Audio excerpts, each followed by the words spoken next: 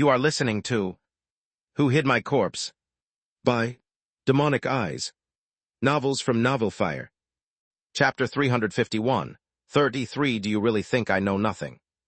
Chapter 351. 33 Do You Really Think I Know Nothing? The woman's words naturally attracted the attention of everyone present. After all, she was talking about the golden rank. In holy sound, to claim to have the ability or genes to cultivate someone of golden rank was similar to bragging in other cities about one's wealth and expecting others to beg to marry into the family. However, if these words came from someone of the silver rank, they were somewhat credible. For instance, Mandy had given birth to Hevnia in that way.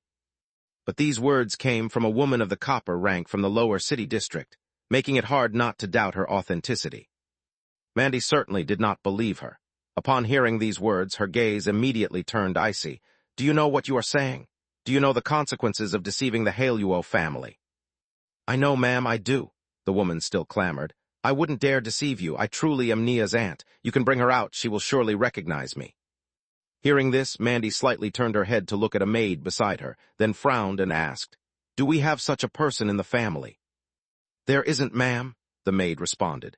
We only have one golden rank player in the family, Miss Hevnia, and there has never been anyone named Nia.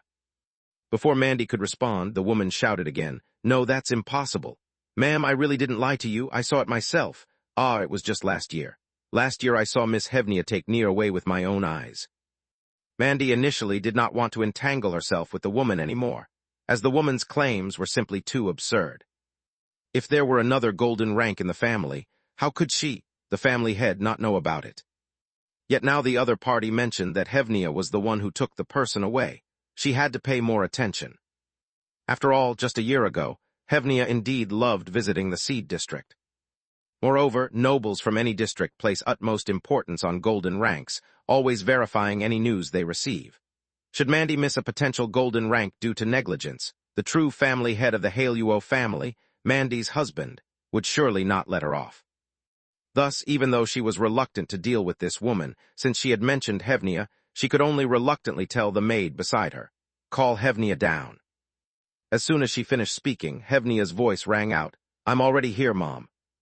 Everyone turned their heads and saw Hevnia walking out of the house. At the sight of Hevnia, the woman initially showed great joy, but then, as if remembering something, a trace of fear flickered across her eyes. Hevnia did not address the woman immediately. Instead, she walked to Mandy and greeted her first. However, Mandy's mood was clearly not very good. She glanced at Hevnia and then looked at the distant woman, pursing her lips. What is she talking about? Have you encountered a golden note in the Seed District? What's her name, Nia? I don't really remember the names. There are too many people in the Seed District, and I never bother to remember names. Hevnia shrugged as she spoke.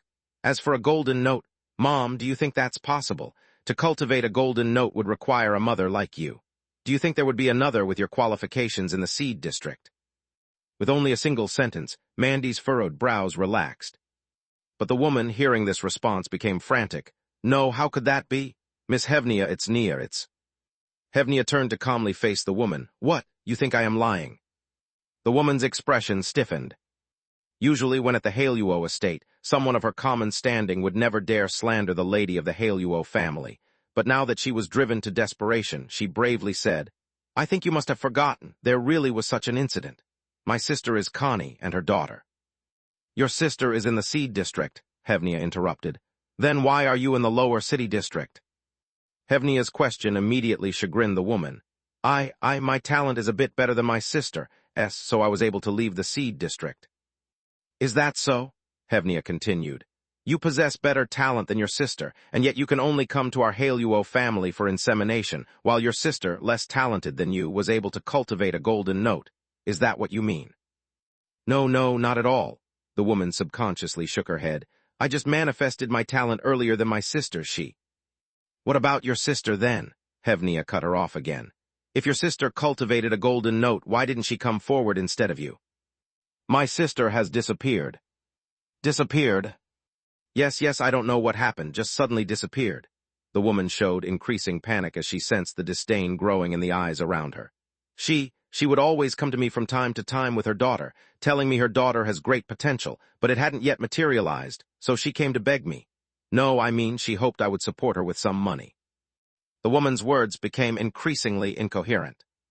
But Hevnia knew what she was trying to say because Hevnia had remembered, indeed, this woman was her aunt.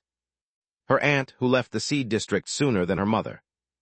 Chapter 352, 33 Do you really think I know nothing? Chapter 352, 33 Do you really think I know nothing? At that time, her mother indeed often used her name to extort money from her aunt, primarily bringing Hevnia in front of this woman and her husband for the husband to see. Her husband was a scholar in the field of musical scales. Though not qualified to hold a position at an academy, he had made certain achievements. And her husband indeed had seen Hevnia's incomplete pattern, and believed there was a chance it could become a silver rank, which was why Hevnia's mother clung so tightly to Hevnia. However, the pattern on Hevnia was forming too slowly. By the age of 10, it hadn't fully emerged, which led her husband to believe he had been mistaken, and afterwards he paid little attention to Hevnia and her mother. But why had she suddenly reappeared now? The woman soon provided an explanation. My husband became seriously ill and passed away, the woman said. Before he died, he lost his job and had been bedridden for over half a year, unable to do anything except be cared for by me, using the family's savings. The woman's tone was full of resentment. He couldn't earn a penny, his temper became worse, and he had problems in that area. After so many years together, I hadn't even gotten pregnant, not even a chance for breeding. I'm not here to listen to this, Mandy said impatiently. I'm giving you one more minute to explain clearly. Ah, yes, madam. The woman dared not digress any further. What I wanted to say is, initially my husband sketched the pattern on Nia because he said he hadn't seen such a pattern before. During the half year he was bedridden with nothing else to do, he kept studying that pattern. After studying it for half a year and poring over countless books, he said something was not right, claiming that Nia's pattern should indeed be golden. But after comparing it with all the musical scales, patterns, he kept saying it didn't match up with what something like. The woman struggled to remember, some kind of thread. Hevnia's eyelids twitched uncontrollably. She hadn't expected the woman's husband to have researched to such an extent, and was beginning to regret letting the woman talk so much. Subtly, she moved her hand behind her back, and gradually slipped her hand into her clothes. Soon her fingertips touched something cold, her magic wand. Meanwhile, she was observing the expressions of those around her to see if anyone had caught on, but fortunately, nobody seemed to exhibit any unusual reactions. They all looked equally amused. After all, ordinary people were generally unaware of the existence of the chapters. At least the woman's husband, along with the servants present here, were unlikely to know. The only person here who might have access to information about the chapters was Mandy, as the family head. Luckily, Mandy's brain was as blank as her expression. Apart from looking impatient, no other change in her emotions was discernible. Hevnia felt slightly relieved, then looked at the woman again who was still speaking. My husband always wanted to figure out the reason, but after becoming bedridden he couldn't visit the library like before to look up information, and I had to do other jobs to make ends meet, unable to help him. The woman glossed over her financial struggles. So till the time he died, he hadn't figured out the exact reason. He only told me that after Nia's pattern solidifies, it should definitely be a golden rank. He couldn't find the answer, but the Haleuo family surely could, and I also heard that Miss Hevnia had taken Nia so. By this point, the woman had recounted all the precedents and consequences. Then she cautiously watched Hevnia and Mandy, seemingly still afraid they wouldn't trust her. After listening to her, Hevnia had a lot more to ponder. She guessed the woman hadn't told the whole truth. For instance, her husband telling her about the golden rank information wasn't likely in his last words, but rather he might have hoped she'd use this information to get something from the Haleuo family. Like money to get him treated, to give him a chance to continue living. Because he was near death, he was capable of doing anything. But the woman was different. She clearly didn't dare, since the man had no concrete evidence. Approaching the Haleuo family directly wasn't wise. Thus, until the man died, the woman had taken no action. Deep down, she might not even believe her own husband. She'd rather try to borrow a seed from the young lord of the Haleuo family, because there was still a chance of sneaking away successfully. It was all too common in Holy Sound for a noble family's young lord to leave behind quality offspring due to indiscipline. Wasn't Mandy, also of commoner birth, risen to her position this way? But now the situation had changed. She had been caught by the Haleuo family. The Haluo family would definitely reclaim the seed they had managed to acquire. This wasn't a simple reclamation. The process involved using specialized chorus magic, which would greatly harm her body and notes. Consequently, her already mediocre notes would degrade further, diminishing her chances of defying fate even more. Chapter 353. 33 Do you really think I know nothing's 3? Chapter 353. 33 Do you really think I know nothing's 3? She could very well end up back in the seed district, continuing to be the cheapest breeding tool. So that's why she brought out this information now, for one last gamble. After all, it couldn't get any worse for her. Is that all? Mandy had run out of patience after listening to the woman, and she looked at her coldly, saying, Your storytelling skills are pretty good. Don't fabricate stories anymore, especially without any evidence. Your husband is even dead. You might as well claim you're of the golden rank, just faded now. You're ridiculously foolish, and it's laughable. The woman became desperate. No, ma'am, I really did. Before she could finish, she was restrained by a servant standing by. Today is the 7-note syllable, and I don't wish to waste any more of my time on you. Mandy ordered the servant. Take back whatever she shouldn't have and throw her out. Yes. No, ma'am, please, I'm begging you not to. 2 magic wands pressed against the woman's abdomen. She shook her head repeatedly and then looked at Brian, who had yet to speak, with a last glimmer of hope. Young master, please, plead with the lady on my behalf, it's your child. But Brian shook his head and uttered the words that drove the woman to despair. What are you thinking? Why would I have a child with someone like you? You should already be grateful that I was willing to accommodate you. After saying that, he ignored the woman and turned his head to look at Mandy, revealing an innocent smile. Mom, I haven't wished you a happy 7-note syllable yet. And then he turned to Huinia. And sister, happy festival. In Brian's smile, the woman was completely pinned down by the servants, the magic wands stabbing into her body, as she let out a scream of despair and hysteria. But the noise was soon drowned out by the boom of fireworks from the 7-note syllable. Huinia lifted her hair and revealed a smile. Yes, happy festival. Mandy's expression also softened, and after glancing at Brian, she said, Time for the supper, before turning to enter the house. Brian immediately followed obediently, while Huinia took one last look at the woman lying on the ground like a dead dog, no longer responding, and then followed Brian. Just before stepping into the house, she suddenly thought, maybe that was her last blood relative in this world. With that thought, she turned back again. But the woman had already been dragged away, leaving only a vivid trail of blood behind. What is it, sister? Brian, walking ahead, turned to look at Huinia. Huinia shook her head. It's nothing. Then promptly caught up with Brian. This 7-note syllable, the head of the Haluo family and the father of Huinia and Brian, had not yet returned, so the supper was still a 3-person affair. After finishing supper, Brian, seemingly unaffected by the night's events, yawned and left first. Mandy didn't say anything more, as if it was just a minor episode. After Brian had left, Huinia also stood up, ready to retire. But it was then that Mandy spoke with a coldness in her voice that Huinia had never heard before. Aren't you going to explain, Huinia? Huinia's body stiffened. She turned instinctively, only to meet Mandy's cold gaze.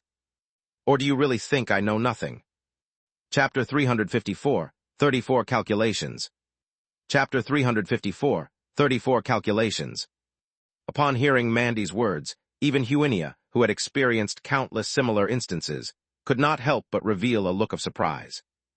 Whether it was Ariana or Daphne before, Huinia had some expectations, but she had never considered Mother Mandy. After all, the persona of a silly big sister with no knowledge that Mandy had always shown was deeply etched in Huinia's heart. To the point that when Mandy spoke those words, Huinia didn't know whether her long-standing disguise was merely a joke, or if Mandy's disguise was a level higher. Was her cunning deeper than hers? Huinia couldn't tell, really couldn't tell, but she still clenched the magic wand hidden in her sleeve, maintaining her tone as calm as possible. I don't quite understand what you're talking about, Mom. Mandy's lips slightly curled up. Those eyes that seemed to have seen through everything made Huinia feel deeply uneasy. Then she heard Mandy slowly start. Stop pretending. I am your biological mother. Do you think you can hide these things from me? Dahem. Huinia's brow slightly furrowed. Something seemed off. Before she could figure it out, she watched as Mandy picked up the cup of tea in front of her and elegantly sipped it while slowly saying, I think that girl named Nia indeed exists, right? And you've already dealt with her, haven't you?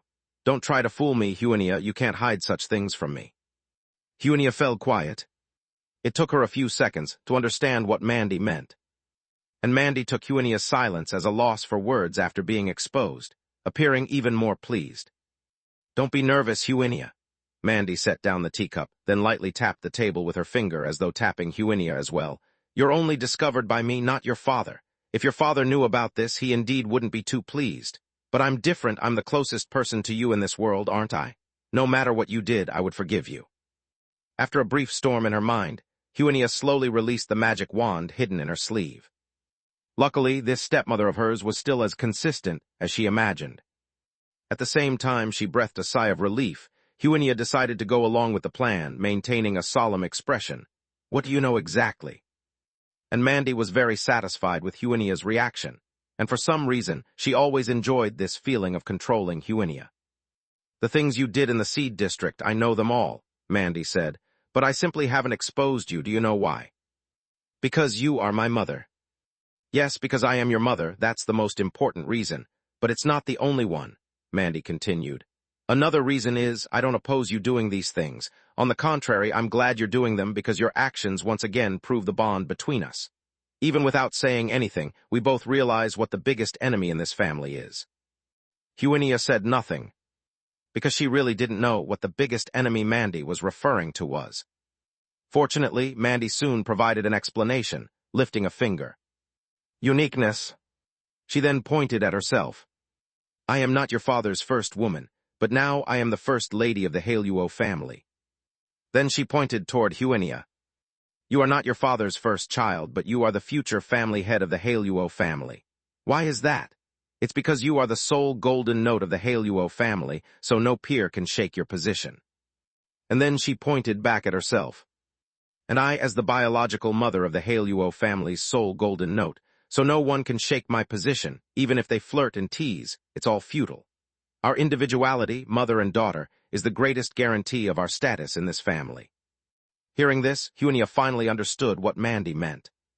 Mandy did not want to see another golden note in the Haluo family. If another golden note appeared, she would immediately replace Mandy's position.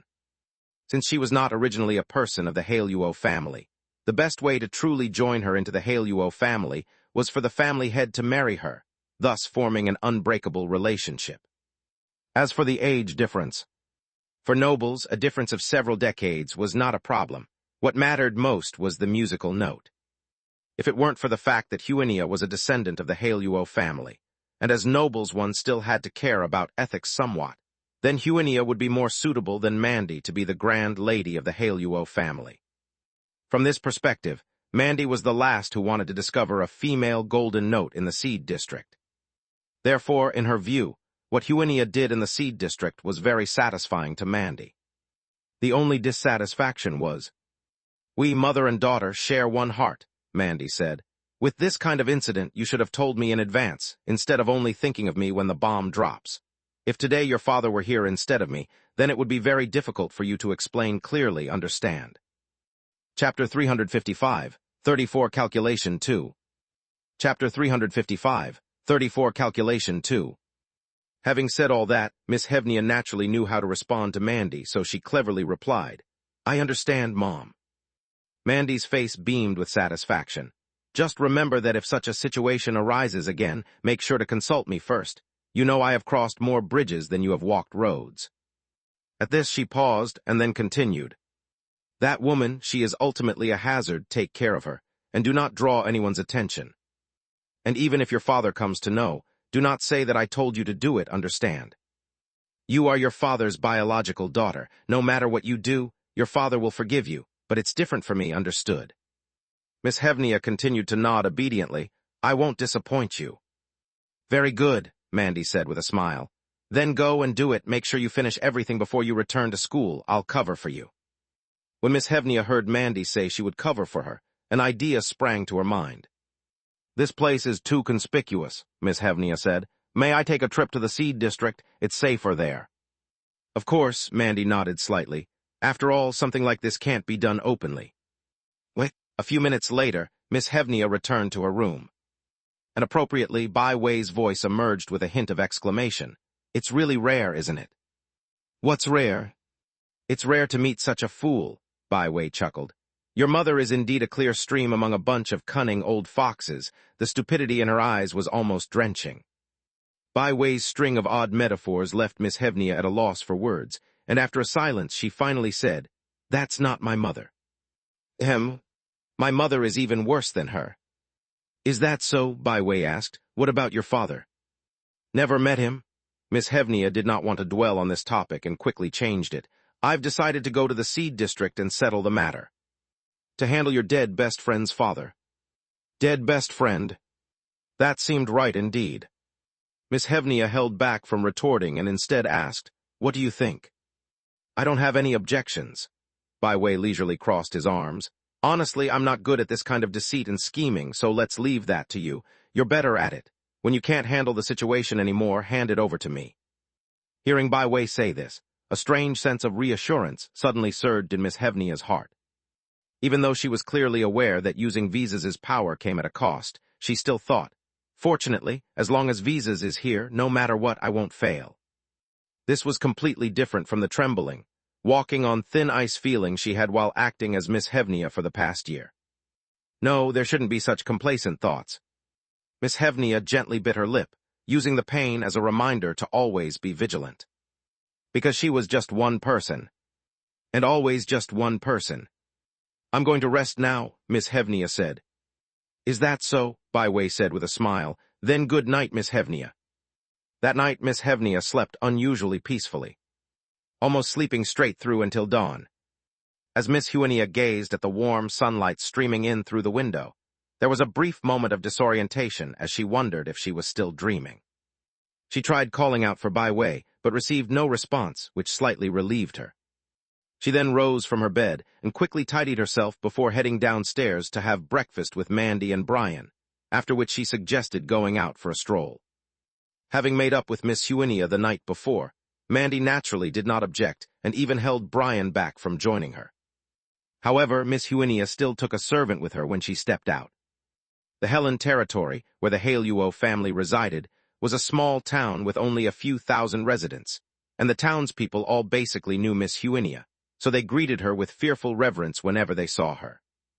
And Miss Hevnia maintained her original persona, deeming a smile in response more than enough mercy. She wasn't out for a leisurely stroll, however, and soon stopped in front of a man dressed as a farmer. Instead of approaching the man directly, she seemingly casually sent the servant to a nearby tavern to buy a type of wine called Rose. Rose wine, the servant was confused. Is there such a wine? Miss Hevnia looked at the servant and said lightly, Can't you just go and ask? Are you not willing to walk a few steps? Seeing her say this, where dared the servant retort, he immediately trotted off. Meanwhile, Miss Hevnia leisurely walked up to the farmer, who showed great surprise upon seeing her approach, and attempted to bow in fear, only to hear Miss Hevnia bluntly say, There's a troublesome guy who knows about Miss Hevnia of the Golden Score. You must go and inform my father to handle him, to avoid further complications. After hearing Miss Hevnia's words, the fear in the farmer's eyes vanished, but he still appeared very shocked. Miss Hevnia is this. Do I need to say more when I already know who you are? Miss Hevnia gestured for the farmer to look behind her, and upon looking, he saw the servant just exiting the tavern and walking toward them. The farmer had no choice but to ask, What kind of person? Miss Hevnia told the farmer the woman's name, trusting in Hardok's capabilities to find her. Then in the shortest time possible, she said, Don't handle it in town, take her to the Seed District. I will also find an excuse to go to the Seed District tomorrow for my father to meet me there. After finishing, Miss Hevnia then turned and walked towards the earlier servant. As she turned, she also heard the farmer respectfully say, Understood, miss. Miss Hevnia slightly nodded her head, then rejoined the earlier servant. The servant spoke nervously, Miss, I asked the owner and he said there isn't such a wine. Oh, is that so? Miss Hevnia shrugged. Well, if not, then forget it. Should we look somewhere else? No, Miss Hevnia shook her head. I'm tired, let's go back. Hadn't they just left? The servant was even more puzzled but dared not ask, and simply returned with Miss Hevnia. Meanwhile, the farmer, upon seeing Miss Hevnia leave, quickly dropped his disguise, and in the shortest time found Hardok and the steward on the other side of the town. She recognized you? Upon hearing the farmer's words, Hardock immediately frowned. Did she come to you spontaneously? Yes, the farmer nodded. I did not expose any flaws. Are you sure she has never seen you before? Absolutely not, said the farmer. Only Miss knows my identity, and I only arrived yesterday. Besides meeting you, I hadn't been in contact with anyone from the Haluo family. Unless they possess the god's eye that sees every corner of the town, she could not possibly recognize me. Hearing the farmer say this, Hardock was significantly relieved. The steward also remarked, it seems it really is Miss. Hardock pondered for a moment and said, whether it is or isn't, let's do as she said, and indeed, that woman cannot remain alive. As for the rest, we'll see tomorrow in the Seed District. Chapter 356, 35 This is my daughter. Chapter 356, 35 This is my daughter. The carriage slowly left Helen Town. During the journey, Hunia nestled by the window the entire time, watching the snowflakes fluttering outside the carriage, lost in her thoughts. I've heard that the perpetual snow of Holy Sound isn't naturally formed, but rather a product of divine power because it's the preference of the Holy Sound Master, Bai Wei's voice leisurely echoed in Huinia's mind. Since the Holy Sound Master favors white, just as he loves musical notes, thus Holy Sound is also called the pure white realm of musical notes. Interesting, isn't it? Huinia's thoughts were somewhat disrupted. Interesting? Is it interesting again? Huinia didn't know if it was just her perception, but it seemed to her that Bai Wei liked to keep the word interesting on his lips. Everything was interesting to him. This was interesting, that was interesting, she was interesting, others even more so.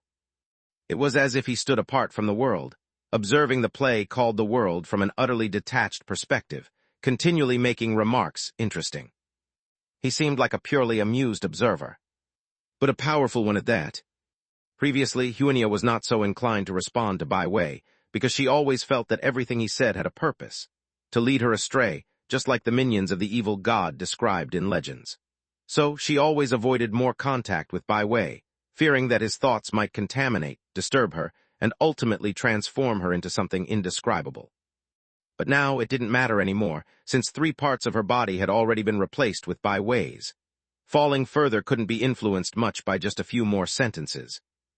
Besides, compared to being merely cautious and averse, she needed to understand Bai Wei more. So she asked quite seriously, where do you find it interesting? All gods craft their realms to mirror their desires, but is this truly just personal preference, or is it a necessity? Bai Wei said with a smile. There's an old saying, the more you lack something, the more you crave it. If we apply this logic, does the Holy Sound Master's fondness for musical notes indicate some deficiency in that regard, much like the Lyra god who relies on machinery and the Rhine god who craves? Let's not delve into topics that aren't suitable for children. Huinia said very seriously and inquisitively, I am of age. Then perhaps it's a topic not quite suitable for women. Not suitable for women. Huinia found that odd, unsure what topics were unsuitable for women, but she did not delve deeper, assuming it was merely an excuse Bai Wei found not to tell her, an outsider. What the outside world was truly like held no relevance to Huinia now. What mattered more to her was Bai Wei's tone. Before this, she had never seen anyone dare to evaluate the gods so casually, as if discussing the eccentricities and defects of someone in the neighboring house. If it were anyone else, Huinia would have deemed the person arrogant and ignorant. But it was Visas, the legendary figure, and Huinia didn't know how to judge that. The snow seems to be getting lighter, Bai Wei remarked. Are we approaching the so-called Seed District? Without needing Bai Wei's reminder, Huinia also noticed that the snowfall outside was gradually diminishing. The hooves no longer trod on thick snow, but on normal ground. It was as though the silver, enchanted landscape was slowly shedding its disguise, pulling her back to reality bit by bit. A year ago, Huinia had traveled this same road, only in the opposite direction, and the feeling was completely different, like waking from a long nightmare, yet also like embracing an unrealistic, beautiful dream. You know about the Seed District? Huinia asked Bai Wei. Yes, Bai Wei replied. The only place in Holy Sound not covered by the white snow is the breeding area. Some say it's because only the right temperature can cultivate good seeds, while others say. This land does not deserve pure snow, Huinia calmly responded. Bai Wei chuckled and said, You really do know your homeland well, so now you are returning to your roots. Returning to my roots. Huinia looked up, watching the village that grew larger in her view, listening to the strange melody reaching her ears. Even the familiar stench filling her nostrils dispersed the confusion in her eyes bit by bit. Yes, these are my roots. The carriage entered the village. It was a very odd village, with houses arranged in extremely neat lines as if drawn with straight rulers. Logically, such arrangement would imply advancement and order, but there was not a hint of it in this village. Every house was dilapidated, with soil beneath their feet that looked untouched for years, covered in either dirt or dung. Moreover, each house bore a mark. Naturally, the marks were the 7 notes. The color of the notes was also uniform, mostly of a rusty, dull copper shade. Only in front of very few houses could one see silver. Most of the houses had their doors tightly shut, with only very few open, revealing men and women sitting inside. The men were skinny as rails, as if a single gust of wind could knock them down, while the women mostly sported large bellies. They were nearly naked, their wrinkled skin painted with notes matching those on their doors. Chapter 357, 35 This is my daughter, 2. Chapter 357, 35 This is my daughter, 2. And in their eyes, one could scarcely make out any emotion. Only when they heard the sound of the carriage did they lift their heads, looking toward that carriage bearing the Haluo family crest, dark eyes suddenly brimming with a trace of hope and longing from an unknown source. The hope and longing Huinia found all too familiar. The carriage reached its destination, and the Haluo family's servants, who had already received the news, were waiting there. Upon Huinia's descent from the carriage, they immediately greeted her warmly and waved their magic wands. "Miss, please allow your servant to shield you from pollution," they offered. Huinia nodded. The wand then tapped lightly on her head, and a surge of magic power emanated from the tip of the wand. Huinia heard Bai Wei in her mind and then remarked, "Using spells for disinfection, what's with this sense of being both advanced and primitive?" Bai Wei's words made Huinia feel odd, yet somehow comprehensible. Yes, this was the necessary preparation for entering the Seed District. After receiving the spell's blessing, Huinia reflected on her former state. Because Huinia herself had a completely different visage in the Seed District and Helen Town, the current Huinia had to revert back. The annual harvest season has come again. Huinia crossed her fingers and put on an air of arrogance not seen at the academy. "Father has sent me to inspect the results." "Of course, miss." The servant tactfully led the way and respectfully said, "Please follow me." Thus, Huinia once again set foot on this land she had traversed countless times before. "Miss, our harvest this year is definitely going to be better than the previous years," the servant said with a smile. "Oh," Huinia asked indifferently, "did we acquire a superior sire?" "Yes, that's one of the reasons." The servant stopped in front of a house, which prominently displayed a silver rank 3rd note. "Please wait here, he should still be resting." Then he opened the door, and after a series of scolding, a dispirited man was brought out. He reeked of an unpleasant stench that made one wrinkle their nose, and was emaciated to the point where his bones were clearly visible. Emblazoned on him was indeed a silver rank 3rd note. Only this silver was exceedingly dull, as if it could fade away at any moment. "This man was bought by the master from the Dree family," the servant said with a smile. "A rare silver rank, though its color has faded due to excessive use, it's not completely unusable. Look over there." He pointed toward a row of houses behind him. Counting 7 houses down from where they stood corresponded to the 1st to 7th notes. Although they were all of copper rank, they were clearly more refined than the coppers Huinia had previously seen. "We've prepared for him 7 of the finest copper rank seed mothers," the servant said proudly. "If we're lucky, we wholly have a chance to breed silver rank notes from 1 to 7 before he completely fades." Huinia looked at the man who could barely stand, and then heard Bai Wei's faint voice. "This guy won't live much longer, half a year." "No," Huinia answered Bai Wei in her mind, 3 months. "Is that so?" Bai Wei said with a laugh. "So precise it seems you've seen enough." Huinia turned to the servant from earlier and said, "He won't last that long, there's probably not much chance, right?" "That's the second reason I want to mention, miss." The servant took the man back, and although he seemed to have anticipated his impending death, there was not a trace of joy or sorrow in his eyes, resembling a lifeless puppet. Next, the servant led Huinia to the adjacent house. Inside was a woman bred with the copper rank 1st note. She had a large belly, seemingly close to giving birth. Huinia was unsure what the servant was showing her, but he had already begun to brag. He pointed at the woman's belly and asked, "Miss, do you know how long it took for her to get to this state today?" Huinia didn't respond, simply watching the servant silently. Realizing the young mistress' temperament, the servant awkwardly laughed. "I apologize, miss. I won't beat around the bush. Normally, it would take 6 months for a seed enhanced with magic power to develop, but the master has brought even more efficient fertilizers, allowing us to shorten this time to 2 months. Huinia's pupils narrowed slightly, while the servant's eyes gleamed with excitement. "Yes, miss, it only takes 2 months for this seed to reach such a state, just 2 months, and we would have a brand new seed. This efficiency has more than doubled. We have more time to experiment to try. If this one doesn't work out, we move immediately to the next, using quantity to make up for the probability discrepancy." The servant exclaimed, pointing at the woman's protruding abdomen. "Threefold, we can create 3 times the yield in the same amount of time. Although these seeds, because of the hastening by magic power, will be greatly impaired in intelligence and unable to become players, becoming a sire or seed mother is perfectly fine. Just like that sire we just saw, we can definitely use these seeds as a base to harvest more seeds." Chapter 358, 35 This is my daughter 3. Chapter 358, 35 This is my daughter 3.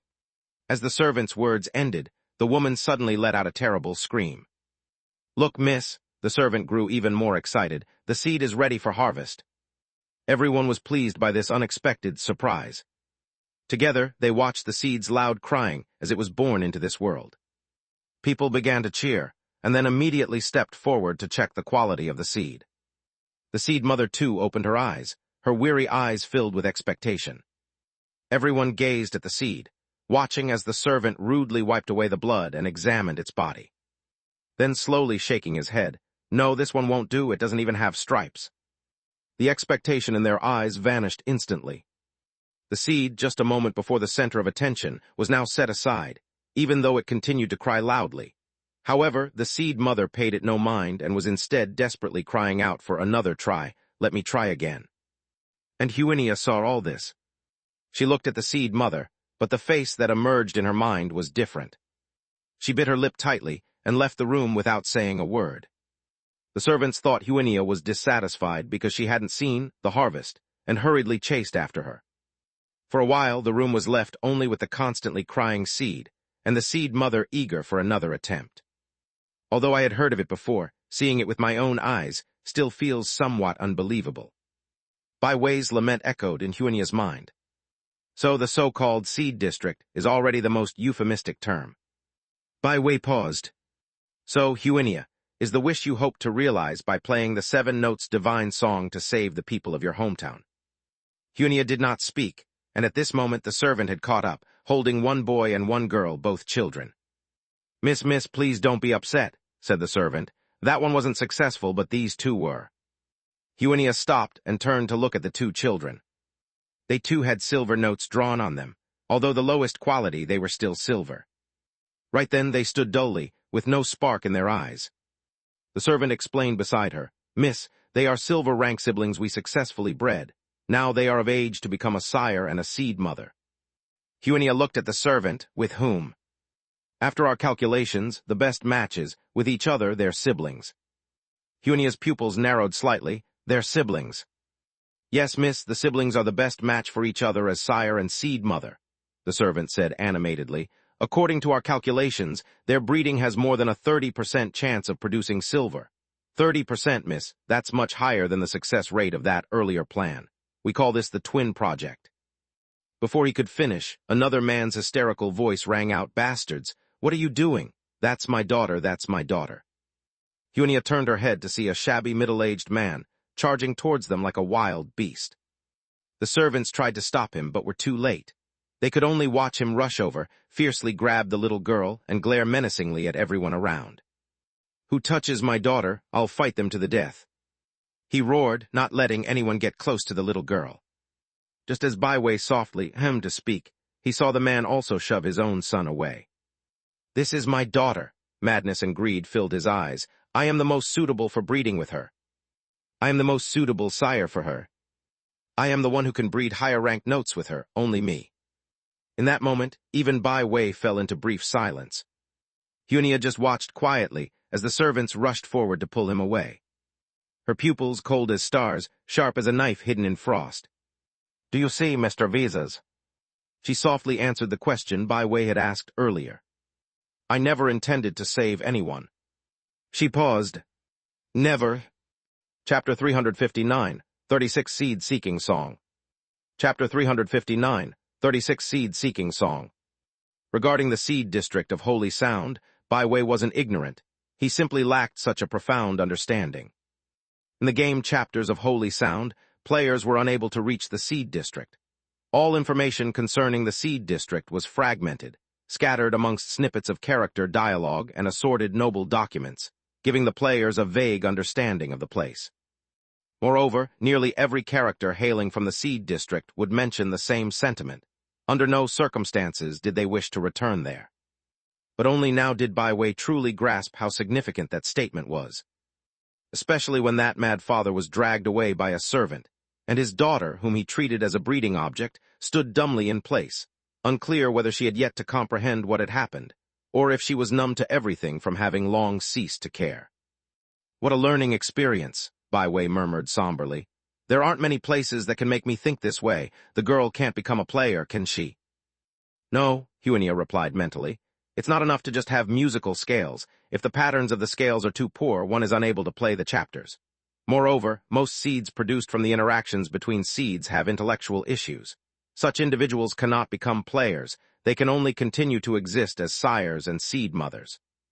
"Is that so?" Bai Wei sighed softly. "That's truly pitiable." Pitiable? An odd feeling arose in Huinia's heart. She couldn't fathom where this strangeness stemmed from.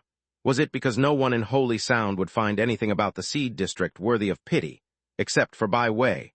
Or was it that even someone of Bai Wei's exalted status could exhibit such compassion? Huinia couldn't make sense of it, but she nonetheless recorded Bai Wei's remark silently in her heart. At this moment, the servant who had earlier dragged away the father returned, his face flush with embarrassment. "I'm sorry, miss," he apologized hastily. "That fellow's head isn't right, and I never expected him to dare to be so reckless towards you. Rest assured I will." "Never mind," Huinia said, unbothered. "Since you've already made your arrangements, I won't interfere. Well, it's been a long time since I've been here. I think I'll take a walk by myself." The servant breathed a sigh of relief at Huinia's indifference. He was unsurprised by her wish to wander around on her own. He had managed the seed district for several years, and was well aware of his mistress's true nature. Once Huinia expressed a desire to stroll around, it signaled that she wanted to release her urges. And what she released was naturally her bloodlust. The first time the servant witnessed Huinia eliminate one of the discarded seeds, he experienced profound surprise and fear. After all, Huinia was just a child back then. It was his first encounter with a child capable of such cruel and decisive actions, lifting the slaughter knife to those powerless seeds, her youthful smile tainted with blood causing him, an adult, to feel profoundly uneasy, even considering reporting it to the Lord afterward. But young Huinia saw through the servant's thoughts. He still remembered that scene. Huinia toyed with the bloody dagger as she spoke airily to him. "Do you want to tell Father? You're welcome to try. Father will definitely punish me afterward, but then again." Huinia paused, then revealed a smile that he couldn't forget to this day. "What do you plan to do after that? In the end, this family will fall into my hands, for I am the golden note, irreplaceable." "So, Mr. Byron, what do you plan to do?" What could Byron do? A 10-year-old girl wasn't frightening. But a 10-year-old who was so sensible, so vindictive, and destined to become the family head was indeed frightening. So at that time he could only bow deeply, addressing the young girl with the utmost humility. "I understand, miss." In the many years that followed, Huinia only became more unrestrained in this regard. Over time, Byron grew accustomed to it, his initial terror and unease turning into pleasure. When carrying out such acts, Huinia would never bring along people from the main house, only bringing those experienced hands working in the seed district. Thus, they who knew Huinia's true nature could be considered the future family head's confidants, couldn't they? When Huinia came of age and gradually took control of the Haluo family, a mere word from her could alter their fates. With this thought, their initial discomfort vanished, and they even looked forward to Huinia continuing such deeds, eagerly cooperating just like now. Byron nodded understandingly. "I understand, miss." Then he adeptly waved his hand to dismiss everyone around, taking with him the maidservants who had come from the main house, and made an inviting gesture towards the deeper streets of the seed district. "Miss, allow me to lead the way." Under normal circumstances, Huinia would happily follow them into the depths of the seed district. The deeper one went, the more disqualified seeds one would find, always at risk of elimination. The disappearance of such seeds would go unnoticed by anyone. Chapter 360, 36 Seed-Seeking Song 2. Chapter 360, 36 Seed-Seeking Song 2. And they only needed to close their eyes and mouths, obediently leading the way for Huinia. When it surprised them, Huinia did not follow but stood her ground. "This time I don't need anyone to follow me." Byron frowned slightly. "You don't need us to lead the way." "Yes, I have walked this path many times before. But it's too chaotic inside." "What?" Huinia's finger gently tapped on the magic wand. "Do you think me, who has already lit up the notes and officially become the player, should still fear a bunch of low-grade sires and seed mothers?" Byron dared not respond, immediately lowering his head. "Of course not, we're just afraid you might lose your way." "Ah no, of course you won't." Having dealt with Huinia for so many years, Byron had deeply understood one thing: never oppose Huinia. Whatever she wanted to do, just let her do it. Do not stop her, do not ask why. All a competent servant needed to do was tidy up the aftermath for Huinia, and before that, hand over the knives. Byron gestured to another servant, who immediately came forward carrying a box. The box popped open, revealing a variety of knives, some even carved with magic power-imbued runes. "These are a humble gesture from your subordinates," Byron bowed. "Please feel free to choose." Huinia nodded slightly, and after glancing at the box, casually picked up a boning knife and walked into the deepest, darkest alley. "How should I put this, although I have not seen the real Huinia?" Bai Wei's voice sounded in Huinia's mind. "But judging from all the details pieced together now, she doesn't seem like a likable person, certainly not as much as you." Huinia automatically filtered out the teasing part of Bai Wei's words, focusing her attention on the first half of his sentence. After a short ponder, Huinia decided to ask directly. "May I ask a question?" "Why ask just one? Ask two," Bai Wei laughed. "Don't think of me as a miser." "All right," Huinia asked. "You just said you've never seen the real Huinia and don't know her at all." "Of course," Bai Wei laughed. "Why would I want to understand a deranged lady from a remote place?" "Then why do you know I replaced her?" Huinia posed the question that had always troubled her, which Bai Wei had always refused to answer. "You clearly know nothing about her." "Wow, it seems you thought I knew your identity because I understood the original Huinia, just like Daphne found out you were fake." Bai Wei laughed. "Unfortunately, that's not the case. I indeed don't know her or have seen her, but I know you and I have seen you." Huinia's pupils tightened. Visas had seen her. "When?" "Even before." Huinia immediately asked, "When?" That's beyond the limit." Huinia was taken aback, not yet realizing beyond the limit. "Yes." Bai Wei raised his middle finger, then manipulated Huinia's index finger and ring finger to slowly curl and continued making the classic finger cross gesture. "Didn't you forget? I said I would answer only 2 questions. Now this is the 3rd one. Don't think of me as a generous person." "Huinia." For a moment, Bai Wei felt Huinia's breathing become much heavier, clearly affected emotionally, something Bai Wei found more amusing. "Ha ha ha, just kidding," Bai Wei laughed, "but I really can't tell you the answer to this question, at least not now." Huinia took a few deep breaths and quickly calmed herself down, speaking calmly. "It's all right if you don't want to tell me. I wasn't entitled to seek such an answer in the first place." Bai Wei only smiled. This question indeed was not easy to answer. After all, he couldn't just tell Huinia that he'd met her in a game before, could he? At that time, she had severely deceived him, the protagonist. But now the roles had changed. The deeper they went, the more dreadful the environment became. If the houses I had seen previously resembled rows of prisons, then these deeper ones were even more extreme, as small and cramped as breeding farms. In this place, even the sunlight seemed to dim. And yet Huinia, with her delicate appearance which seemed out of place here, moved through very smoothly and naturally, familiar with every path, knowing every fork in the road. Because she had walked this road countless times. And slowly, Bai Wei began to hear singing. No, it was hard to call it singing. Because it was truly horrible, like someone who knew nothing about music haphazardly pounding on the expensive piano keys, or like a tone-deaf beast emitting an inexplicable roar. What kind of music is this? Byway asked. Huinia replied, It doesn't have a specific name. The people here call it the seed-seeking song. Seed-seeking song? Yes, the people here only know what a single note sounds like. They lack the ability to compose. This seed-seeking song is their creation, melding all 7 notes together. I see, but what is it for? Huinia didn't immediately respond, but stopped in front of a house with its door ajar. The seed-seeking song was coming from this house.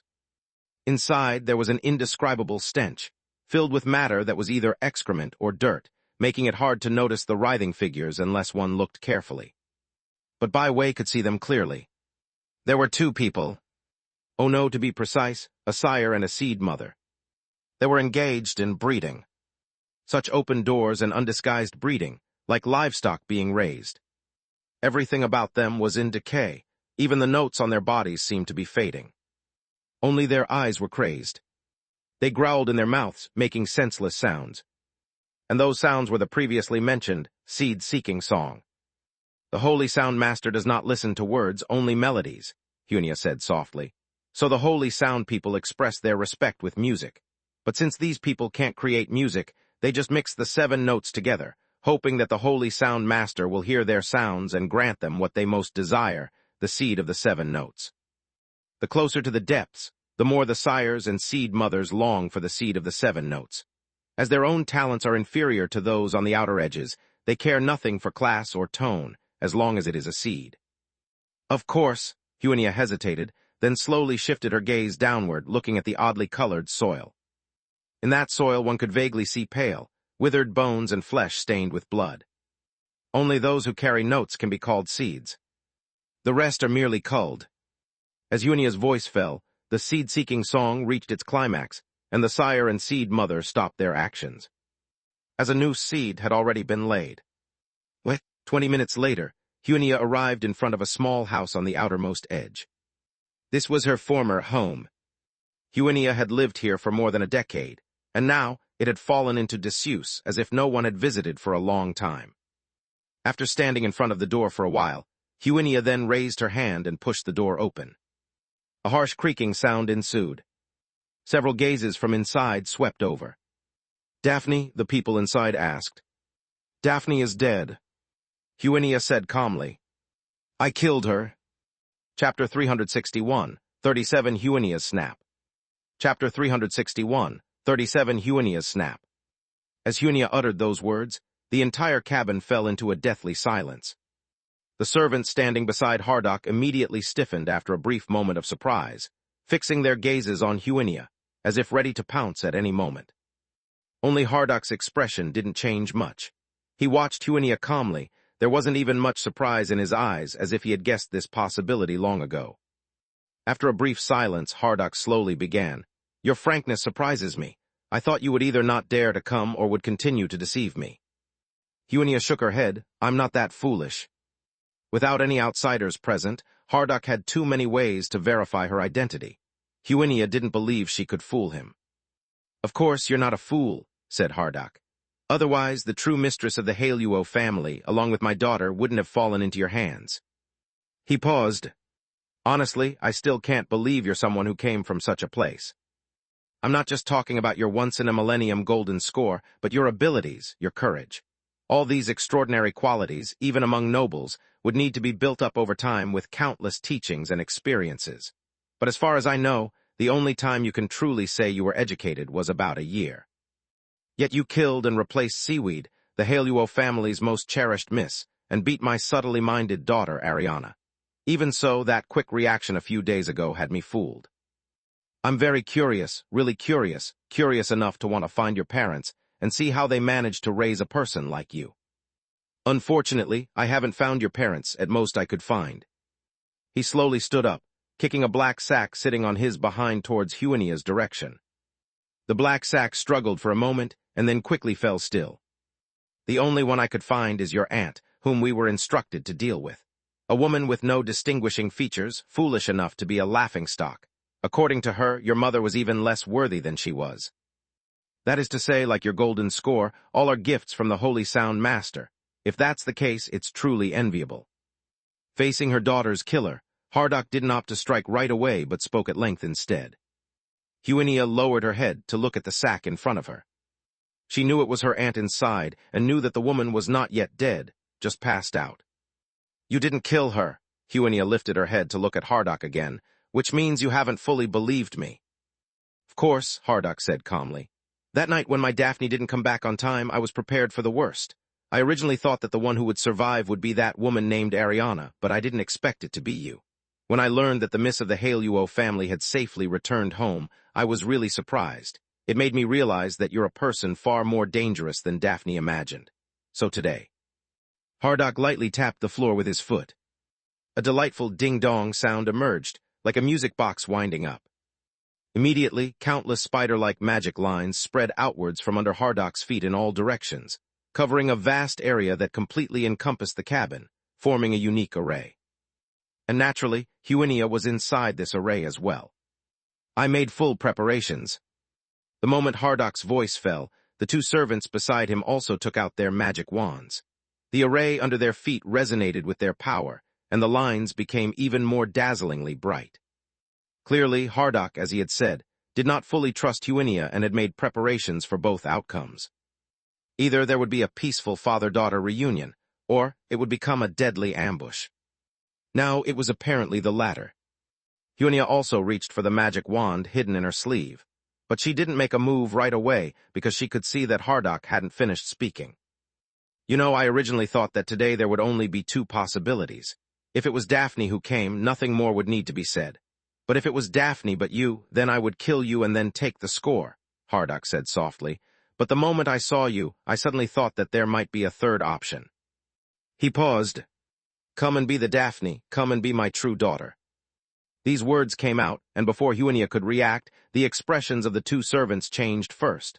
They turned their heads unconsciously, looking at Hardock with faces full of surprise. Evidently, Hardock's statement had also been outside of their expectations. Huinia had also taken her magic wand out. After hearing Hardock's words, her expression didn't change much, but still she asked, Why? Because I admire you, Hardock said bluntly. I admire not only the score on your person, but also what I just mentioned, the series of traits. To achieve this from a lowly birth, in my view, is a value not inferior to the golden score. From this point of view, you truly are like Daphne. Chapter 362, 37 Huinia Snap 2.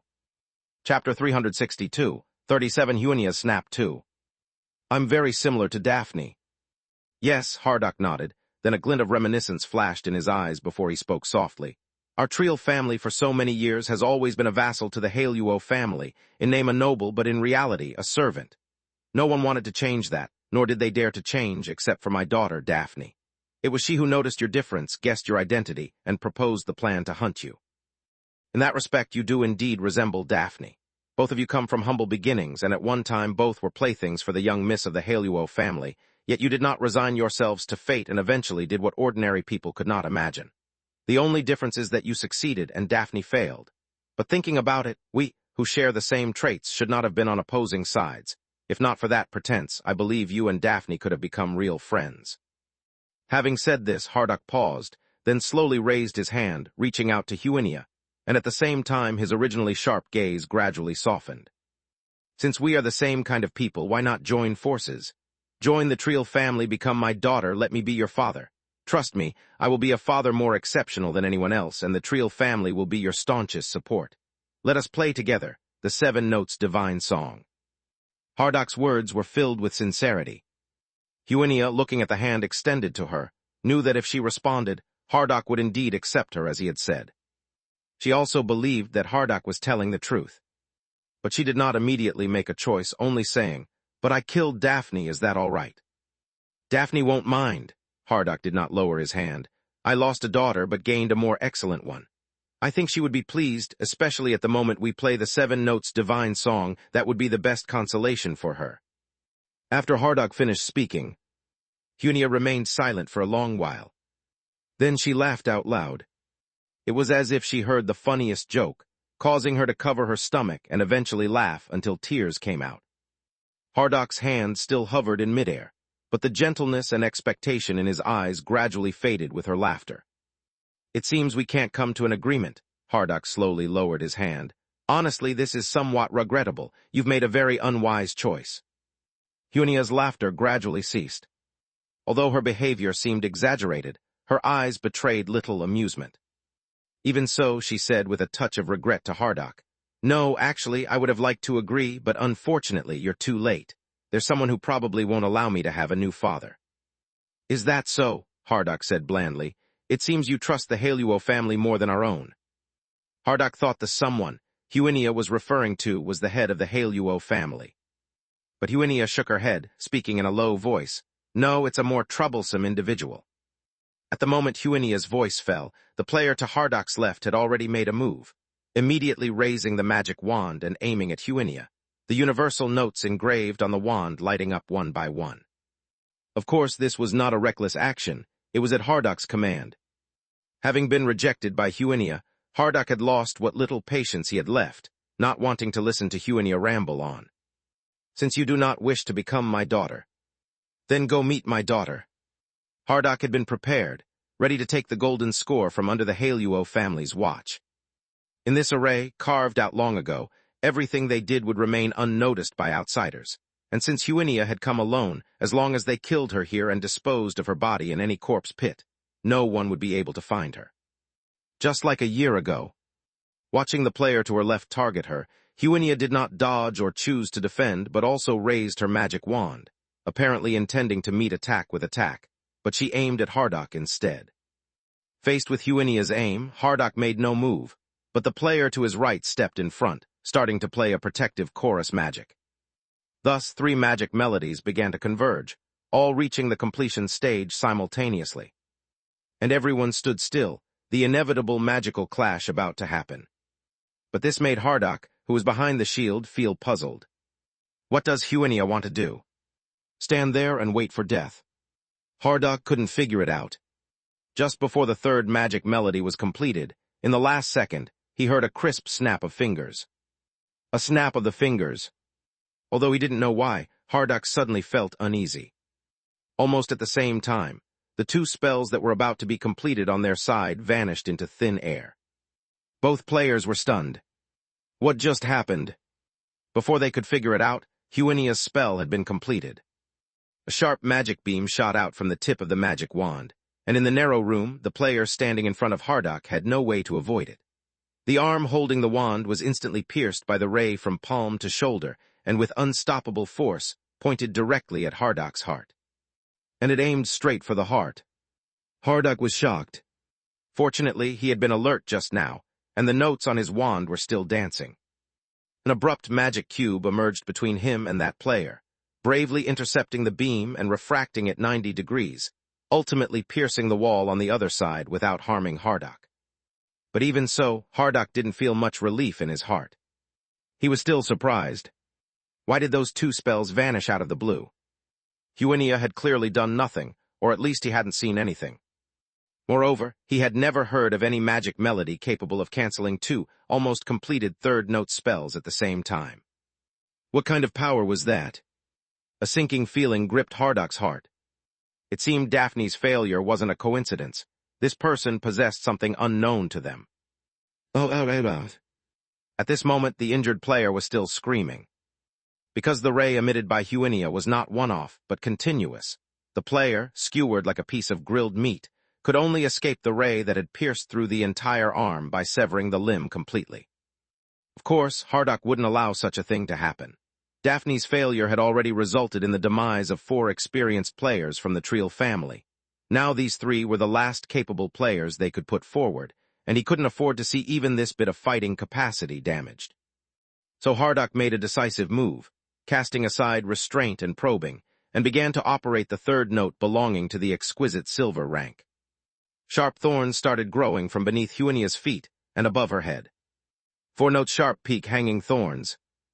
And the other player, also in perfect sync, released the 2nd-note prisoner's prison on Huenia, attempting to trap her in place. Such coordination they had executed many times before, with very few players able to respond. Like now, the moment the prison formed, the hanging thorns would pierce through Huenia's body. If she didn't escape or counterattack instantly, she could only. Snap. Another snap of the fingers. The nearly formed prison turned to powder. The spikes above seemed to disintegrate into dust. 2 more spells were cancelled once again. Harduck's eyes widened. While Huinia had already completed the preparation for a new spell, the concentrated beam suddenly swelled. Damn it! Harduck wanted to save the player, but it was already too late. The beam exploded.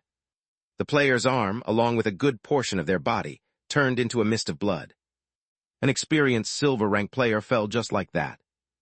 Chapter 363, 30 It I'll Teach You to Fight. Chapter 363, 30 It I'll Teach You to Fight. Despite having prepared himself mentally, Baiwei was still deeply shocked when he saw Huinia seriously injure one of the players in a single encounter. No wonder Daphne had failed. But how did she do it? What exactly was the ability that cancelled their magic melodies? Baiwei's heart sank rapidly. This unknown power was the most helpless and terrifying thing to face. If he had to fail, he would rather be blasted to death by one of Huinia's 7 notes magic than fail in such an unclear manner. This was not Baiwei being overly pessimistic. In a battle between players, if one side couldn't use spells while the other could, it would be nothing short of a complete massacre, with no chance of struggling. However, just as this thought crossed Baiwei's mind, he saw Huinia suddenly kneel on the ground, her right hand clutching her left arm tightly, her complexion unnaturally pale. Seeing this, Baiwei was slightly startled. What was going on? They hadn't injured Huinia just now. Could it be? An idea formed in Baiwei's mind, and he immediately aimed his magic wand at Huinia and directly cast a second note. But it was an instant cast, Wind Blade. With a whoosh, magic power tore through the air. Huinia, who had been paying attention to this side, was ready when Baiwei raised his hand. Nonetheless, she was still half a beat too slow. The delicate cheek was slashed by the wind blade, and blood uncontrollably streamed down. As expected, Baiwei understood. The strange technique Huinia had just used to interrupt their spells could not be used continuously. Otherwise, there was no reason for her to be hit by that spell. They could still fight. Baiwei exchanged a glance with the remaining player, who also had a wealth of combat experience. Seeing that Baiwei's wind blade had hit its mark, he too guessed this point, and in fact, he noticed even more than Baiwei did. "Master, the snap, it's the snap," he shouted loudly to Baiwei. So Baiwei recalled that the previous 2 times their spells were interrupted, he had heard the sound of a snap. Huinia used her right hand to wield the magic wand, which meant that the left hand she was now covering was the one performing the snaps. Baiwei made a split-second decision, first cut off her left hand and... He raised his magic wand again, aimed at Huinia's left hand, as magic power swirled at the tip like a vortex. "Don't use spells at the same time." Hearing Baiwei's word, Huinia's brow furrowed even deeper. She heard Baiwei chuckle in her mind. "Still seen through, huh? Although you're always targeting the moment, using 1 termination to cancel out 2 spell chance is a good idea to achieve the greatest benefit.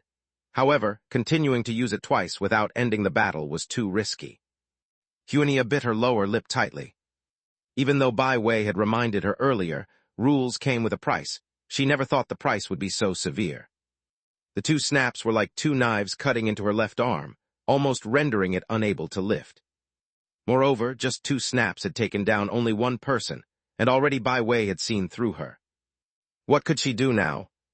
"Don't rush," Baiwei said with a laugh. "Just follow my lead from now on. Let me show you how to fight." With another whoosh, another blade-like burst of magic power surged from Baiwei's magic wand, screaming as it cleaved through the air towards Huinia. It was the advanced melody of 2nd note Wind Blade, 3rd note's Wind Blade. If the spell hit, it could easily sever Huinia's left arm. After experiencing Huinia's unreasonable ability to cancel spells, Baiwei wanted to see what was so special about her left hand. However, before the wind blade could hit Huinia, she had already traced a straight line in front of her with her magic wand. A surging tide burst from the trace left by the wand, spanning like a waterfall between them. 2nd note called Tide. The fewer the notes in the magic melody, the faster the spell casting, so even though Baiwei released first, Huinia's summoned Tide succeeded in stopping the advanced version of the wind blade. But it didn't stop it completely. From Baiwei's perspective, the advanced wind blade directly severed the newly born Tide. Although it was just for a moment, and the Tide quickly closed again, streaks of crimson still surged from the azure magic water. Undoubtedly, it was Huinia's blood. She hadn't been able to completely block it.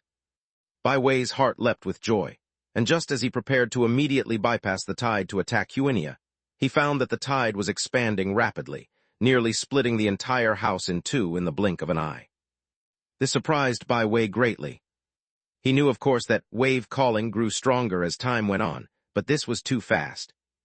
How long had it been? And it had evolved from a small stream into a curtain of water capable of dividing the whole room. The other player fired 2 wind blades at the water curtain. But the fully unfolded, wave calling could no longer be penetrated by these small wind blades. The 2 wind blades merely splashed ripples on the curtain before vanishing.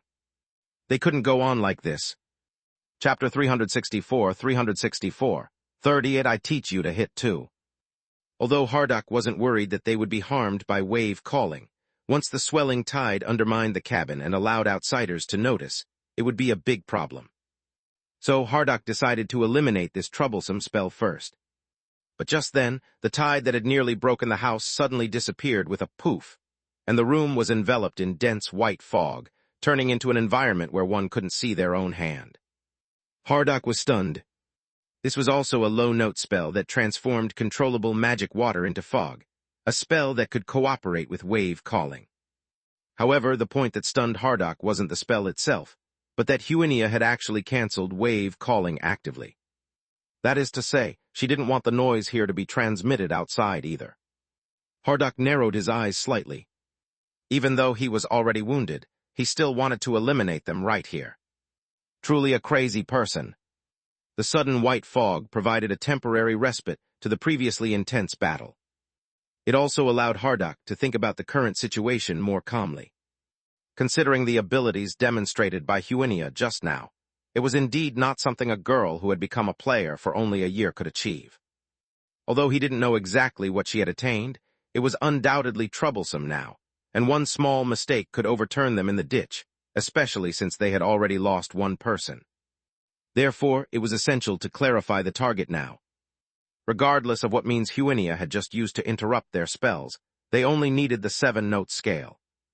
After realizing this, Hardock slowly bent down and placed his hands on the ground. He guessed that Huinia wanted to use this dense fog to buy time for recovery, or to launch a direct ambush. After all, with everyone blinded and not daring to use a higher-rank chorus magic to draw outsiders' attention, Huinia, without teammates here, could launch attacks without any constraints, whereas they needed to be careful not to harm their own people. Quite a good plan. However, Hardock was not about to let Huinia have her way. In this dense fog, he also had his advantage, which was the array already set up beneath his feet. The function of this array was not just to simply isolate external observation. Once one stepped into this array, they entered the rules he had set. And the first rule he was about to establish was silence. Hardock summoned magic power, and then the array emerged from the fog and formed 7 glowing notes beside his hand. The 7 notes were twinkling brightly. Then his fingertips brushed over the 7th note, causing it to gradually dim. The array gently vibrated, indicating that it had activated following Hardock's command. This meant that within this array, the 7th note was no longer allowed to be used. All chorus magic that required the 7th note was also prohibited.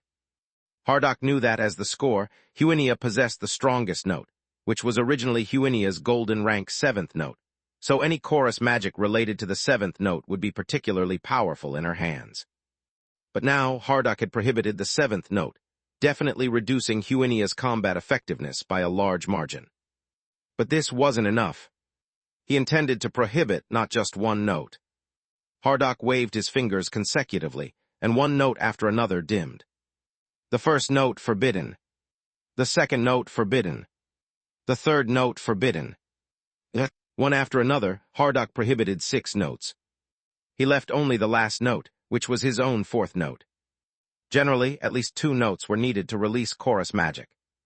A single note essentially couldn't form any spell. However, there was one exception. That was when an array was prepared in advance.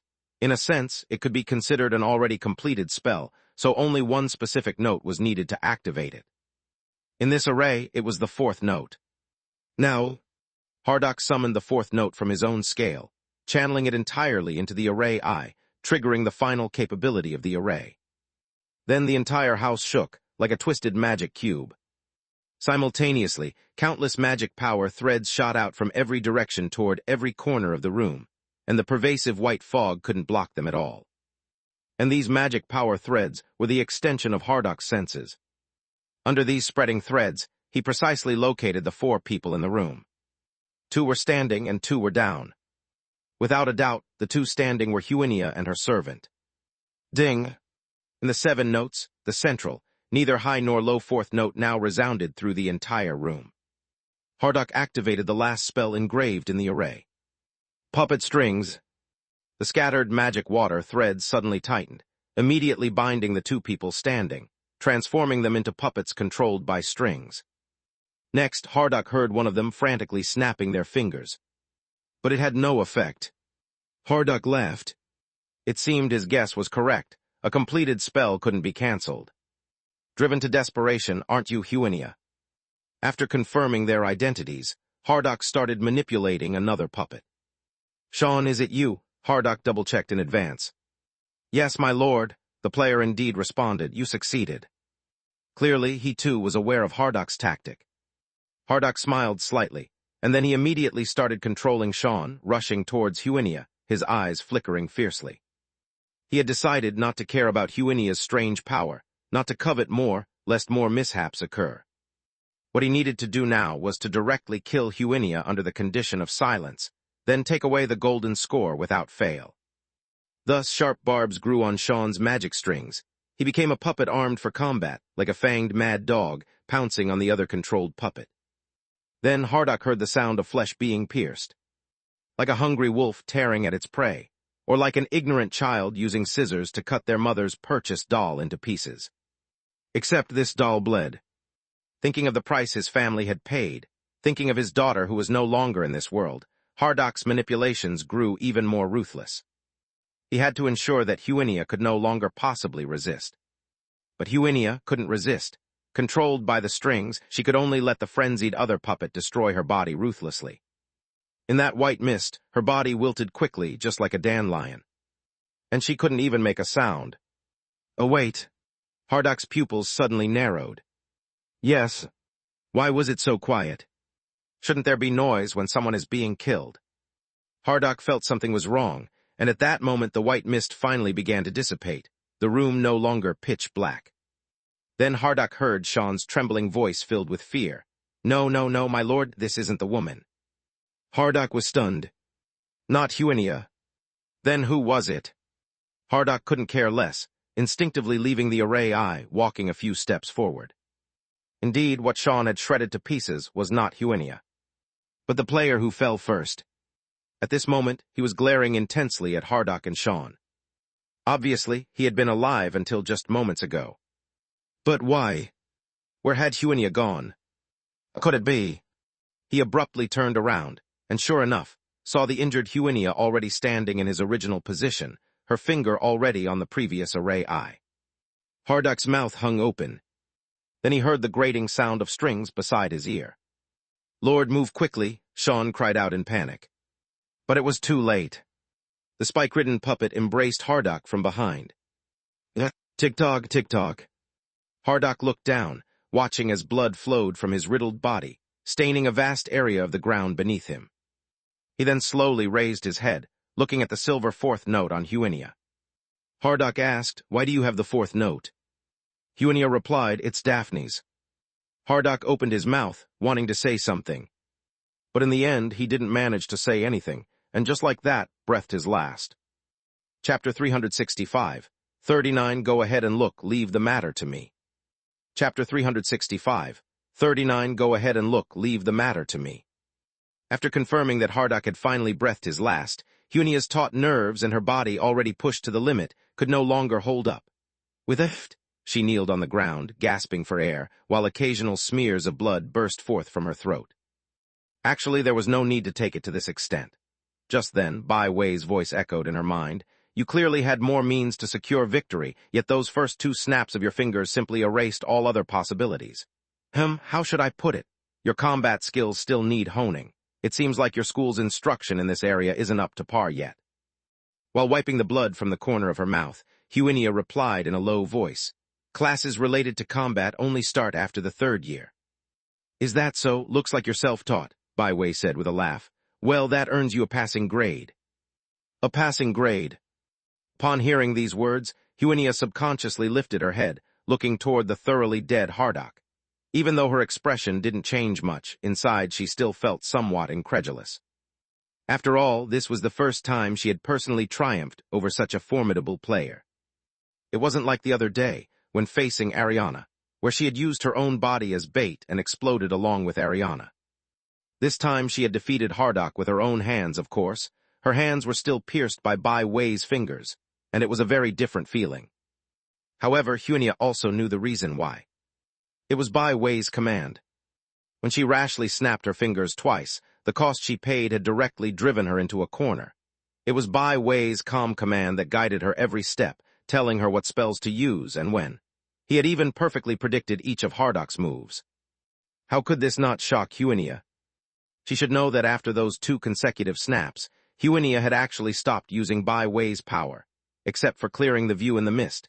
But even so, Bai Wei still directed her battered body to victory over those 2 players who were far stronger than her. It was as if Bai Wei knew her own body better than she did, understanding the minds of those 2 players even better than they did themselves. Hardock's puppet strings only controlled their physical actions, while Bai Wei seemed to psychologically, with those invisible threads, weave the future for everyone. It was as if he had fought countless battles against Hardock. Thus, all of Hardock's movements and calculation seemed like a clown's stiff dance in the palm of Bai Wei's hand. He overlooked everything. And this deeply shocked Huinia, even to the point that this pressure felt far greater than the rules sealed within those corpse blocks. "What's wrong, unhappy with a passing grade?" Bai Wei asked with a smile. Huinia snapped back to reality and then shook her head. "No, I'm quite satisfied." After saying that, Huinia stood up, now with most of the color restored to her pale cheeks. And Bai Wei took note of this as well. Should I say it's true to the golden score's name? She recovered so quickly. To maintain such a level of combat after 2 consecutive snaps. This feat was probably only achievable by Gerard, with his mechanical prostheses distributing the strain. If it were Ulu, probably just 2 snaps would make him faint. Because the point wasn't the 2 snaps, it was the 2 consecutive terminations, less than a minute apart, that brought such a burden to the body. Just like how self-release twice a day isn't scary, but twice within a minute is a different story. This is definitely the best body she's used so far. If Bai Wei had taken over the body directly back then, even without using his own strength, he could have easily killed that trio since he had already fought them countless times in the game. However, this body is probably the hardest to control out of the 3. And the holy sound master they were about to face was not a divine being hanging by a thread like Lyra, but one in their prime. But, Bai Wei raised Huinia's eyebrows slightly. This makes it more interesting, doesn't it? Huinia didn't know what Bai Wei was thinking. During the brief rest, she cast 2 healing magics on herself. After a complete recovery, she again approached Hardock's body. To be precise, she approached the player named Sean, hanging on Hardock's body. Yes, this player wasn't dead yet, but he wasn't far from it. When Huinia took control of puppet strings, she had also pierced his body, but she had deliberately avoided vital points, allowing him not to follow Hardock's path immediately. Huinia walked up to Sean. With only a breath left, Sean stared at her fiercely, his gaze seemingly murderous. However, Huinia didn't care. She asked directly, "How many people in the Triel family know about my identity?" Sean remained silent, continuing to stare at Huinia, clearly reluctant to tell her. But Huinia didn't expect Sean to willingly disclose this, so she took a deep breath and made ready before she finally spoke in a very low voice. Chapter 366, 39. Go ahead and look, leave the matter to me too. Chapter 366, 39. Go ahead and look, leave the matter to me too. I command you, tell me the truth. Sean felt a laugh building inside him. Though close to death, he still wanted to leave this monster of a woman with a mocking smile before he passed. Do you think this will make me tell you? It's impossible for you to get an answer from me. You? Sheriff, sir. Sean's smile instantly froze. Who was speaking? Why do others know the truth? Sean frantically looked around, trying to identify who was leaking the information. And then, who is Sheriff? He is the Treel family's butler, Mr. Sheriff. The voice emerged again, and the panic in Sean's eyes turned into terror at that moment, because he realized that the person speaking was himself. He was answering Huinia. It was him. But how could that be? Sean realized he had completely lost control of his body, even more than just physically. When Huinia asked again, who else is there besides him? His mind immediately began to ponder the answer to this question, and his nearly senseless mouth began to open little by little. His entire body wanted to respond to Huinia's question. Yet he couldn't control himself. No, there's only Sheriff, sir. No, don't speak, do. This information, even within the family, cannot be known by too many. Don't speak, absolutely don't. Once the words were out, the Treel family's last hope would be gone. Lord Treel instructed Mr. Sheriff in advance if we do not return on time. Shut up, shut up. Sean desperately tried to stop himself from speaking further, even wanting to bite his own tongue in an act of suicide. But ironically, he, the master of his body, could not control any part of it at this moment. Mr. Sheriff will take the message to the Techu family and ask for their protection for the Treel family. In extreme desperation, Sean spilled all the words. Only then did he feel his body was back under his control. But what use was it now? It was over, all over. Without them, and without the protection of the Techu family, the Treel family could never maintain their current status. The descendants of Treel, his sons and daughters, would no longer be called nobles. They would plummet into the common district, perhaps even the seed district, because they possessed the same outstanding notes, but were not outstanding players. Sean could already see the tragic future, so he mustered his last ounce of strength, yelling at Huinia, the instigator of it all. Freak, you freak from the seed district. The Lord will not protect you, definitely not. I curse you to fall into hell. I curse you and your descendants to forever become the cheapest breeding tools. In the face of Sean's final verbal assault, Huinia's expression was eerily calm, offering no rebuttal. It wasn't until Sean exhausted all his strength, his last breath leaving him with eyes wide open in death, that she said lightly, "But I originally came from the seed district, you know." Sadly, Sean could no longer hear her. After speaking, Huinia suddenly clutched her throat and began spitting out gushing blood. To be honest, you are the most skilled in using my power among all my partners, and the only one who dares to use it so freely even after knowing the price it demands, Bai Wei said with a smile. You really aren't afraid of dying. Huinia wiped the blood from the corner of her mouth and then said, If I don't use it, I might die tomorrow. As she spoke, Huinia paused, then asked, What should I do?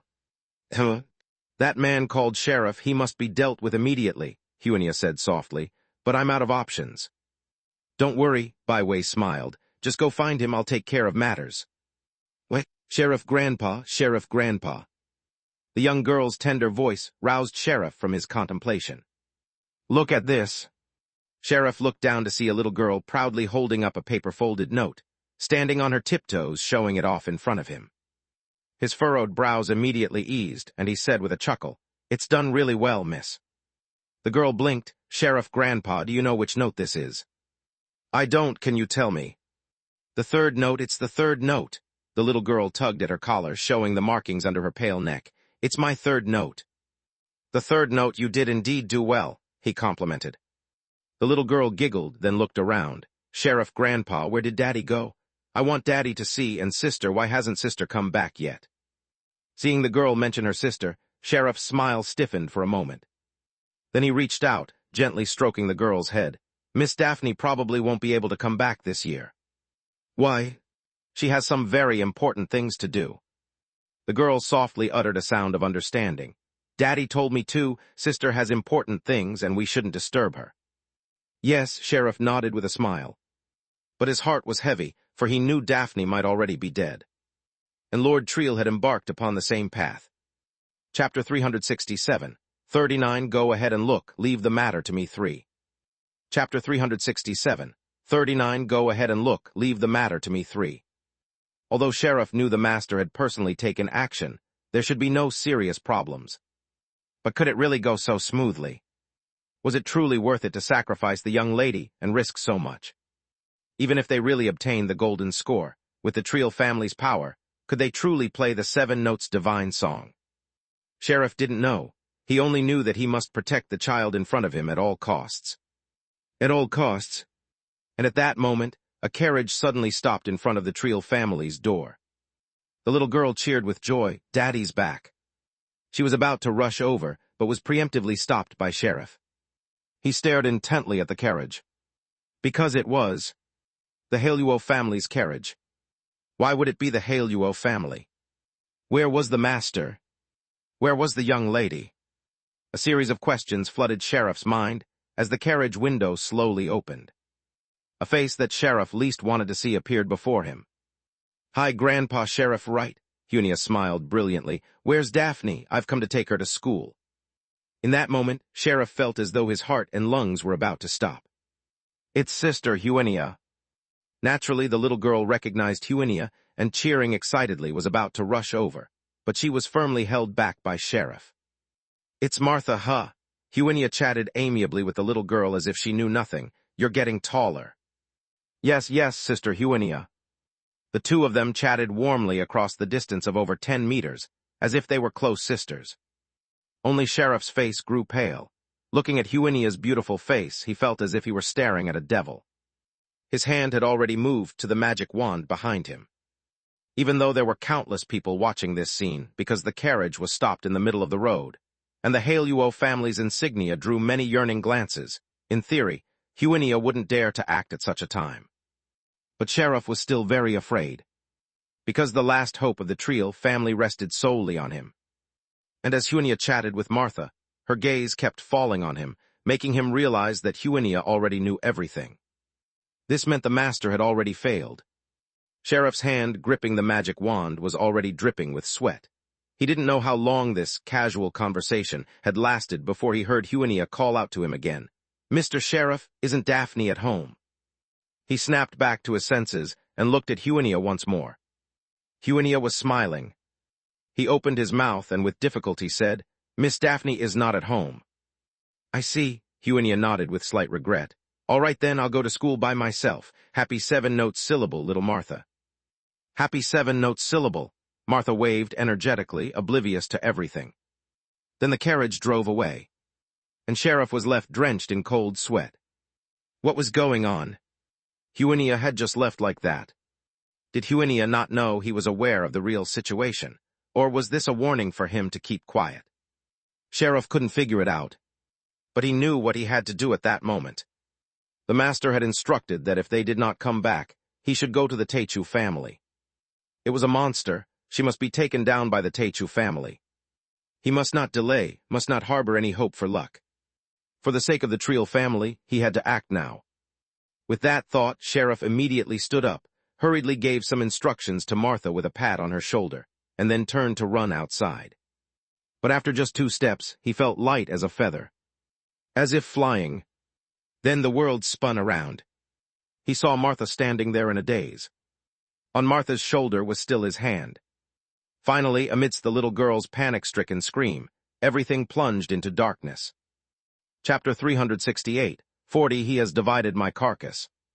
Chapter 368, 40 He has divided my carcass. "Miss, we have arrived at the academy."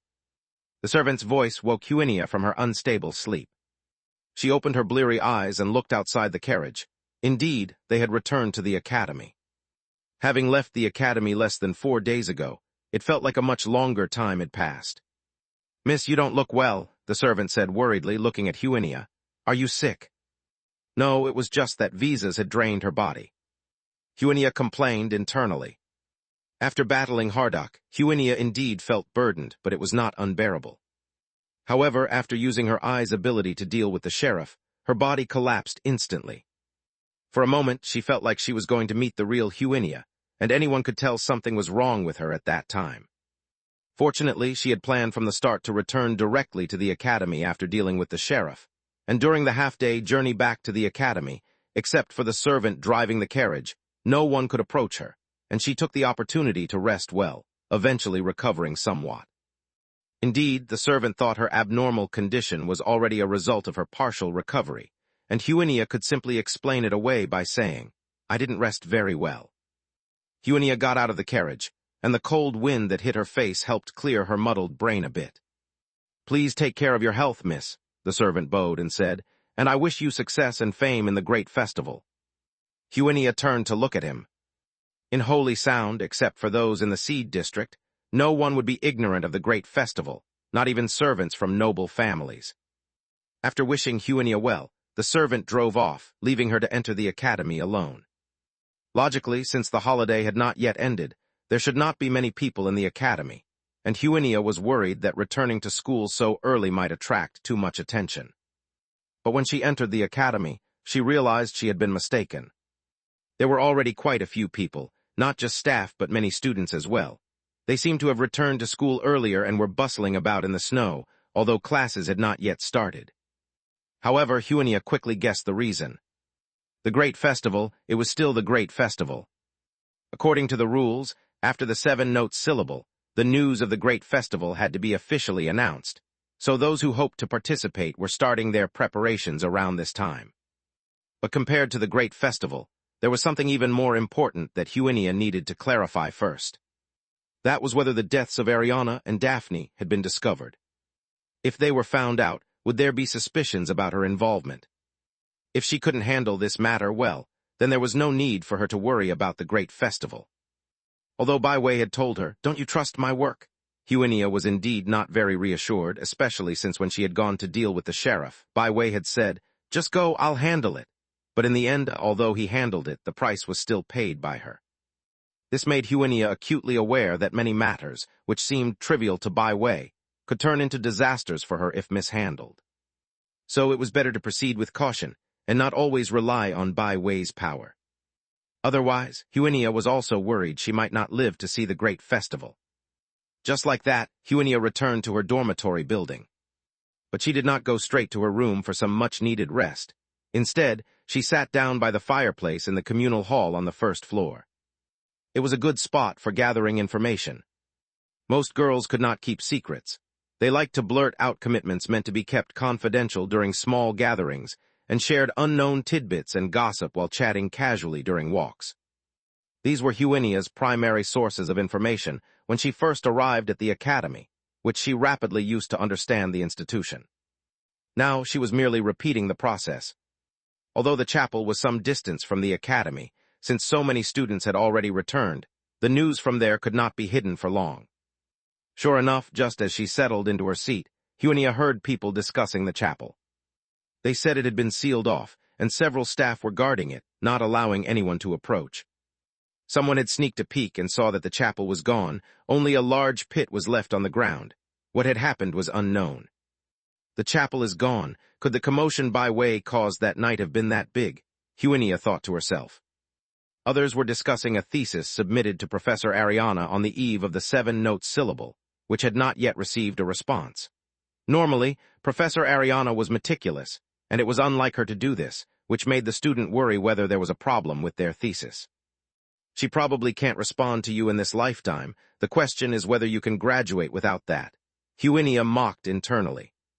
With no other option, she had to keep thinking in order not to let her extremely exhausted body fall asleep right there. Chapter 369, 40 He has divided my carcass too. Chapter 369, 40 He has divided my carcass too. She looked at the fire before her, and could not help but think about the blaze she had set in the Seed District yesterday. What burned was her once home. Hardock, those 2 players, and her aunt, who had unwittingly been caught up in the spell and had died a humiliating death in a sack, all vanished in the sea of flames, devoured completely by the fire. As she watched the flames rage, Huinia felt somewhat dazed. She had burned away her own past. But would she gain a future from this? It seemed not. So what was it all for? Huinia's eyelids drooped bit by bit, with fatigue and sleepiness washing over her like a tide. It was in this trance that she heard someone asking in her heart again. What is it really for? That voice, it sounded like her own. And like someone else. Tell me, Nia, the person asked, what do you really want to do? What do I want to do? Yes, tell me, Nia, the person said gently, tell me what you want to do. The fire before her grew blurrier, and those eyes that could see through everything could now barely make out the flames, much like Huinia's spirit. "Aye, aye," she whispered softly, as if about to fall into an endless dream. Just then, a crisp female voice suddenly rang out, abruptly waking Huinia from her half-awake trance. "Oh, I got it, I got it." Huinia instinctively lifted her head and saw a young girl vigorously shaking a piece of paper in her hand, excited like a rabbit waving a carrot. "What did you receive?" her companion immediately asked with concern. The young girl struggled to suppress the joy in her heart, but obviously without much success, as the corners of her mouth lifted uncontrollably. But she wasn't foolish enough to openly declare it under everyone's gaze. Instead, she pulled two companions aside, found a spot in the lobby to sit down with an air of personal privacy not to be encroached upon by outsiders. Yet her attempt to lower, her voice still made it perfectly clear to everyone in the lobby, including Huinia, who was a little distance away from them. "It's young Master Watson. I've received an invitation from young Master Watson," the girl said excitedly. "Young Master Watson," her companion immediately widened her eyes. "You mean?" "Yes, that young Master Watson." The girl spread out the paper to show her companions, displaying a family crest. "He has invited me to join his orchestra." At these words, the expressions of the girl's two companions changed instantly. One of them immediately grabbed the paper, examined it closely, and exclaimed in amazement, "It really is from young Master Watson. The Watson family's orchestra is probably aiming for the inner song, right?" "No, not aiming," the girl corrected immediately. "They've never missed the inner song." Huinia silently listened. She naturally knew what the inner song meant. Simply put, the festival is a musical celebration presented to the Holy Sound Master, but not all orchestras or pieces are eligible to be performed for the Holy Sound Master. After all, the Holy Sound Master's time is not unlimited. Therefore, the number of works that can be presented to the Holy Sound Master at the festival is limited and fixed. These works that can be presented to the Holy Sound Master are known as inner songs. Those that cannot be presented serve to fill the numbers, enliven the atmosphere at the festival, and are termed as outer songs. The reason the festival is known as the most important day for Holy Sound is because many people participate, many of whom belong to the outer song orchestras, possibly numbering up to 1,000. But the number of inner songs is fixed, necessitating competition among the orchestras. However, this competition did not greatly involve Huinia. The golden note would always be part of the inner song, belonging to the tip of the pyramid. Even if she did not join Lawrence's orchestra and randomly assembled a few players, she could still enter among the inner songs.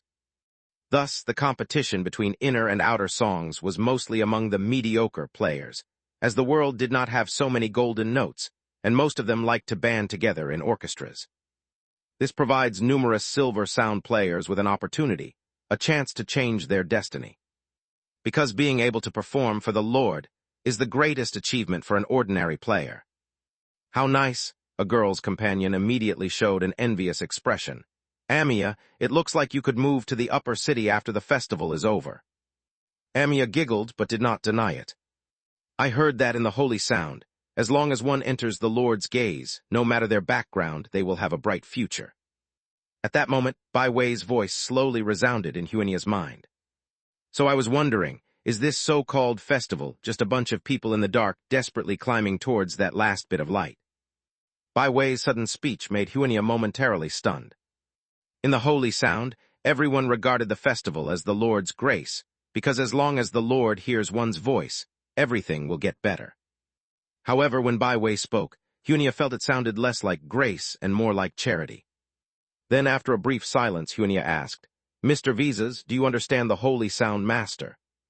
"I've had a little interaction with him." Huinia subconsciously asked, "What kind of interaction?" "He has divided my corpse." "Huinia?"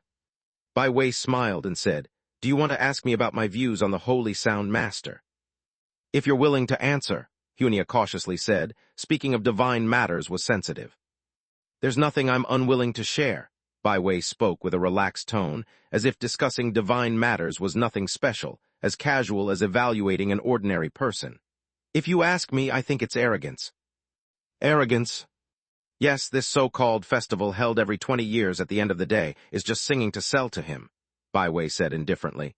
"Whether you are male or female, born humble or noble, you have to use every trick to please him. When viewed like this, isn't that arrogance? Huenia once again fell into silence. Bai Wei's words could be considered the greatest blasphemy anywhere, but she could find no reason to refute him. But then again, she didn't need to refute him. However, what does the arrogance of the gods bring to people? Bai Wei lightly added another line. Huenia frowned. Just as she was about to ask, her gaze once again flitted towards the group of three. The girl named Amia was holding a cup of hot tea, sipping it bit by bit, the excitement still evident on her face. And a companion sighed beside her. I'm really jealous. You've already secured your note position in the inner song, and I don't know how many people are eyeing your spot. At least 100, another companion said solemnly. Amia is the 5th silver note, and there are at least 100 of 5th silver notes across the 3 schools. But they're not as good as me, Amia said with a smile. I am the best among them, otherwise why would Mr. Watson approach me? Saying this, Amia drained her cup of tea and then stood up. Of course, I won't just stop here. Before the festival officially starts, I will keep honing my tone. Amia shook her fist. I won't let anyone have the chance to push me down. Absolutely not. I want to be the note of the inner song. Then I want to enter the upper city. I want to have a different life. No one can stop me. Amia's voice gradually softened. No one can. I'm so tired of the old days. I don't want to become a breeding tool. Me. All right, her companion waved her off. We know you don't want to go back. You don't need to keep telling us we haven't settled it yet. If you keep this up, we may turn on you. Go away now. Amia did not move.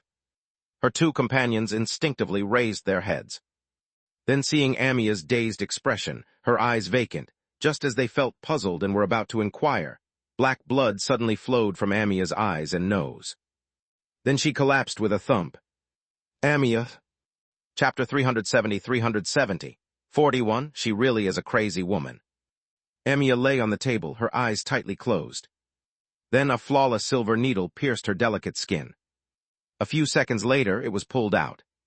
The part where it had entered had turned black, and the blackness was spreading upward at a visible rate, quickly dissolving the silver needle into grains of dust that merged with the air.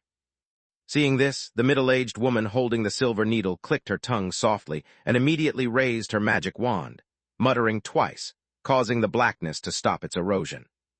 You see, the woman turned around, looking at the young girls behind her with worried faces, and spoke indifferently. The limbs of a moderation worm, the glands of poison dart frogs, the venom of a 3-step snake. I can identify 3 kinds of poison, and they are all the deadliest. It's like they really wanted her dead. Didn't she feel anything wrong when she was drinking? No, not at all, Amia's companion asked anxiously. Professor Adele, is Amia still? She's beyond help, dead for good. Adele's calm words immediately stifled the remaining words of Amia's companion. It's too late. She was brought here too late. Her body was cold. What was there for me to save? With these words, everyone present fell into silence.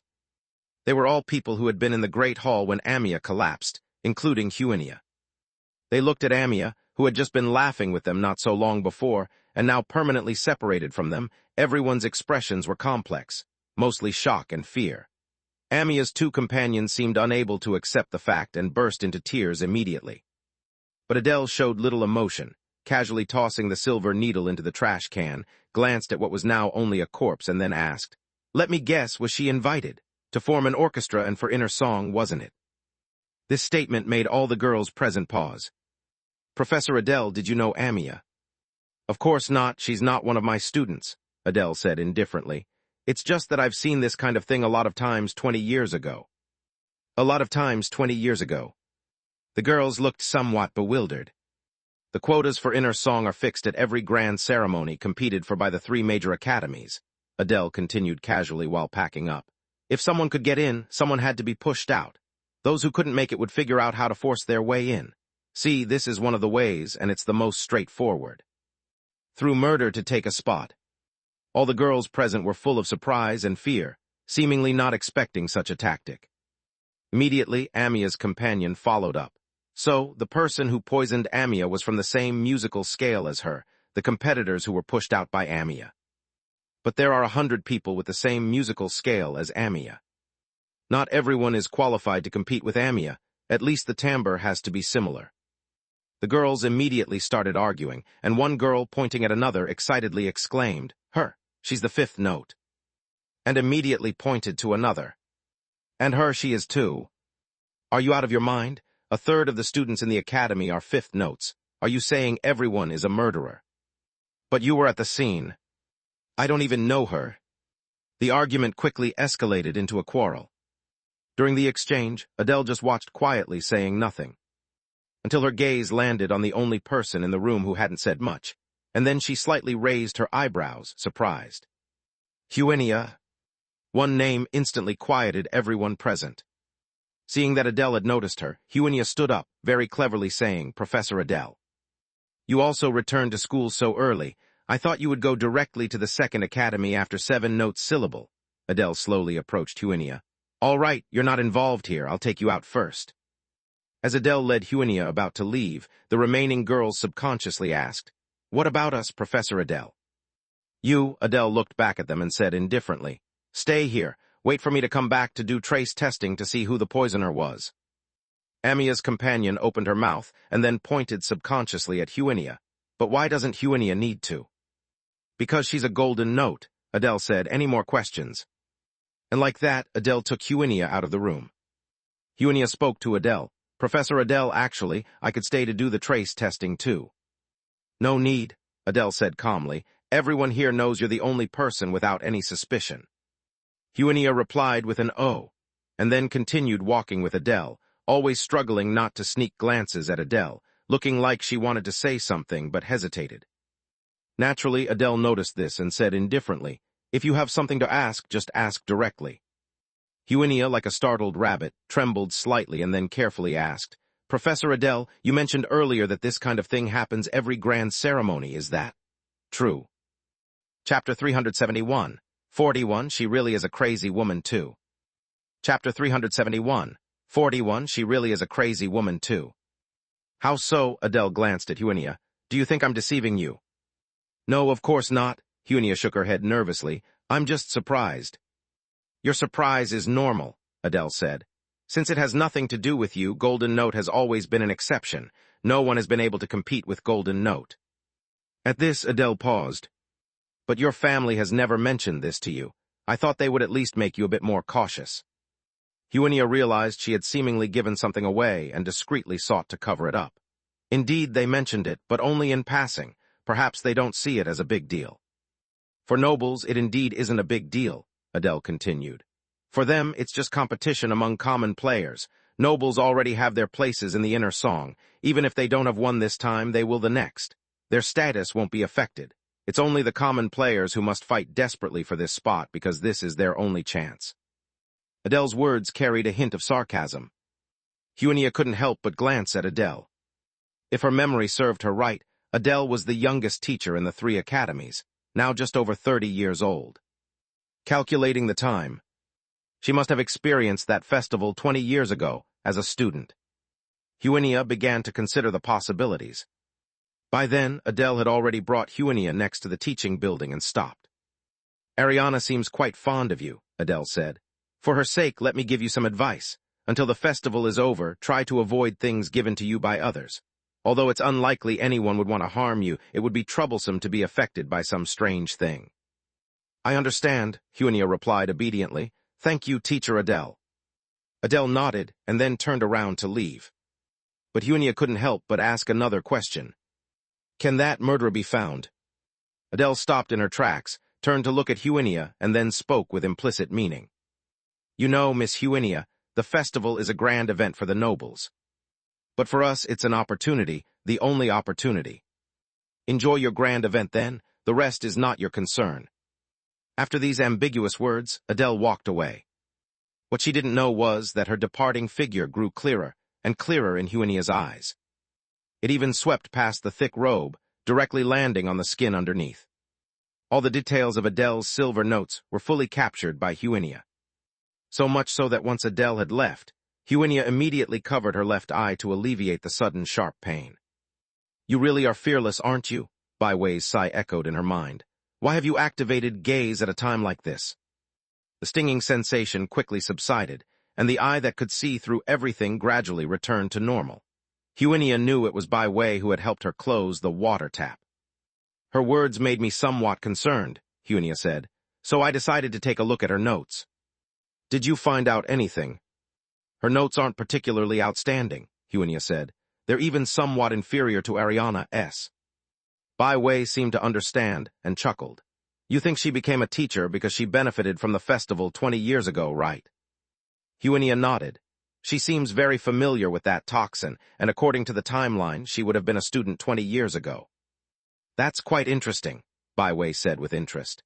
In your opinion, her extensive knowledge about poisoning to eliminate other students means she's very likely the one who did the poisoning 20 years ago. The murderer turned teacher. That's why you wanted to confirm, right? Huinia nodded again. While it's not particularly substantiated, the guess is still worth considering, Bai Wei said. However, what kind of person she is has nothing to do with you now. Oh, I get it. You're worried she might be the next Ariana, aren't you?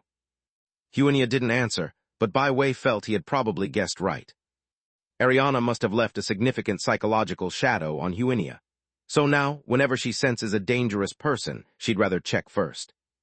She didn't have the capability before, but now with Bai Wei's eyes, Huinia could be more cautious. Obviously, she didn't want to repeat an incident like Ariana's. Your vigilance is quite admirable, Bai Wei said. But I advise you to take it easy. Using my abilities so recklessly, you might not last until after the festival. If there's another situation like this, just let me take a look for you. Actually, Bai Wei found it quite amusing. In the past, with Ulu and Gerard, Bai Wei had to go out of his way to make them use his power. Now with Huinia, it was quite the opposite. If not for the high cost of rule, she would probably want to keep gaze activated all the time. So much so that even Bai Wei had to keep an eye on her, lest she literally die. So, was this a case of fortune's wheel turning? Chapter 372, 41, Really a Crazy Woman 3. Chapter 372, 41, Really a Crazy Woman 3. And Huinia naturally wouldn't reject Bai Wei's kindness either. After nodding slightly, she asked, what should I do next? Clearly, Huinia had not forgotten that she was currently working for Bai Wei. What has 7 notes collected only 1 note and you don't know what to do? Bai Wei said with a smile. If you really don't know, then first collect that pretty boy's note. After that, consider the rest. The pretty boy Bai Wei referred to was clearly Finny's. A golden note young master aspiring to challenge the Teichu family's supremacy, yet in Bai Wei's mouth, it sounded as easy as slaughtering a chicken. And Huinia didn't find anything wrong with this perception. After taking care of Hardock, Huinia clearly realized that her identity had changed. Bai Wei always said, she was like a mantis trying to catch cicadas among a flock of birds. She thought this metaphor was very vivid, especially after Ariana and Daphne had repeatedly plotted against her. Huinia profoundly realized how naive her previous desire to collect the 7 notes alone without external aid had been. Without Bai Wei's help, she would not have the slightest chance of success. And now she already had such power, and she was also able to see more through Bai Wei's perspective, so questions she'd never considered before emerged. Should we really take action in such a short time? Huinia pondered for a while and then said to Bai Wei, wouldn't that startle the enemy? Oh, Bai Wei saw that Huinia seemed to have some thoughts and said with interest, go on. Huinia spoke, if we act directly in a short time, it will certainly alert the golden notes. And the golden notes are different from ordinary players, most of them have strong backgrounds. If they become aware of my existence and become alert, it will get harder as we go. So, what's your point? My point is, Huinia revealed her thoughts. Instead of collecting them one by one, what if we mark them in advance and then collect them all together when the grand event approaches? With your power, doing this should not be difficult. Indeed, it's a very good idea, Bai Wei said with a smile. It also fits your character playing it safe. He paused for a moment. So, shall we do it this way? Huinia fell silent. Without a doubt, it was the better approach. Winners were oftentimes those who stayed hidden until the end. But, for you, the banquet is a grand occasion. For us, it's an opportunity, the only opportunity. She suddenly recalled this phrase, and then it led her to think of even more. So comfortable, huh? She said softly. They live such comfortable lives. They are irreplaceable, don't have to fight with all their might, and naturally don't feel any crisis. Such a life is indeed very comfortable, Huinia spoke. Even the grand event that happens once every 20 years and can change countless fates is nothing more than a bloodless, elegant gathering to them. Bai Wei didn't speak, but he could roughly guess what Huinia was getting at. But what if I made them see blood early? Huinia said. What if I let them know about the existence of the golden score from the start? Would they still be so comfortable then? Bai Wei laughed, so this is your choice. Huinia didn't respond, but her eyes said it all. You really are a madwoman. Bai Wei said, laughing softly. But it's interesting. I permit it. Chapter 373, 40 to Techu. The locations of the 3 academies of Holy Sound were all different, with the second one situated on an isolated island in the middle of a vast lake, accessible only by boat. Phineas had just disembarked when he saw a young man with dark skin already waiting on the shore. Good afternoon, Tupac, Phineas said with a smile. Tupac also broke into a grin, revealing teeth that appeared even whiter against his skin. I thought you would have come earlier, Phineas. When the two of them stood together, they instantly drew the gaze of countless people on the dock. The reason was simple. Both were bona fide Golden Sound players, and they made no attempt to conceal this identity. Especially Tupac. Even in the eternal winter realm of Holy Sound, he wore only a very thin garment and had rolled up his sleeves high, showing off large patches of his dark skin and the sparkling golden patterns on it, as if afraid they wouldn't be seen. Some things held me up, Phineas said with a light smile. You know, some people always want to know what we're going to play at the festival, especially after I persuaded Miss Huinia from the 3rd Academy. They became even more attentive. To be honest, I wish you'd speak more clearly, Tupac said. Those people you're talking about, are they the Techu 2 families? Who else could it be? Phineas laughed. When we secured the golden 7th note for sure, even the Techu 2 families could feel our overwhelming momentum. If things went smoothly for you as well this festival, we'd have more than a 70% chance. After saying this, Phineas saw Tupac suddenly start scratching his head and understood something. Things didn't go so well. Tupac sighed lightly and then stepped aside. Let's talk on the way. Phineas nodded slightly and followed Tupac. After all, this was his home turf. You know, after you went to the 3rd Academy for that girl, I contacted Evan, Tupac said while leading the way. Actually, our chances were really good. That guy is a golden note too, but his family isn't well off, and they have always been asking favors from our family. So I thought it was a sure thing, but, well. He shrugged his shoulders. The Techu 2 families intervened. Phineas's brows furrowed slightly. In the original plan, he went to the 3rd Academy to find Huinia, and Tupac was to contact another golden note. Logically, Tupac's side should have been more secure because, according to Tupac, that particular golden note named Evan had a family that had always been a vassal of Tupac's family, so there was no reason to refuse Tupac's overture.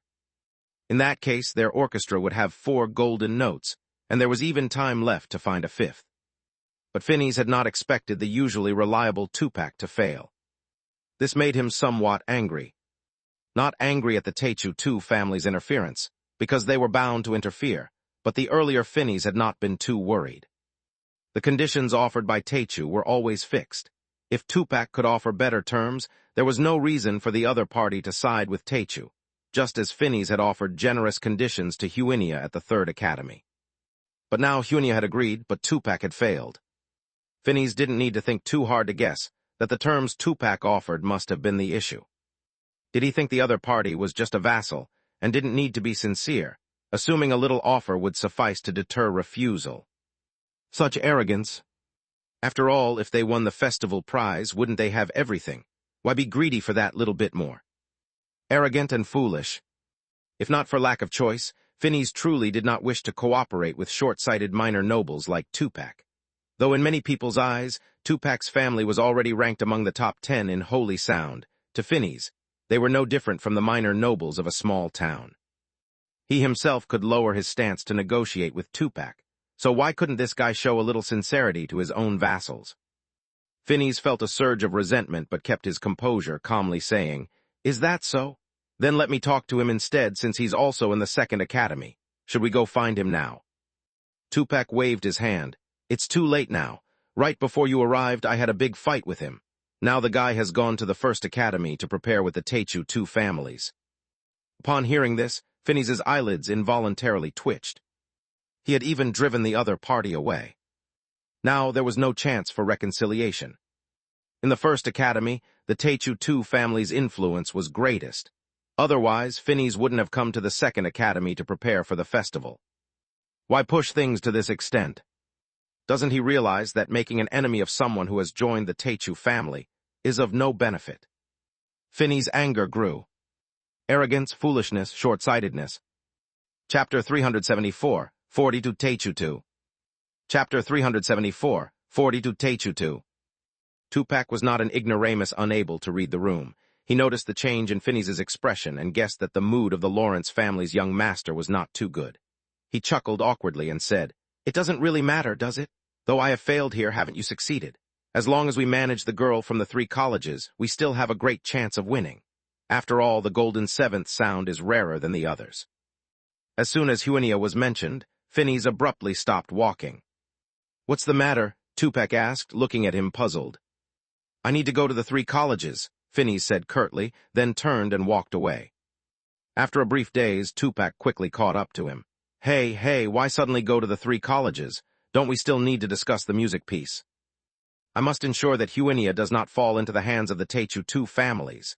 Phineas, though reluctant to deal with Tupac, knew it wasn't the time to burn bridges, so he placated him with an explanation. "The Teichu 2 families already knew Evan was your man, yet they still extended an olive branch to him.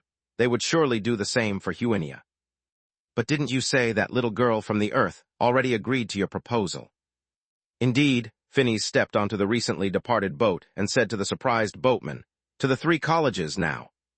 He then turned back to look at Tupac and continued, "Since Evan is gone, we must secure Huinia at all costs. I have to go there to ensure nothing goes wrong. At least when the Teichu 2 families find her, I won't just be here waiting for news and hoping she won't betray us." Phineas's latter words were glaringly ironic towards Tupac. Due to Evan's betrayal, Huinia's importance was naturally paramount. Therefore, the Teichu 2 families might bleed a little more and strengthen their recruitment of Huinia, making previous conditions unstable. Hence, Phineas had to be there in person to ensure that Huinia would firmly remain in his grasp and not slip away. Tupac did not catch the irony in Phineas's words. Instead, he found Phineas's anxious demeanor somewhat amusing. As the boat was about to leave the shore, he suddenly took a big step and jumped aboard. Phineas looked at Tupac in surprise. "Then I'll go with you," Tupac said cheerfully. "I also want to see what that golden note girl looks like." "What? The problem now," Huinia confided to Bai Wei in her heart, "is that after the festival begins, I have to go to the 2nd college for preparations. But the 2nd college is completely unfamiliar to me, and even with your eyes, it will be difficult to disguise myself as I do here. We must plan ahead for this." At the moment, Huinia was walking alone by the lake, appearing somewhat ethereal. But in reality, she was discussing tactics with Bai Wei in her mind. As previously mentioned, Huinia had chosen the most difficult of the 2 ways to seize the golden note. Therefore, she had more to consider, and at this moment, she confided all her worries to Bai Wei. It was a rare moment, almost like a heart-to-heart conversation. "You've thought it through quite thoroughly," Bai Wei said with a smile. "I'm not as good as you in this regard. I'm the least skilled at scheming against others." Huinia pursed her lips and softly said, "If I had your power, I wouldn't think about scheming against others. Schemes, after all, are the only means available to the powerless." "Is that so?" Bai Wei said. "I think it's the strongest weapon of the wise. From this perspective, you are very powerful, Huinia." Huinia did not respond. As she reached the lake's edge, she looked at the calm surface of the lake and then said earnestly, "Mr. Visa, before making a formal plan, I want to know something. I hope you can tell me." Seeing how formally Huinia began her inquiry, Bai Wei straightened his body solemnly. "Go ahead." "I want to know," Huinia stared at the upright middle finger, "what exactly can you do now?" "Oh, which aspect are you asking about?" "I want to know if I can always maintain the stance of a hunter in this hunt, or if there are special people or objects I need to be wary of. I must know this to better plan my response." Although Huinia's question was couched in euphemisms, superficially asking just when in this game of mantis stalking the cicada she is the mantis, and when the cicada, or if she can always maintain her mantis identity and ensure she can eat every golden note. However, Bai Wei knew that Huinia was also asking about another layer of meaning. That is, in the realm of holy sound, are there still people that Bai Wei fears? In other words, even now, are there still possibilities of countering himself? He was really a restless fellow. Bai Wei replied with interest, "Of course there is." Huinia remained outwardly calm. Then who is it? Holy Sound Master, Baiwei said with a smile. If you were to take me directly to the Holy Sound Master at this moment, I most likely wouldn't survive. After all, a god in full bloom is too powerful. Did that mean that apart from the Holy Sound Master, there was no existence within the Holy Sound that could threaten Baiwei? Although she had anticipated this, hearing it from Baiwei himself made Huinia fall into a brief silence before she gently nodded. I understand. However, on the other hand, no one can defeat me, but that doesn't mean no one can defeat you, Baiwei slowly continued. Even though your body is indeed better than those of my previous two partners, it can't endlessly withstand my power. If the fights were as reckless as the last time, you wouldn't last until the grand ceremony. Hearing Baiwei say this, Huinia nodded again to show she understood. By now, Huinia was no longer as ignorant of Baiwei's power as she was at the beginning. Now not only had she used Baiwei's body, but she had also allowed Baiwei to use hers, which was evidently more powerful because Baiwei knew his own body better, but the cost was also greater.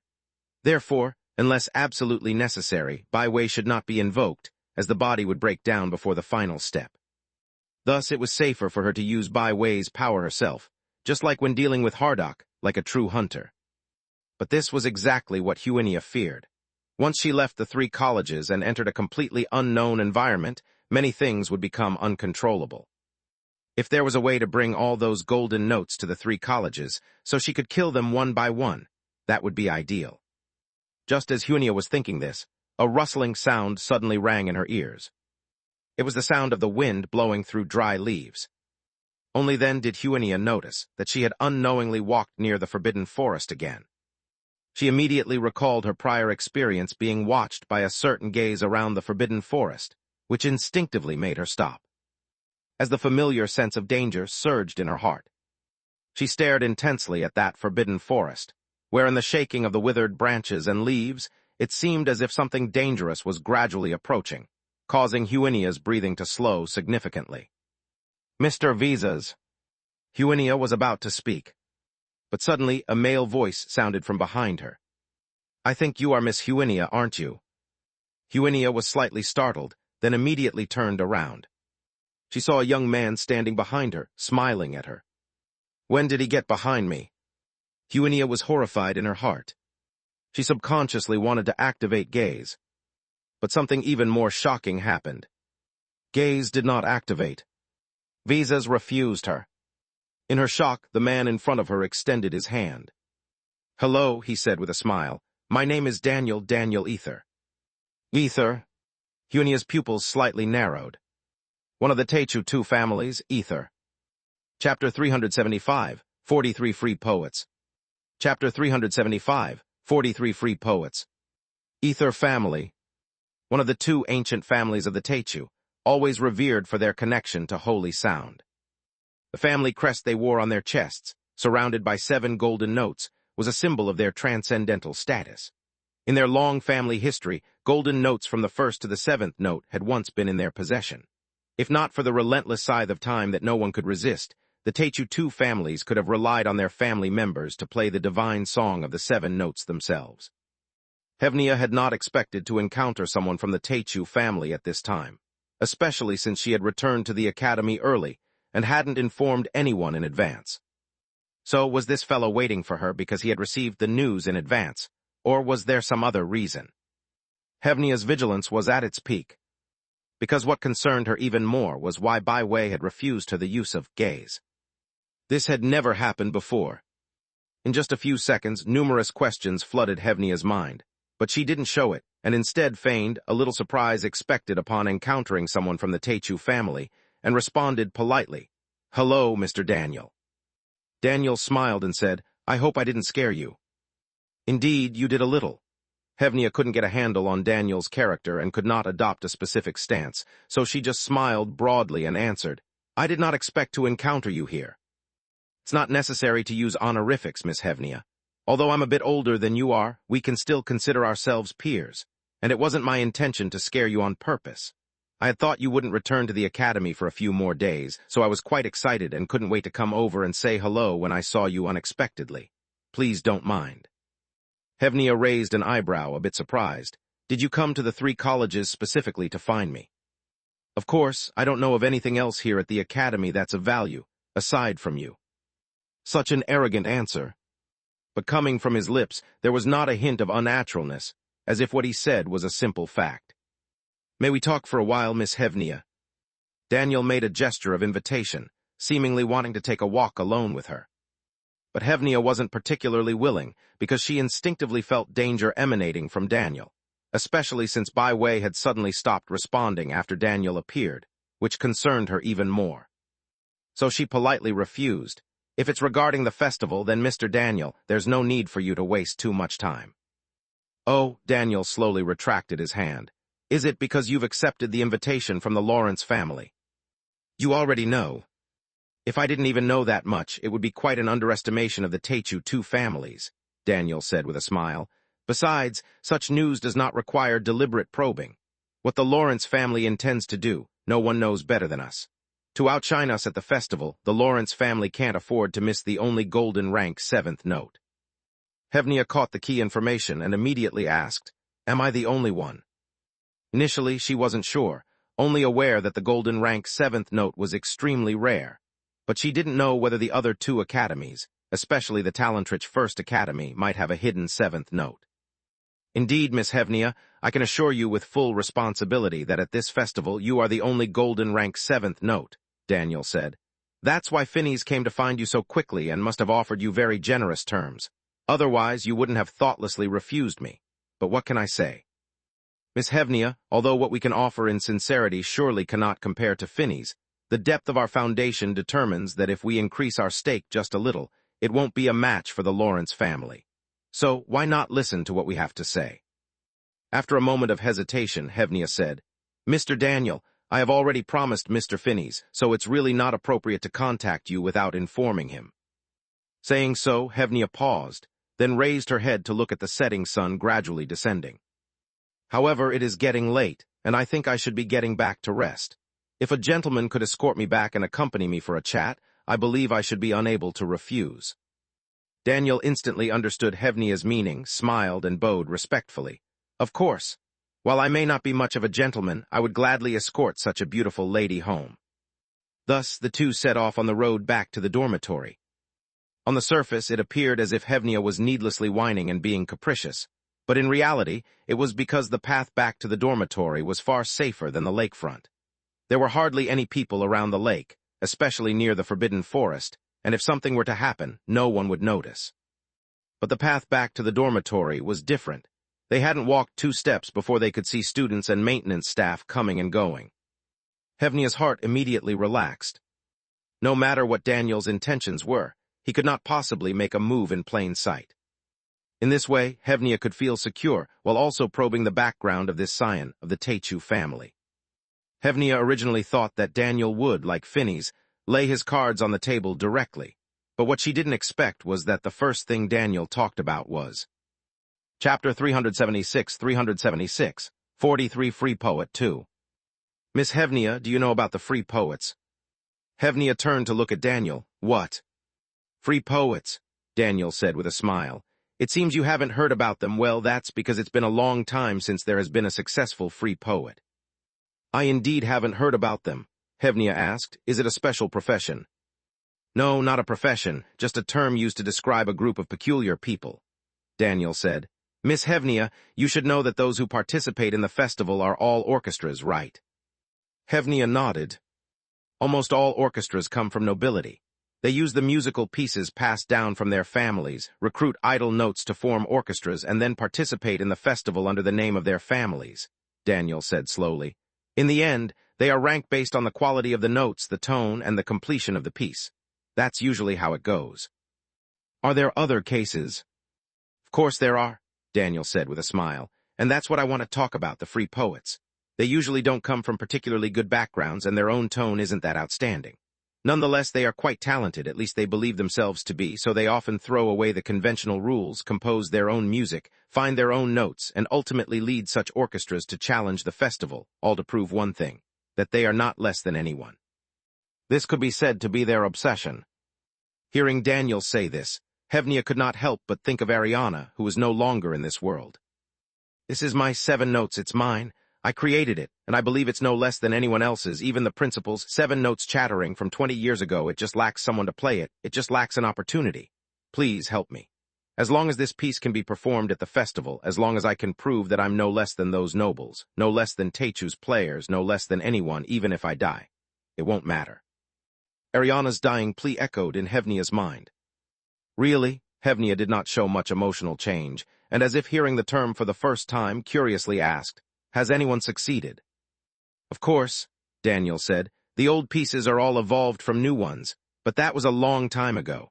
Once the pieces were mostly developed and the power of each family had been established, it became very difficult for free poets to find their ground." "Why? It's simple," Daniel said with a smile. "If you were a silver rank note and 2 people invited you. One is a noble's orchestra. They have chapters that have won accolades at the festival, and the other is an unknown young person claiming to be talented, having created a new piece waiting for you to join. Which one would you choose?" "Would anyone really choose the second one?" Halfway through speaking, Hevnia looked at Daniel as if suddenly realizing something. "Mr. Daniel, are you talking about the Techu and Lawrence families with this example? Are you using it to make me choose you?" No, Miss Hevnia, you're thinking too much." Daniel shrugged his shoulders. "I would not make such smart, unappealing comparisons. After all, both Techu and Lawrence families actually represent the former. I'm just somewhat reflective." "Reflective?" "Yes." Daniel looked at the anxious students bustling around and said, "Most people here are thinking about how to join the former and become a part of that established chapter, at all costs, even resorting to some desperate, crooked paths. And yet, very few think of becoming that unique free poet." Hevnia paused for a while and said, "You mentioned that successful ones are very rare." "Yes, very rare, and almost every successful one has left a name in history," Daniel said with a smile. "The most shocking case I remember is from 100 years ago, an orchestra composed of 7 copper rank notes that eventually earned the right to perform an inner song. But in the 100 years since then, there has been no other. Although many say the principle's almost complete, 7 notes chattering made many people lament. I don't think it counts, because after all, the principle comes from nobility and still lacks something." Hevnia slightly furrowed her brow. She felt a bit confused, not understanding why Daniel was telling her this. And during the time they were talking, they had arrived at her destination, the girls' dormitory. Daniel obviously couldn't enter, which meant their conversation was about to end. Yet Daniel hadn't made any demands, but rather brought up the free poets as if they were merely making small talk. "I've enjoyed our conversation tonight, Miss Hevnia," Daniel said with a smile. "I wish you a lovely night." As if he too had forgotten what he was supposed to do. Seeing a trace of confusion emerge on Hevnia's face, Daniel said with a smile, "I haven't forgotten our business, Miss Hevnia. It's just that I wasn't very prepared tonight. I had a fine gift prepared for our meeting. It's just that the meeting was so sudden that I didn't want to invite you with empty hands. But we still have time, don't we? I will come find you again tomorrow, and I hope you won't refuse me then." After saying this, Daniel graciously bowed to Hevnia, and then slowly, leisurely disappeared into the night. During this time, Hevnia tried to gaze again to probe into Daniel's secrets. But she still wasn't successful. However, at that moment, Bai Wei finally spoke, slowly and leisurely saying, "Stop looking, this is for your own good." Upon hearing Bai Wei's voice, the anxiety that had been lingering in Hevnia's heart finally eased somewhat. For a moment, Hevnia really worried that Bai Wei was no longer around. After calming down, Hevnia calmly asked, "Can I know the reason?" "Of course," Bai Wei said with a smile. "It's because there's a certain connection between the corpse blocks." "A certain connection between the corpse blocks." Upon hearing this, Hevnia was initially stunned, not grasping the meaning right away. It took her a few seconds to suddenly realize what Bai Wei meant. "You mean?" "Yes," Bai Wei said. "This guy also has parts of my corpse on him." Hevnia's breathing unconsciously slowed down. She had thought of countless possibilities, but had never considered this one. "Don't mind it," Bai Wei also comforted Hevnia thoughtfully. "My body has been divided into who knows how many pieces. It's quite normal to occasionally encounter someone who has parts of my corpse." "Hevnia." "Moreover, this guy doesn't just have parts of my corpse," Bai Wei said indifferently. "I can feel that there's something else in him. This guy is very dangerous. I didn't want you to confront him too soon, so I blocked your abilities. I was afraid you wouldn't be able to resist acting if you saw the golden note alone." Upon hearing Bai Wei's explanation, Hevnia nodded gently. but her heart was somewhat complex. Should one say it's befitting of the Teichu family, they even possess parts of Visas's corpse. In an instant, Huinia felt the immense legacy of that legendary family rushing towards her. Although she wanted to ask Bai Wei for more information, Bai Wei didn't seem inclined to answer any more questions, so Huinia had to give up for now, returning to her dormitory. On her way back to the dormitory, Huinia saw a familiar figure staggering past her. It was Orena. Her mental state was very poor, even worse than Huinia's, who had been tormented by Bai Wei for 2 days. She was so unsteady on her feet that she almost bumped into Huinia and did not even notice the person obstructing her way was Huinia. Usually, she would definitely give Huinia a fiercely vicious look, glaring first and asking questions later. "What's going on here?" Huinia frowned slightly as she turned to look at the gradually receding figure of Orena. She then noticed that blood was continuously seeping out from beneath her robe. "What's going on here?" Chapter 377, 44, Have I disappointed you as a bad woman? 5K. Chapter 377, 44, Have I disappointed you as a bad woman? 5K. Huinia had thought she would get a good night's sleep. Due to a string of encounters in the past few days, her mind and body were already at their limits, to the point where she could fall into a deep sleep the moment her head touched the pillow. But in reality, it didn't happen. As soon as Huinia closed her eyes, various kinds of voices started to emerge. Ariana's dying screams, Daphne smiling while calling her name, Hardok's puppet strings weaving through the air all echoed in her mind, like an unstoppable noise driving her nearly insane. Until an undeniable voice rose from the deepest part of her brain. "All right, go to sleep." Then the noises disappeared. Only then could Huinia fall into a deep sleep. When she opened her eyes again, the sky had already begun to brighten. Huinia stared at the rising sun, and after a long while she softly said, "Mr. Visas." Bai Wei responded. "The voice that resonated in my heart last night, the one that put me to sleep, was it your power?" Huinia asked. "Oh, you remember," Bai Wei said with a smile. "Don't worry about it, it's just a trivial little trick." "Is it?" "Yes," Bai Wei said casually. "I don't know why, but the people who work with me always seem to have poor sleep. I used to have no way of helping, but now it's different.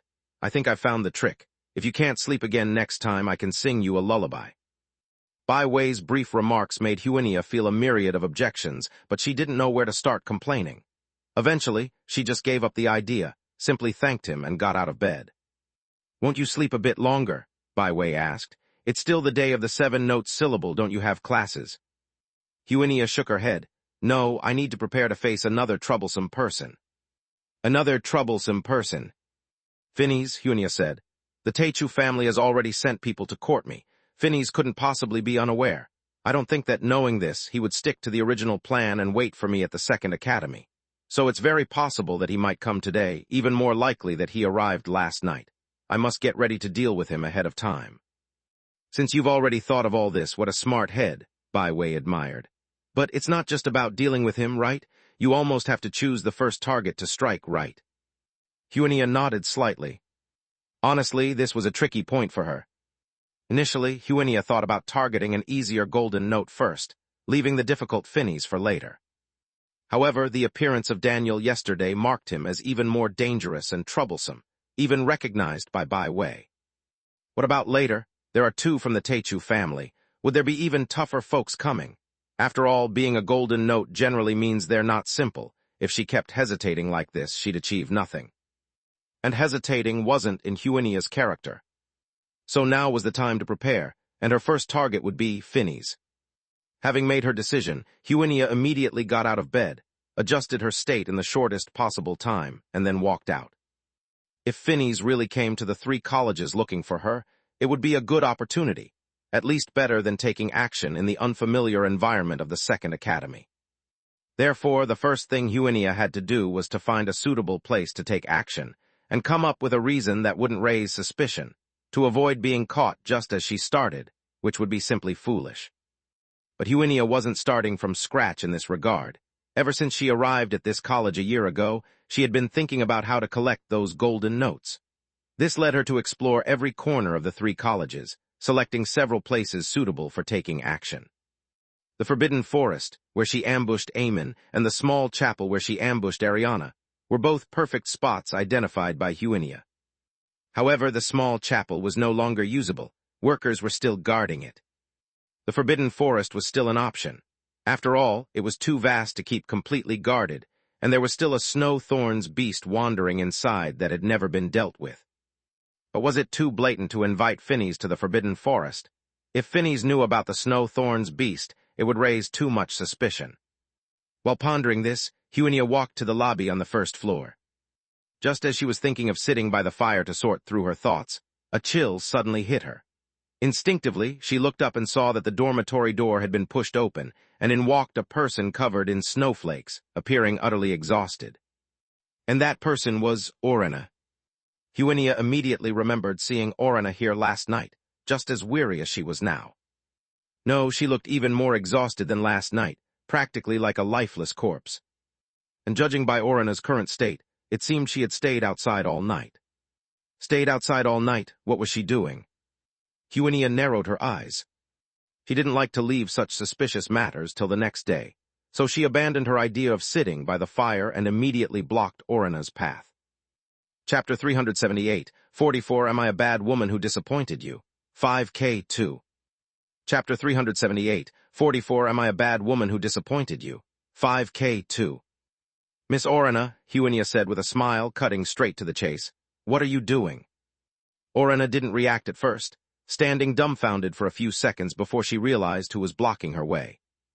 Huinia, she immediately became alert. What do you want to do? I should be the one asking that, Huinia replied, standing on the steps looking down at Orina. You didn't return to the dorm last night and look like this now. What are you trying to do?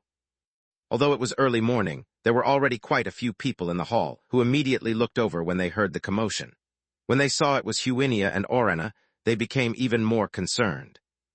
Orina, still being questioned, was taken aback again, and only after a long while did anger surge up. Who do you think you are? Orina challenged. What I do has nothing to do with you. Originally it didn't, said Huinia calmly, but your sneaky behavior has made me uneasy, Miss Orina. You know the festival is coming soon, and the academy is no longer as peaceful as before. Just yesterday, an innocent student was poisoned. What does that have to do with me? Orina still didn't get it. Looking into Orina's eyes, Huinia said deliberately word by word. Some people, in order to rise in rank, often resort to disgraceful measures. So yesterday, Teacher Adele constantly reminded us to be wary of people who act strangely, especially those who belong to the same scale as ourselves. Having said that much, even if Orina's reaction was slow, she now understood what that meant. Thus more fury surged out, and everyone in the hall heard Orina roar at Huinia. Do you think I would harm you? Huinia, do you think I would harm you? With the vilest tricks. To be honest, I didn't want to assume the worst of a classmate. Huinia's tone remained calm, yet her words were cutting. But Orina, you have had priors with me, haven't you? Huinia's words made Orina's eyes widen, and her body involuntarily began to tremble. It wasn't me, she screamed in a hoarse and trembling voice. It wasn't me last time, and this time. No, there is no this time. I would never do such a thing. I would never. After speaking, she walked past Huinia, heading upstairs. But Huinia immediately grabbed her wrist. If it's not you, what are you rejecting then? Huinia eyed Orina's collar. Are you afraid to let me see what's hidden in your clothes? Who knows what contraband you might have been concocting outside overnight? Like moderation worms, poison dart frogs, and three-step snakes. As Huinia rattled off poison names, the people in the hall also stood up one by one. Because most people here had seen or heard of Amia's tragic death yesterday, they were naturally nervous. With the topic of poisoning in the air, everyone's guard was raised. And now, seeing Huinia using this reason to detain Orina, who in their eyes had precedence, they naturally became more vigilant and concerned. Orina, if you have nothing to hide, let everyone have a look. Someone in the crowd was the first to say it. Thus, a herd mentality instantly spread the notion like a tide. Yes, Orina, if you have nothing to hide, let us see. What are you trying to do by staying out all night at such a time? Don't blame Huinia for being cautious, who made you have a prior record. Orina, not expecting to suddenly be put on the spot, was not eloquent and didn't know how to defend herself. Her already pale face became paler. Finally, with a snap, she yanked her hand away from Huinia. Huinia, she stared intently at Huinia, her eyes seemingly glistening with tears. Remember, I, Orana Lawrence, would never resort to such despicable methods. But I will defeat you. Remember, I will defeat you. I will defeat you fairly and squarely. No, all the pain and humiliation you have brought me so far, I will return it all to you, twice over. And that day won't be long. With that, she turned and went upstairs, no longer paying any attention to anyone. Then the hall fell silent. Slowly, voices began to be heard. What is she being so arrogant about? I think she just wants to poison you, Miss Huinia. You have to be careful of her. The discussion grew more intense. She and Lord Phineas don't even seem like siblings. And after all that, she didn't even show us. I think she's guilty, otherwise let's just rush to her room and check. As the heated discussion among the crowd went on, Huinia remained silent. She bent her head, looking at her own palm. On her palm were traces of fresh blood. Naturally, it was Orana's. And when Orana turned around, Huinia had also seen through her collar to her body. Chapter 379, 44 Am I a Bad Woman Who Disappointed You? 5K3. Chapter 379, 44 Am I a Bad Woman Who Disappointed You? 5K3. They discovered that the scale pattern, which should have been silver, was emitting a faint golden light. About 10 minutes later, Miss Hevnia was strolling beside the forbidden forest. Bai Wei's voice leisurely rose in her mind. You really are a bad woman, couldn't you just use my eyes to see? While pondering about what exactly was going on with Orana's notes, Miss Hevnia was briefly stunned by Bai Wei's words and replied, Are you talking about what I just did? Indeed, I could use your eyes, but that would carry an extra cost, and honestly, I'm not keen on wasting too much vitality on her. You could let me help you take a look. Perhaps I prefer to see it with my own eyes, and I also wanted to gauge her reaction, Miss Hevnia said. But you're right, I am a bad woman. Does that disappoint you? Disappointed? Why would I be disappointed? Bai Wei said with a laugh. Am I not complimenting you? Is that so? To achieve your goals by any means necessary, that's why you could wait for me to come, Bai Wei said. Otherwise, my partner now would be someone else. Wouldn't someone else be better? Miss Hevnia asked. In your eyes, a bad woman like me, uncontrollable and disobedient, shouldn't make a good partner, should she? Well, Bai Wei said slowly, who knows? Becoming cryptic again. Miss Hevnia wasn't sure if she should have asked for more clarity. But at that moment, sudden footsteps transmitted from the forbidden forest, immediately tensing Miss Hevnia. Who would come out of the forbidden forest? Immediately, she pulled out her magic wand and turned her head, and then, Mr. Daniel. The person who came out was Daniel, holding a magic wand. Wow to see you here, Miss Hevnia, Daniel greeted cheerfully. We really are fated, but it's also quite a pity meeting you at this time. I was hoping to tidy up before seeing you. Despite not feeling any hostility from Daniel, Miss Hevnia maintained sufficient vigilance. After all, he had come from the Forbidden Forest. Miss Hevnia came to the Forbidden Forest for a good reason, to find a suitable place for a murder. But why was Daniel here? Daniel noticed Miss Hevnia's alertness, and then, with a smile, put away his magic wand. Don't be nervous, Miss Hevnia, he said, smiling. I'm just here at your teacher's request to help clean up some rubbish. Cleaning up rubbish? Yes, Daniel said. It's that Snowthorn's beast. You must know about it. Everyone at the academy knows. I thought so. It's already cost a few lives, Daniel said, brushing off the snow from his clothes, laughing. Honestly, when I heard about the Snowthorn's beast, I thought I had traveled back over 10 years. Weren't those things extinct? How did it suddenly appear? Then your teacher told me there's only one, and it's a bit tricky to clear since the grand ceremony is approaching. They couldn't spare anyone, so they asked me to take a look. Hearing this, Miss Hevnia slightly relaxed her guard and put away her magic wand. Of course, it was just a facade. She actually slid the wand up her sleeve, ready to draw it at any moment. Even the young master of the Teichu family has to do such tasks, Miss Hevnia asked. Aren't you afraid of the danger? What's so dangerous about one Snowthorn's beast? Daniel laughed. Anyway, I had nothing else to do, so I took a walk. Besides, if I'm not afraid of dying, then there are quite a few unafraid people at your academy, too. Miss Hevnia sharply picked up something from Daniel's words. What do you mean by that? I've noticed there aren't a few people wandering around in the forest, Daniel said. When I came early in the morning, I saw several people. Early morning? Miss Hevnia immediately thought of Orana, so she feigned surprise and asked, Really? What were they doing? What else? Daniel said lightly. The usual business at every grand ceremony, ascension magic. Ascension magic. The sight of the stray golden note on Orana's silver notes flashed through Miss Hevnia's mind. "What is that?" she asked quickly, then, as if realizing it seemed inappropriate, added, "I'm just asking casually if it's something private." "It's not private, but indeed it is taboo magic," Daniel said, obviously not minding sharing with Miss Hevnia. "But it has nothing to do with us, since Ascension magic, as you can deduce, is meant for that, and we're already at the peak. Of course, it could be used if necessary, but there's no need." Ascension magic. Miss Hevnia had heard this term before. Even before the 7-note syllable, she had heard it from many places. She had even come across someone who seemed to use this magic, Amen. But at that time, she hadn't cared much for the magic. She was already a golden note and had much more to learn, so she had put it aside for the moment. She had never heard of anyone ascending to golden rank using this magic. "Is it really possible?" Miss Hevnia asked. "From silver rank to golden rank?" "Of course," Daniel answered with a smile. Chapter 380, 45 Committing Sins O. Chapter 380, 45 Committing Sins O.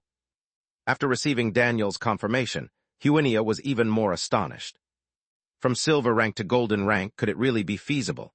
But if that were the case, why then were golden notes still so rare? Moreover, ascension magic was also taboo magic. Then there was only one possibility. Huinia asked, "Is it because the success rate is very low, or perhaps is the price to pay too great?" Daniel laughed. "You are indeed very clever, Miss Huinia. Yes, the reasons why ascension magic is taboo magic are exactly those two you mentioned. Yes, it's not only difficult to succeed, but the price is also substantial." Saying so, Daniel brushed off the last bits of snow from himself, once again restored to the elegant gentleman from before, and then made a gesture inviting her to join him. "May I have the pleasure of breakfast with you, Miss Huinia?" Huinia did not refuse the invitation. Moreover, she wanted to gather more information from Daniel. Thus, the pair walked together through the snow in the early morning, with Daniel casually introducing ascension magic to Huinia.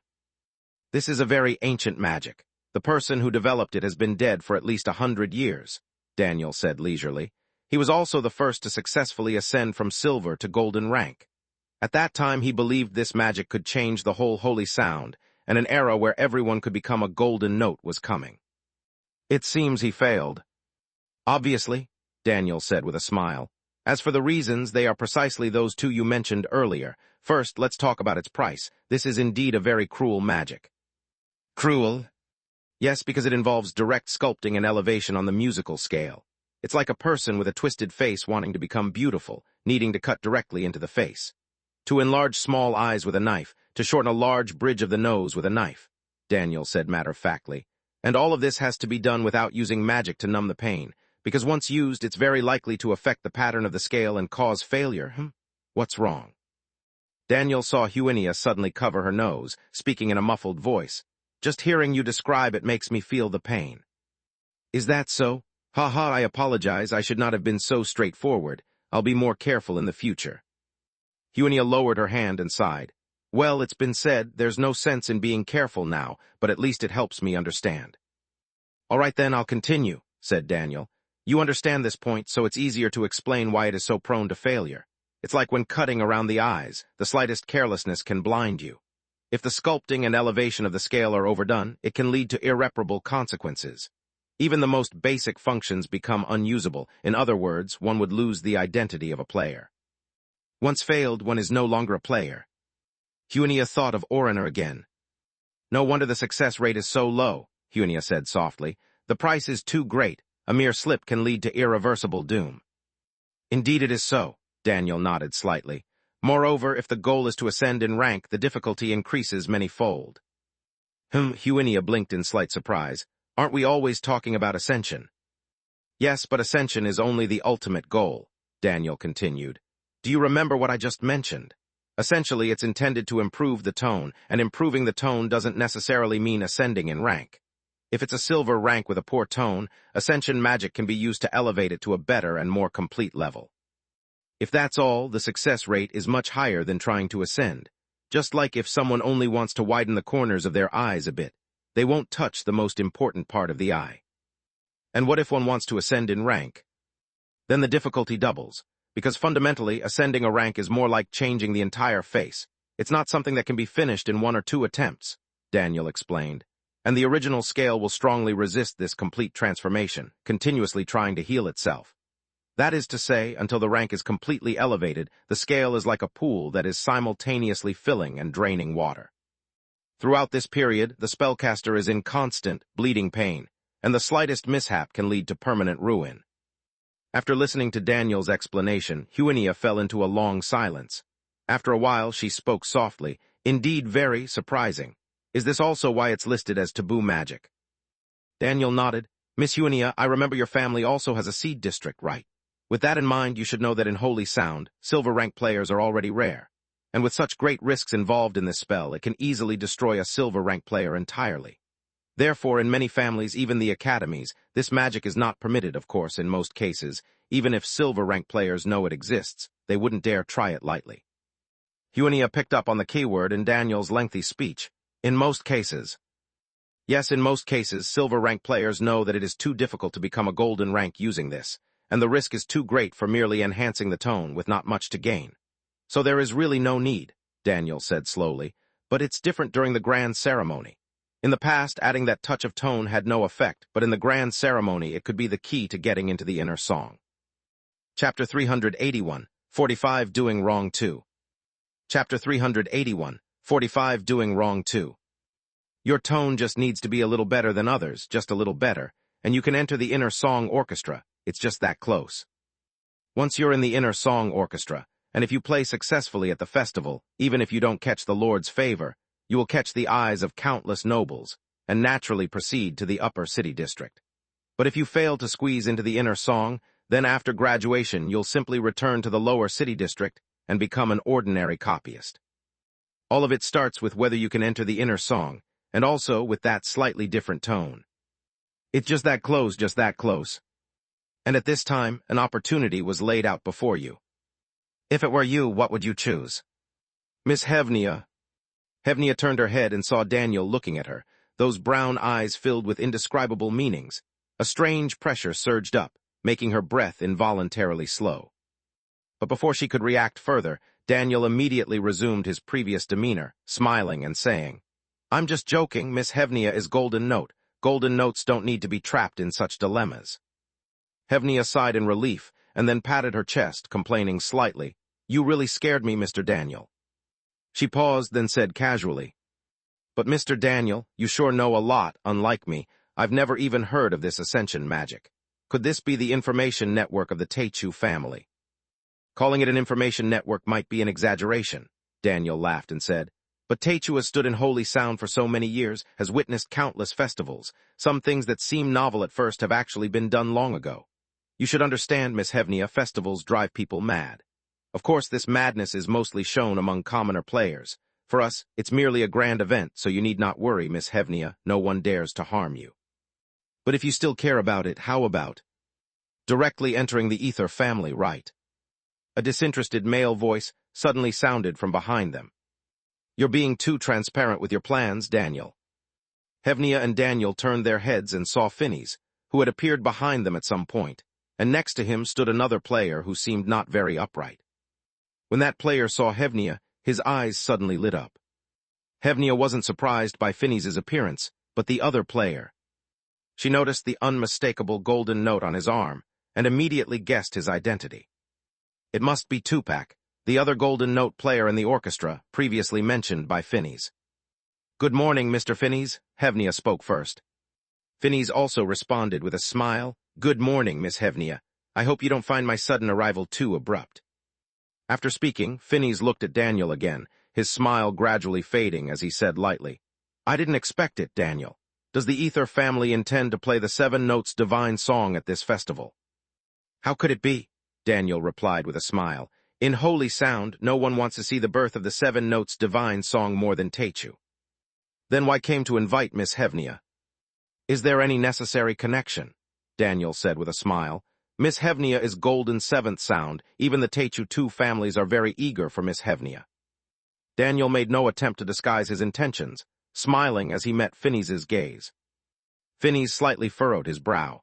He didn't blurt out something foolish like, "Miss Hevnia has already agreed with me," but slowly said, It seems we need to put our sincerity on the table for discussion. Against Phineas's expectations, Daniel shook his head with a smile. That won't be necessary. Everyone knows that Techu's stakes have never changed over the years. Even the golden seventh note. Honestly, the Techu family does have it, but it can't participate in the ceremony. Daniel shrugged and said, but as predecessors on the same note, we can provide assistance to Miss Hevnia on the path of a player that no other family can match. You know, Miss Hevnia, since the formation of Holy Sound, countless families have wanted to enter Techu, but from beginning to end, there have only been those two families. So we might not be the highest bidders, but we are certainly the most reliable choice. The latter half of Daniel's words were clearly ignoring Phineas, speaking only to Hevnia, and after finishing, he did not plan to stay, bidding farewell with a smile. Aren't you joining us for a meal, Mr. Daniel? Hevnia asked. I think not. Daniel shook his head with a smile. I would love to have breakfast with a lovely lady like you, but I'm not too keen on eating with two men who seem to have such ill will toward me. With that, Daniel truly did not linger any longer and left quite stylishly. Phineas, watching his retreating figure, furrowed his brow tightly. What's wrong? Tupac asked. I didn't expect the Ether family to send him over. He's not exactly an easy man to speak with, Phineas said. I wonder if this guy has some other schemes in mind. What kind of schemes could he have? Didn't he just say it? He knows his stakes are less appealing than yours, so he gave up. Tupac shrugged and immediately greeted Hevnia. Hi, Miss Hevnia, my name is Tupac, and like you, I am a golden sound. Hello, Mr. Tupac, Hevnia responded politely, then turned to Phineas, curious. Mr. Phineas, Mr. Daniel mentioned earlier that their family also has the golden seventh note but can't participate in this ceremony. Why is that? Before Phineas could speak, Tupac had already jumped in. It's simple because golden notes have a time limit, and each player's note will gradually fade with age. Although it won't affect their use of chorus magic, it greatly affects the pure playing of chapters. The Lord doesn't like such chapters. Simply put, the Lord prefers younger voices, Tupac boastfully said. So not all golden notes can participate in the ceremony. Once you miss it, it's missed. Unlike us, Miss Hevnia, we are truly the chosen ones. While speaking, Tupac was flashing his shiny white teeth at Hevnia. Phineas, watching Tupac making such solicitous attempts, furrowed his brow even deeper. But he didn't say anything, simply extending an invitation to Hevnia. May I have the honor of having breakfast with you, Miss Hevnia? What? 10 minutes later, the three arrived at the restaurant. The combination of three golden sounds truly attracted a lot of attention, especially since everyone knew the other two came for Hevnia. The expressions in their eyes were quite complex. Tupac carelessly beckoned the waiter. Let me see what special dishes the three colleges have. I've been eating fish at the college too every day until I'm sick of it. The waiter came over, stammering a bit, hello. That voice immediately made Hevnia lift her head, first seeing the rough ornament hanging around his neck, then looking up to see a familiar face. It was Og. What a plight, Byway said leisurely. Chapter 382, 46, How long are you going to let me deceive you? Chapter 382, 46, How long are you going to let me deceive you? I didn't expect it to be so easy to succeed. Tupac watched Huinia, who had lightly eaten breakfast and then left the dining room, slowly stuffing a piece of steak into his mouth, speaking vaguely to Phineas. I originally thought you would have to offer a higher stake to persuade her again, but it turns out she's quite loyal to her promises. It seems we didn't even need to make this trip. If we hadn't come, we couldn't be certain. Phineas leisurely sipped his steaming hot tea. Her agreement indicates that Daniel didn't offer a better price. While speaking, Phineas put down his teacup, his brows slightly furrowing. But if that's the case, why did that guy Daniel bother to come at all? Logically, the Techu II families wouldn't undertake such pointless actions. Since they came even after knowing my terms, they must have some ulterior motive. Also, Daniel seems different from when he was at the academy. Did the Ether family instruct him in some way? Phineas talked for a long while but received no response. He turned his head to find Tupac's attention still outside the window, watching Huinia as she walked away, the slight curl of his lips making Phineas feel a bit uneasy. Tupac, should I remind you, Phineas said, you are engaged to my sister. Only then did Tupac seem to snap back to reality, smiling as he said, Of course I haven't forgotten. By the way, where is Orina? I haven't seen her. I will call her over. There's no rush. Tupac waved his hand, then voiced Phineas's biggest worry. Phineas, is there a possibility that we can renegotiate our deal? Phineas immediately narrowed his eyes. What? You want to raise the price too? Of course not. Do I look like that type of person? Tupac said earnestly. Besides, aren't our families already in a cooperative relationship? This wouldn't be raising the price, just a friendly review of our transaction. Phineas had already guessed what Tupac wanted, as the man hadn't bothered to hide it. You want Huinia? Heh heh heh, Tupac rubbed his hands somewhat sheepishly. Indeed, I have such thoughts. Of course, I know her worth, so I would let my family appropriately reduce our previous demands. As expected. Phineas's expression didn't change much. What about my sister? Orina, well, Orina is also excellent, but you know me, I hate arranged marriages the most, Tupac said with a smile. I believe Orina feels the same way. She obviously likes you more than she likes me, Phineas. Phineas gave Tupac a brief glance. He had to admit, he was impressed by Tupac's thick-skinned audacity, how such lies came so easily from his mouth. Yet it wasn't entirely a lie. For someone of golden rank, the requirements for a spouse were quite stringent, especially within the large families, where it was absolutely forbidden for offspring of golden rank to breed with an inferior partner, for fear of losing even a trace of essence. So in choosing a spouse, their range was not broad. An 18-year-old copper-rank maiden of celestial beauty was considered inferior to a 50-year-old virgin of high-quality silver rank. From this perspective, Huinia was indeed a very prime choice. Otherwise, Phineas wouldn't think about marrying Huinia after everything was settled. It was not only a blessing for Huinia, but also a comforting and valuable choice for himself.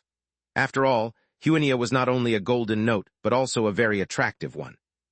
Yet inconveniently, Tupac had taken an interest in her too. Although slightly displeased internally, Phineas didn't turn hostile or angry, but started to seriously consider the feasibility of this new deal. He soon realized that he had no grounds to refuse. Because Huinia was, after all, not yet their family's property, whereas the property exchanged in his dealings with Tupac was tangible.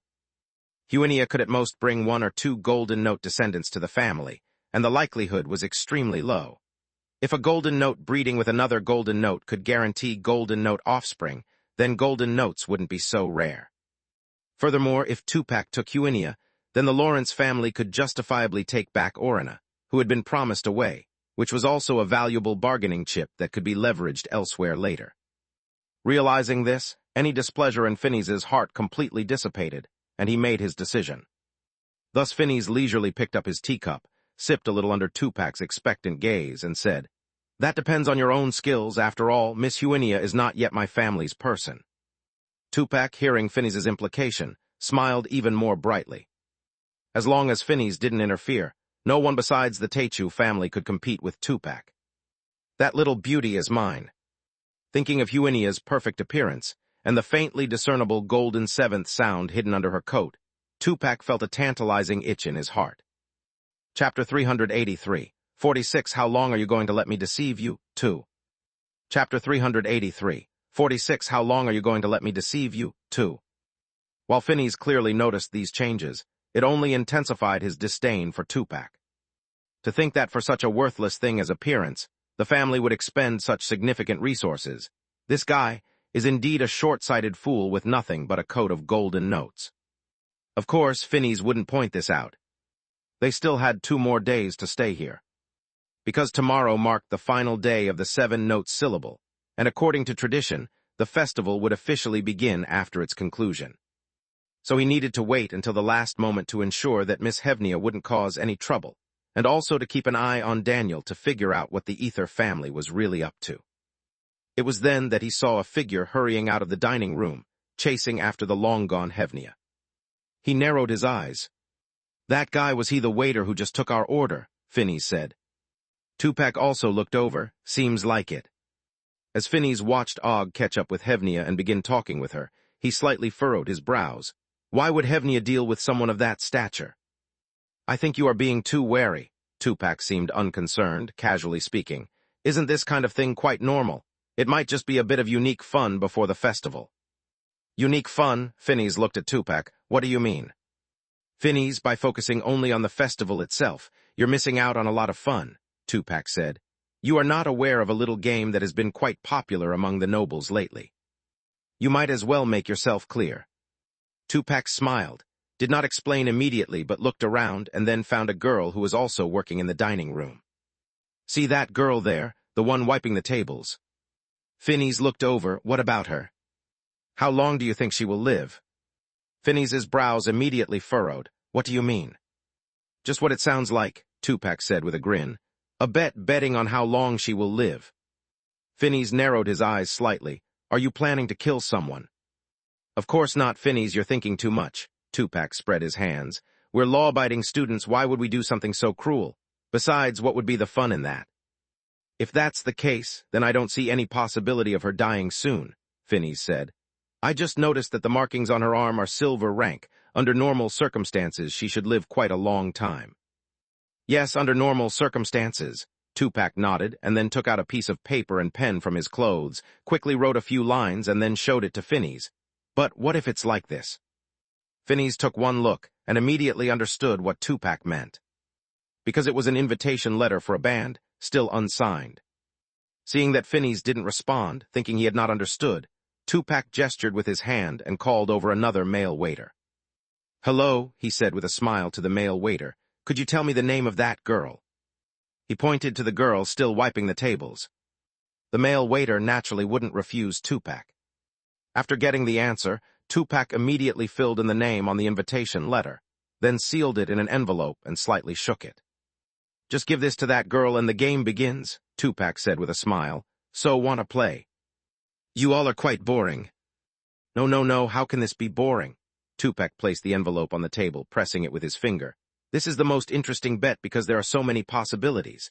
Phineas, you have no idea how crazy those people are who are desperate to get into the inner song during the festival. I didn't understand well enough, and that's why I lost a 6 notes chapters to Watson.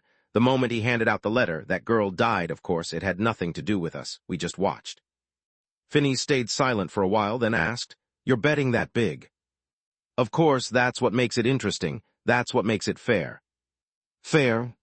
Yes, don't you think so, Phineas? The festival isn't as fun for us nobles as you might think. Not like those who are desperate to get into the inner song. They bring much more excitement than us nobles who just repeatedly use the same chapters to gain the same rewards. Tupac laughed. Why should only they have that thrill, that enjoyment of the festival? We should have some excitement too. We should enjoy ourselves too. So how about a game, Phineas, just betting her life? Phineas deeply looked at the envelope pressed on the table, slowly shook his head. I'm not as bored as you all. I have many more things to do.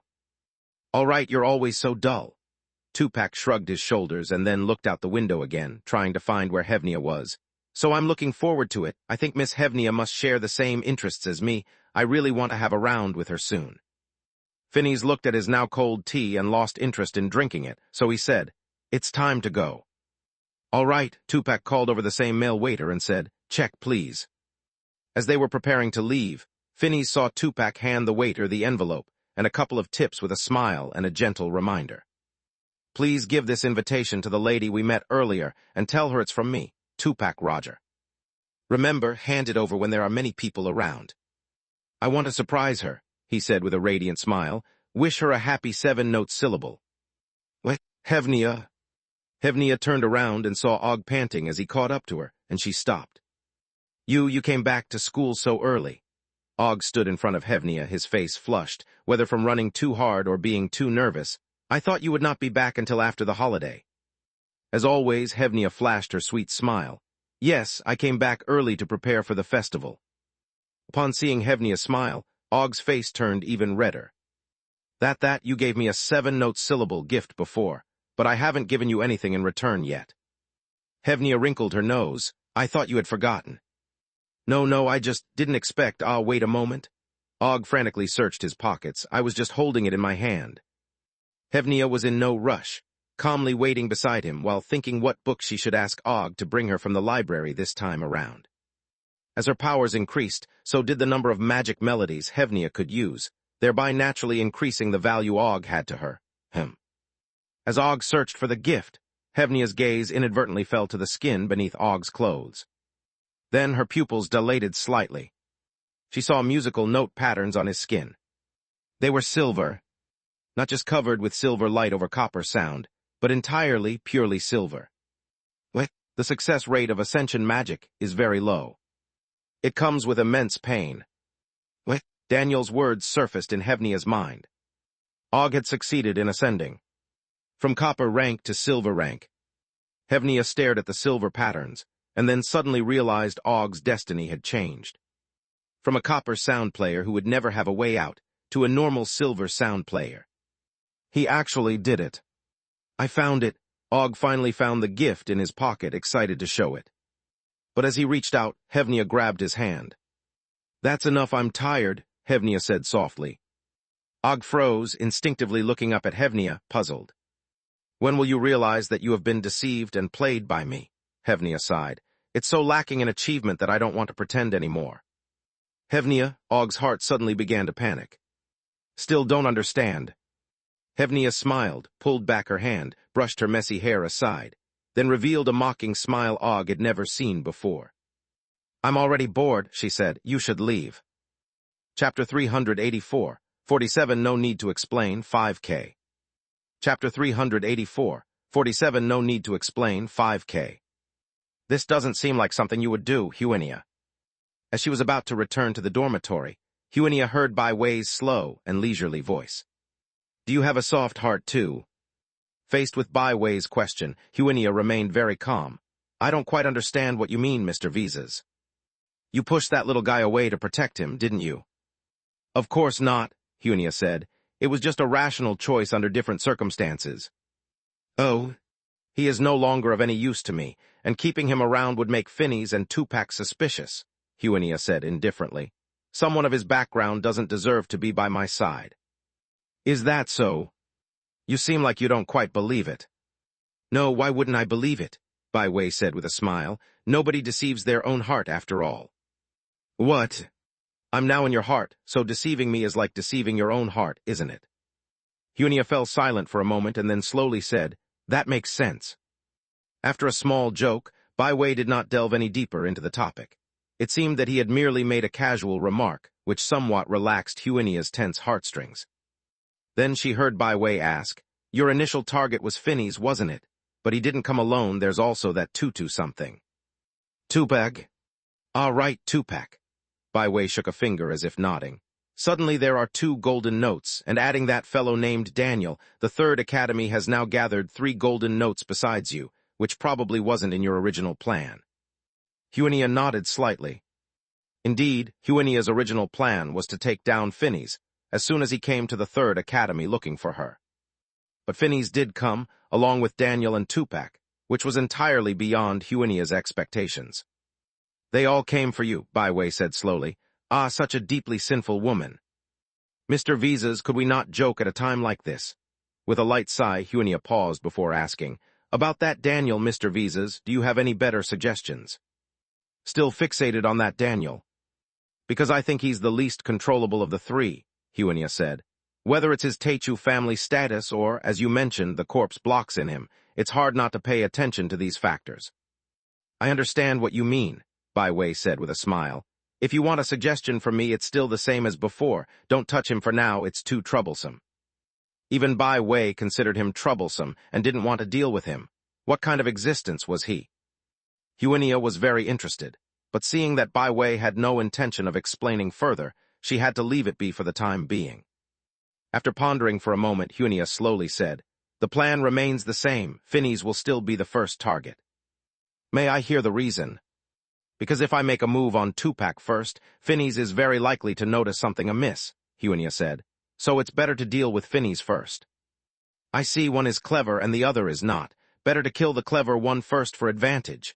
Bai Wei concluded Huinia's reasoning with great finesse. And this was indeed Huinia's intention. During the conversation, Huinia arrived at the school's training room. Tomorrow would be the last day of the 7-note syllable, and if nothing unexpected happens, Phineas will likely stay only until tomorrow night, so Huinia doesn't have much time left. This time, Huinia hoped to completely resolve Phineas with her own strength, without Bai Wei's interference. It was best not to use the corpse blocks rules at all, and Bai Wei did not object. In fact, he seemed rather pleased to witness this. So Huinia spent the entire day in the training room, using all the chorus magic she knew, while Bai Wei pointed out tips and techniques. Pull your hand back a bit. There are too many extra movements, and why stand still while casting spells? Bai Wei offered a plethora of advice, and Huinia listened earnestly, aware that in this academy, not just this academy, perhaps in the entire world, there was no one more suitable to teach her how to fight than Bai Wei. After all, it was the former Bai Wei who had merely instructed her in a few words to resolve Hardock. Huinia did not think any professor in this academy could achieve that. Moreover, Bai Wei's philosophy of combat was completely different from the mutual spellcasting combat philosophy known among players, which opened up new horizons for Huinia. Of course, not all of Bai Wei's suggestions were ones Huinia could fully understand. For example, ending the spell casting with a roll seemed a bit subtle to her, but after hesitating for a moment, she still did so, only to receive a surprised, "I was just saying that, you really believed me," leaving her at a loss for words, and she could only silently pick herself up from the ground. Luckily, she was alone in the training room, especially since the 7-note syllable was not yet over, and the room was theoretically still closed. And since most students who had returned early to school were not inclined to engage in combat training, it ensured that Huinia had the room all to herself. Chapter 385, 47 No Need to Explain 5K, 2. Chapter 385, 47 No Need to Explain 5K, 2. Finally, as the sun began its descent, Huinia completed all her training.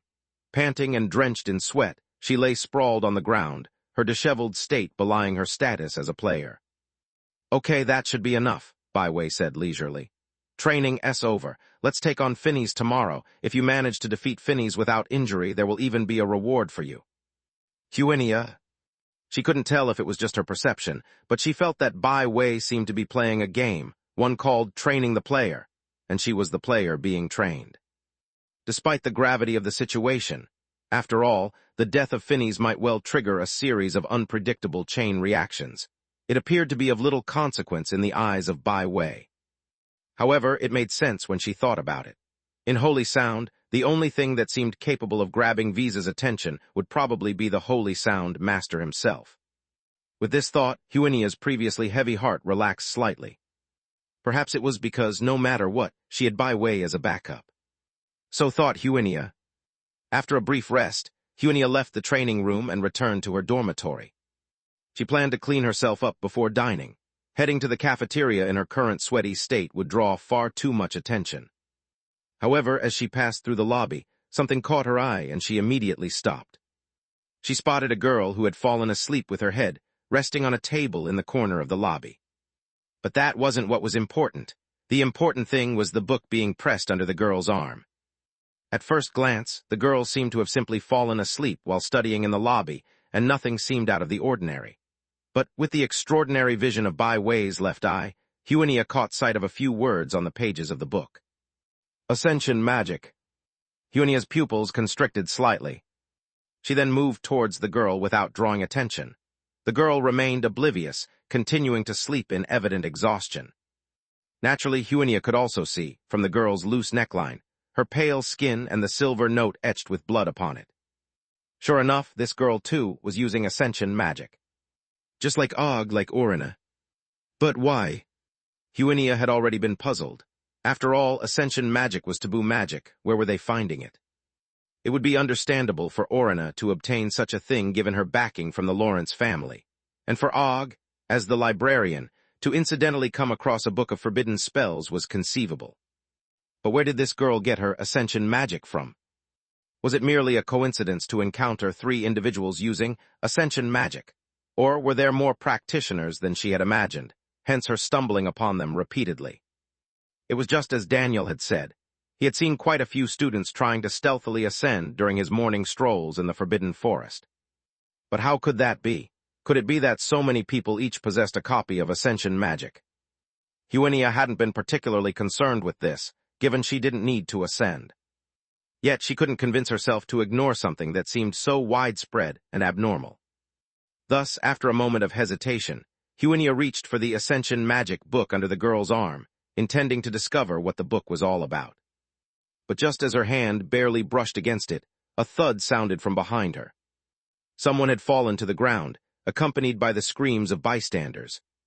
The girl who was sleeping woke up with a start, and fortunately, Huinia had already retracted her hand, ensuring her actions went unnoticed by the girl. What was happening? Huinia had thought someone was intentionally hindering her, and she quickly turned around to look. Then she saw a girl, her body turning purple, lying on the floor, clutching her throat and convulsing. It was clear she had been poisoned.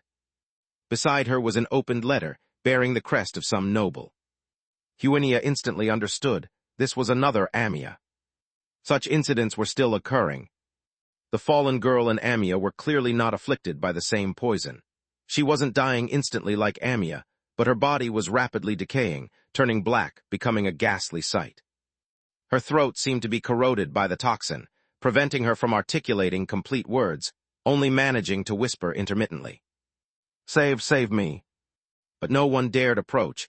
Everyone was wary of her discolored skin, afraid of becoming contaminated by the toxin themselves. Consequently, the onlookers did no more than admonish her to hang on while they ran to get a teacher. No one offered her help, simply watching her blacken and decay. Huinia did the same. She looked on for a moment and then decided to leave first, planning to return after the commotion had settled to see if she could find one or two Ascension magic books.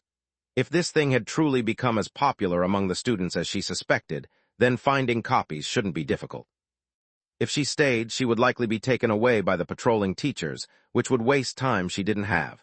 And time was what she was short on. With that thought, Huinia walked towards the staircase, ready to return to her room. Chapter 386, 47 No Need to Explain, 5K3. Chapter 386, 47 No Need to Explain, 5K3. Just as she lifted her foot, she heard the people around her discussing in hushed voices. "Isn't that Polly?" "Ah, you know her." "Yes, she works daily in the restaurant." "Ah, why does she work in a restaurant?"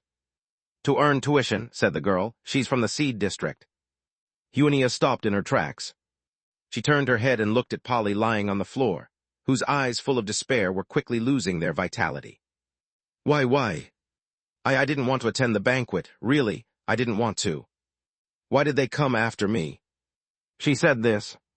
What? A white cloth covered the girl's body. The black blood immediately seeped through the cloth. The poison of the rotting corpse frog isn't the most damaging, but its corrosivity is the strongest. Once it enters the stomach, it's very hard to save, Adele said, shaking her head and looking at Huinia sitting aside, asked, "Is your hand okay?" Huinia shook her head. "Really, you just directly carried her over like that," Adele said. "In case you had any wounds on your hands, the poison could have seeped into your body through them. It would have been painful for you." Adele was quite surprised. Upon receiving the news of someone being poisoned, she immediately got ready to rush over. But before she could depart, she saw Huinia rushing in with the decaying, unrecognizable body. Even when laying down the poisoned girl, Adele saw Huinia's hand tightly holding the girl's, with the black toxin almost seeping into her fair little hands. As if the poisoned girl was a member of Huinia's family. But how could that be possible? They were not even from the same class of people. Adele shook off the strange thoughts from her mind and then asked, "Do you know her name? I need to make a note to notify her family." "Her name is Polly, I think," Huinia said. "That's what I heard others say." "You don't know her?" Adele looked even more surprised at Huinia and then nodded, starting to make a note. "Where is she from?" "From the Seed District." Adele's pen paused for a moment.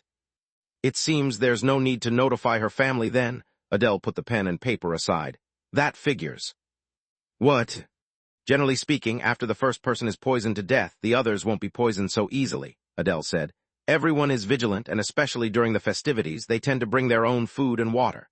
If not, they would at least know some self-protection techniques like a chorus magic called purification, which can counteract 95% of the poisons in this world, and it's only a second-note spell at that. You should know this spell, too." Huinia nodded. "But this chorus magic isn't in the textbooks, it's an additional purchase, a common magic melody that's very cheap. After all, it's just a second-note spell. Normally, especially at such times, nobody would skimp on that little money," Adele said. "Of course, that's just normally. Some people indeed are quite frugal." Huinia understood what Adele meant, and she looked again at the body covered with the white cloth, her bright eyes flashing with incomprehensible emotions. She always had this strange feeling, as if under that white cloth was not the entirely unknown girl, but another frail boy. And then, slowly, it turned into a little girl with red hair. Yet she concealed these emotions well, and when she looked back at Adele, she had returned to her usual smiling demeanor. "Professor Adele," Huenia said. Even though this girl is dead, I brought her here, so there should be some credit for that, right? For a moment, Adele didn't realize what she meant. What do you mean? I mean, does this count as a contribution to the academy? Adele understood Huenia's intention. You want extra credit. Did you bring her here for the extra credit? That's not my only thought, but... Huenia giggled. But as you know, Professor Ariana's courses are really hard to pass, and I don't want to make up a paper after the festivities, so... She clasped her hands together and raised them above her head. Please, Professor Adele, give me some credit. Adele looked at Huenia silently, then after a long while gave a slight nod. Of course, I'll give you the maximum amount, don't worry. I think no one else would oppose. Huenia grew even happier. Then I'm off, Professor Adele. Adele nodded. Yeah, you go. I still have to deal with this girl's affairs and won't see you out. Huenia left satisfied and joyous. But just before leaving, she took one last look at the girl. The dark red blood seeped from under the white cloth. Huenia closed the door. After leaving the office building, Huenia stood alone under the moonlight, then took out a blood-stained envelope from her pocket. On the envelope was the crest of the nobles, below which the origin was indicated. Roger family. Tupac Roger. Huenia narrowed her eyes slightly. Mr. Visas. I'd like to change tomorrow night's target. Okay. To that person by Phineas's side. No problem. Because I feel. No need to explain, Byway said with a smile. Chapter 387, 48 I will not be worse than you, Huenia. Chapter 387, 48 I will not be worse than you, Huenia. Who's there knocking at this hour? Ah, it's you, Phineas, good morning. Looking at Tupac, who was yawning and looked sleepily disheveled. Phineas, who had been waiting outside for over 10 minutes, quickly suppressed his displeasure and said calmly, You've overslept, Tupac. Hey, why so serious? Tupac said. Today is 7-note syllable after all. According to the Lord's will, it's still a holiday now. Unfortunately, your holiday ends today, Phineas said. It's time to prepare for the festival. Haven't we been preparing already? Otherwise, why would I not be sleeping in my own dormitory instead following you here? I've already been working hard enough. Tupac shrugged his shoulders. Also, what were you planning to do today? What you and I need to do, Phineas said, is to confirm the final details with Huenia and to discuss the selection of chapters for this music festival. Afterwards, you can go back first. Tupac raised an eyebrow. I can go back first. What about you? I have received an invitation from the 3rd College's head, and I will stay here tonight for the opening ceremony of their festival. Tupac immediately understood what that meant and said with a smile, It seems the head of the 3rd College also believes we will take first place at the festival, so he's building relations with the future sect leader of the Techu family in advance. Looks like we're in a strong position for the festival, so why that expression, can't you be a little happy? I'm just more concerned about why Daniel wasn't invited. Phineas, clearly not as optimistic as Tupac, said calmly. He is the legitimate heir of Techu, yet according to the college head, he refused the offer. Do you still think he has some kind of scheme in mind? Tupac waved his hand dismissively. Ah, Phineas, you think too much. That guy Daniel probably felt embarrassed to show up because he couldn't compete with you for Huenia, so he decided to yield the spot to newcomers. Phineas said nothing, just looked at Tupac. Sometimes he envied Tupac, having a mind that he didn't need to use, yet still living so comfortably. However, even though Phineas was indeed concerned about Daniel's motives, he didn't need to worry too much. The Techu family had always disdained engaging in underhanded activities behind the scenes. Most of the time, they simply rolled over others directly. So for now, the real work must go on. Phineas glanced at Tupac's bare arms and said indifferently, If you really don't want to work today, you can go back, and I'll find Huenia myself. How could that be? As soon as Tupac heard Huenia's name, he was instantly energized. That's going to be my future wife and... He looked up at the sky, then said with a smile, The bet I made with you yesterday, I should confirm it as well. A bet? Phineas was stunned for a moment before he recalled what Tupac meant, so he said indifferently, I never agreed to that bet. That kind of thing doesn't matter. Tupac waved his hand, smiling. Aren't you curious about the outcome? Phineas shook his head, boring. He paused, then continued. I'm not interested in your petty games. I am more concerned about Huenia. I have no problem stepping aside for you, but you must ensure that you can handle it. I don't want her to fall into the hands of the Techu family. Don't worry, Phineas, Tupac grinned, showing a row of bright white teeth. No one understands women better than I do. Today I'll make her sweetly call me Mr. Tupac. Phineas glanced at Tupac, as if wanting to remind him of something, but ultimately decided against it. Then he found Huinia with the overly confident Tupac in a restaurant, and upon seeing her, Tupac's eyes lit up. Because today, Huinia's attire was drastically different from her usual style. The usual Huinia wore magic robes that were a size larger and brighter in color, which made her look livelier and cuter. But today, Huinia was wearing a tight-fitting long robe that was pure black, with hardly any other colors. It gave her a more mature, solemn, and holy aura. Added to her already exceptional appearance, it even made Tupac, who considered himself well-versed in women, feel a flutter of desire. "Good morning, Miss Huinia," Tupac, stepping ahead of Phineas, greeted her first while showing his signature white teeth. "You look very pretty today. This color suits you well." Hearing the voice, Huinia raised her head and looked at the approaching Tupac, also revealing a smile. "Really," she said softly, "I'm glad you like it, Mr. Tupac." For the next while, the three began discussing the pieces for the festival. Though it was called a discussion, it was mostly just Phineas speaking. Tupac had all his attention on Huinia, and Huinia herself did not express many opinions, just listening. This made it seem like Phineas was the only one doing the work. But Phineas did not feel displeased by this. In fact, he was quite satisfied with the situation. Because selecting the chapters was also a crucial part of the festival. Even with 7 notes music, there are levels of quality and emphasis. Different chapters could highlight different notes. From the perspective of the family, any chapter that could secure first place would do, but from Phineas' perspective, he naturally preferred the chapters that focused on his own notes. Chapter 388, 48, I Won't Be Worse Than You, Huinia 2. Chapter 388, 48, I Won't Be Worse Than You, Huinia 2. So neither Tupac nor Huinia had planned to get involved, which could not have been better. With that, the preliminary selection for chapters was decided upon rather quickly, even more smoothly than Phineas had imagined. After that, they simply chatted casually. Phineas asked Huinia if she would join him on stage tonight for the opening ceremony of the festivity. Huinia replied with a forced chuckle, "I probably won't be able to make it. I still haven't finished my thesis that my mentor and Professor Ariana have assigned me. If I can't get it done, they probably won't let me go to the second academy, so tonight I can only stay in the dormitory to work on my paper."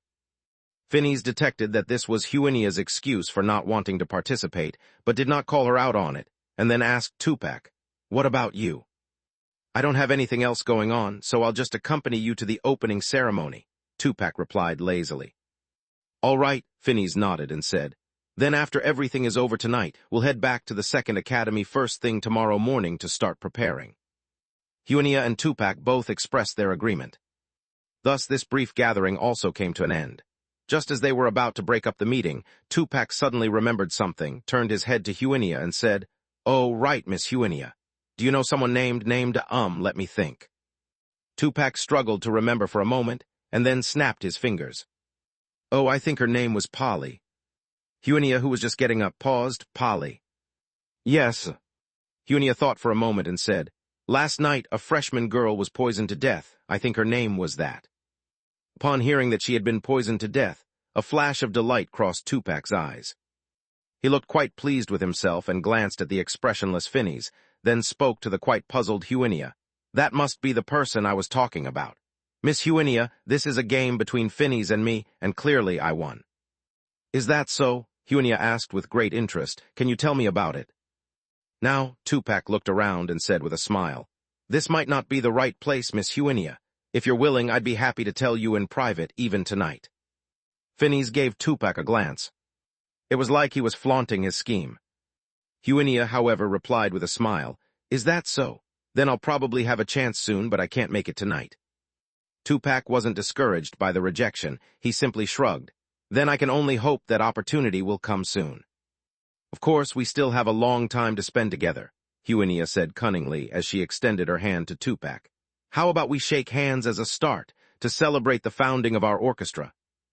Tupac and Phineas certainly would not refuse, even quite the contrary. Although it was a rather superficial ceremony, it was still better than none.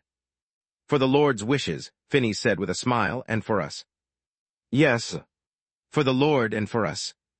After shaking hands, Huinia was the first to leave. Phineas then turned to Tupac. I am going to see the head of the 3 colleges. Are you coming with me? To be honest, Phineas was somewhat afraid that Tupac would continue to make a mess in the 3 colleges, so it was better to keep him close. But to his surprise, Tupac stretched and yawned, saying, Nah, I'm heading back to the 2nd Academy. Phineas was a little surprised. Back to the 2nd Academy? Aren't you supposed to stay with me for the opening ceremony?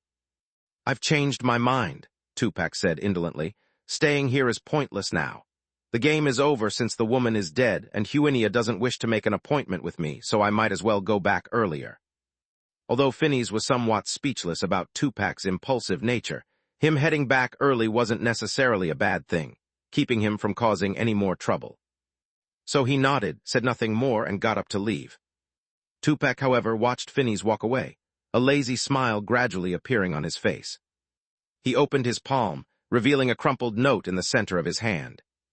Tupac savored the memory of Huinia's handshake earlier, the tickle of her fingertips against his palm, as he unfolded the note with a smile. After reading the tiny words on it, Tupac chuckled. She's quite the enticing young lady, then rolled up the note, placed it in the tabletop candle holder, and left humming a little tune. The crumpled note was swiftly consumed by the faint flame, then deformed and blackened in the fire. Ultimately, it turned to ash. Huinia wandered through the snow, quietly observing the academy. Unlike 7 days ago, completely immersed in the festive atmosphere, today, although still at the tail end of the festival, the ambience had completely changed. Gone was the joy and relaxation, replaced only by tension and busyness. Moreover, with deaths occurring one after another over several days, a lingering sense of crisis only added to the existing tension and busyness. Are you feeling tense? Bai Wei's voice pulled Huinia's thoughts back from wherever they had drifted. Tense? Yes, Bai Wei said lightly. You must know what your actions tonight mean. Does it mean Golden Note will also die? It means that the hunter who has always been the one behind suddenly finds themselves becoming the prey, Bai Wei said. At that point, fear and anger will rob them of their peace of mind. Isn't that a good thing? Huinia said. Yes, but it also means that you can never go back to the past, Bai Wei said with a smile. If before there was a slight chance you could live out your life as Huinia, then as soon as you act tonight, that possibility will no longer exist. They won't rest until they have completely dug you out. Are you advising me to give up on tonight's action? Of course not, Bai Wei waved a finger. After all, I have been dismembered by God, so naturally I have nothing to fear.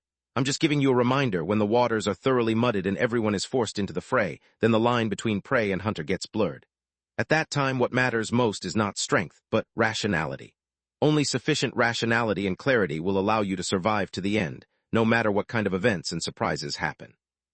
The sudden reminder from Bai Wei left Huinia somewhat surprised. She didn't quite understand why Bai Wei was suddenly talking about this. Logically speaking, Bai Wei wouldn't say something meaningless at this time. Was he reminding her of something? Uncontrollable events, what did that mean?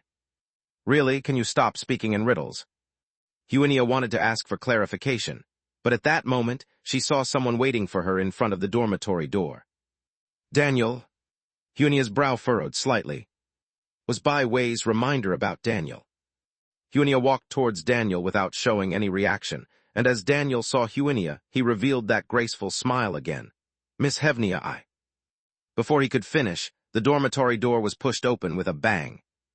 Both turned their heads to see Orana stumbling out, her clothes disheveled.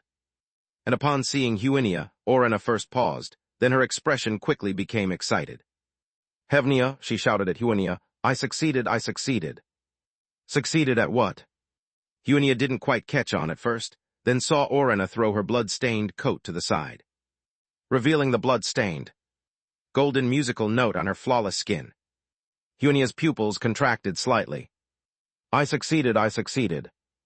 Orana's excited eyes were also shimmering with tears. I said it, I wouldn't be worse than you. I wouldn't be worse than you, Hevnia. In the middle of countless surprised stares, she hysterically spoke, as though venting all her grievances. I will defeat you fair and square. I will defeat you fair and square. Huinia finally came to realize. The second golden seventh note had appeared. She was no longer unique. The first unexpected development had occurred. Chapter 389. 49. I have already got what I wanted, 6K. Chapter 389. 49. I have already got what I wanted, 6K. Huinia had not anticipated the accident to arrive so quickly. Orana had successfully ascended. A new golden note, and it was the 7th note, had just appeared. For Huinia, the impact was immense, and the most direct issue was, now that she was no longer the only 7th note, would Phineas continue to work with her? With Orana, her own younger sister here, why would there be any reason to choose Huinia, who required concessions, over someone with the same note?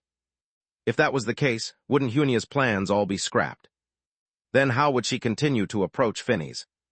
Phineas was even further off, and right now, the nearest one standing right before her was Tupac. It was almost nightfall, and if it hadn't been for this accident, Huinia would have already set out to prepare for harvesting Tupac. Should she still continue now? A myriad of doubts flooded into Huinia's mind all at once, causing her to feel an unusual agitation, and think, even just one day later, if only Orana's ascension to Golden Note could be delayed by just one more day. I could have taken Tupac's Golden Note first. At that moment, Baiwei spoke slowly. Are you anxious, Huinia? Huinia did not deny it. Yes. Have you already forgotten what I told you just now? Just now. After a brief stupor, Huinia recalled what Baiwei had suddenly mentioned before, that uncontrollable accident. At that time, Huinia did not understand what Baiwei meant, but now. Huinia immediately asked, did you already guess that Orana could ascend successfully? Not really, Baiwei said with a smile. I just felt that things might not go as smoothly as we had anticipated. Accidents always happen, but how exactly they present themselves I do not know. Baiwei's words were half true. He indeed experienced the entire Holy Sound plot as a player in the game, but that plot progressed after Huinia had already died early. In the normal timeline, Huinia would have died long ago. Not just her, but the Triel family that had obtained the golden score also died off mostly due to their exposed secret. Yes, in the original plot, Huinia's busty best friend was just a mantis being preyed on by birds. But now Huinia had survived. The most restless, uncontrollable, and noisy little mantis was preserved by Baiwei, the hunter who hid at the back, intending to catch the bird, and the change she brought was no less significant than the butterfly causing a storm by flapping its wings. At least in Baiwei's memory, Orana did ascend successfully, but not today. Her ascension happened earlier. Baiwei was also uncertain whether it was related to the stimulation Huinia gave her the day before last. However, the unexpected did happen, and Baiwei's previous words were both a warning to Huinia and a reminder to himself not to be careless in this extremely uncontrollable storm. Huinia was unsure how much of Baiwei's words were true, but upon hearing his still relaxed tone, she too quickly calmed down. Yes, the accident had already happened, and continuing to complain was pointless, especially since there was not much time left now. Huinia glanced out the window. The sun had already set. She needed to quickly clarify her thoughts and make a decision. She slowly closed her eyes. Setting aside those additional factors, there was only one question she needed to consider now. Tupac's golden note, to take it or not. While Huinia was contemplating, Baiwei did not interrupt her. Thus the room remained quiet, filled only with the sounds of breathing and heartbeats. When the sun had completely set, in that instant when the last streak of daylight was swallowed by the night, Huinia opened her eyes, and without a hint of hesitation, picked up her magic wand and left the dormitory. The news of Orana becoming a golden note spread like a fierce wind throughout the Third Academy. Everyone who learned of this news could not help showing a surprised expression. Especially now, as the 7-note syllable was coming to an end, and the opening ceremony of the festival had already begun, the news of this successful ascension meant so much. Those unaware of ascension magic were surprised, soon asking around how it was achieved. Those knowledgeable about ascension magic could not help but wonder internally if Orana could do it, could they also? The people were restless, and no one paid attention to the opening ceremony that followed. And Tupac saw all of this. Really, Phineas's sister actually succeeded. Tupac scratched his head, speaking with some distress. This is troublesome. Huinia will not just be pushed towards Daniel now. This was what Tupac cared about most. If Phineas really abandoned Huinia for Orana, then it would be difficult for him to approach Huinia again, as he lacked the confidence to compete with the Teichu family. though it was very likely that Phineas might still betroth Orana to Tupac. But how to say it? Although both were golden notes, Tupac definitely preferred Huinia, as it was an instinct for procreation. Luckily, as Phineas was preparing for the opening ceremony and didn't know Tupac was still in 3rd Academy, he couldn't make Tupac leave Huinia right now, thus Tupac still had room to maneuver. Chapter 390, 49 I have already got what I wanted, 6K, 2. Chapter 390, 49 I have already got what I wanted, 6K, 2. Tonight, just tonight. So when the sky turned dark, and all students from the 3 colleges were rushing to the auditorium to attend the opening ceremony, Tupac also immediately headed toward the Forbidden Forest, unnoticed by anyone. Tupac was somewhat impatient. Because he also worried that Huinia wouldn't show up for the rendezvous, he unconsciously hastened his steps, the only sounds in the forest aside from the wind being the rustle of his footsteps crushing dry branches and leaves. He had reached the place where he was to meet Huinia as quickly as possible. And then, as he had hoped, he saw Huinia. Huinia was still wearing the same black robe from the day, standing quietly under the moonlight. The beauty of the stillness and allure combined made Tupac momentarily lose his focus. Until Huinia, laughing lightly, said, "Good evening, Mr. Tupac." That chilly voice snapped Tupac out of his reverie, and he straightened his clothes with a smile, walking towards Huinia. "Good evening, Miss Huinia. Have you been waiting long?" "Yes," said Huinia leisurely. "Ever since I learned Miss Orana had ascended to the golden rank, I couldn't wait another moment." Tupac paused. "It seems you already knew." "Of course," Huinia said with a smile. "Miss Orana is my best friend. She told me immediately." "I see." "Yes," Huinia sighed softly. "It seems that our yet to officially begin collaboration will have to end here, which is rather regrettable." Tupac feigned ignorance. "Why would you think that, Miss Huinia?" "Isn't it obvious?" Huinia replied. "Miss Orana is Mr. Phineas's younger sister. With her around, naturally, there's no need for me. I'll just have to turn to Mr. Daniel." No, Miss Huinia, it's not that dire," Tupac chuckled. "It's true that Orana has become a golden note, but that doesn't mean you need to leave." "I don't understand what you mean, Mr. Tupac. An orchestra doesn't need 2 of the same note." "Indeed, but why assume it's you who must leave?" Tupac said. "Why can't it be Orana who leaves? Even if Orana is Phineas's sister, she is just 1 golden note, but you are 2. Huinia tilted her head, asking adorably, "I am 2. "Yes," Tupac pronounced the words he had prepared, smiling. "And there's me, Miss Huinia, I'm on your side. If I insist on having your 7 notes instead of Orana, then Phineas will have to compromise, right?" Huinia was quite surprised. "That does seem like there's no problem, but why would you go to such lengths to help me?" "Do I even need to say?" Tupac spread his arms and slowly walked toward Huinia, saying very casually, "I think it should be quite obvious." Huinia seemed to understand something and chuckled. "I see, Mr. Tupac, you are quite direct. To me, beating around the bush would be a sign of disrespect for such a beautiful lady." "I see," Huinia nodded slightly. "Then I really should thank you for your kindness. However, I think your approach is also a bit indirect. I see a more direct method." "A more direct method?" "Yes," Huinia looked at Tupac meaningfully. "What do you think about giving me your body directly?" "Give you my body?" When he heard this, Tupac couldn't help but pause, wondering if Huinia was being more direct than him. Could there really be such a good deal? Tupac almost instinctively wanted to agree, especially when faced with Huinia's seductive eyes. He simply couldn't find a reason to refuse. Only, he felt something was not quite right. In those beautiful yet enticing eyes, Tupac seemed to read another message. A dangerous message. Crack. When Tupac's boots crushed another dry branch in the snow, a sense of indescribable fear surged up. His previously unprepared body immediately retreated swiftly, as if struck by lightning. But it was still a bit too late.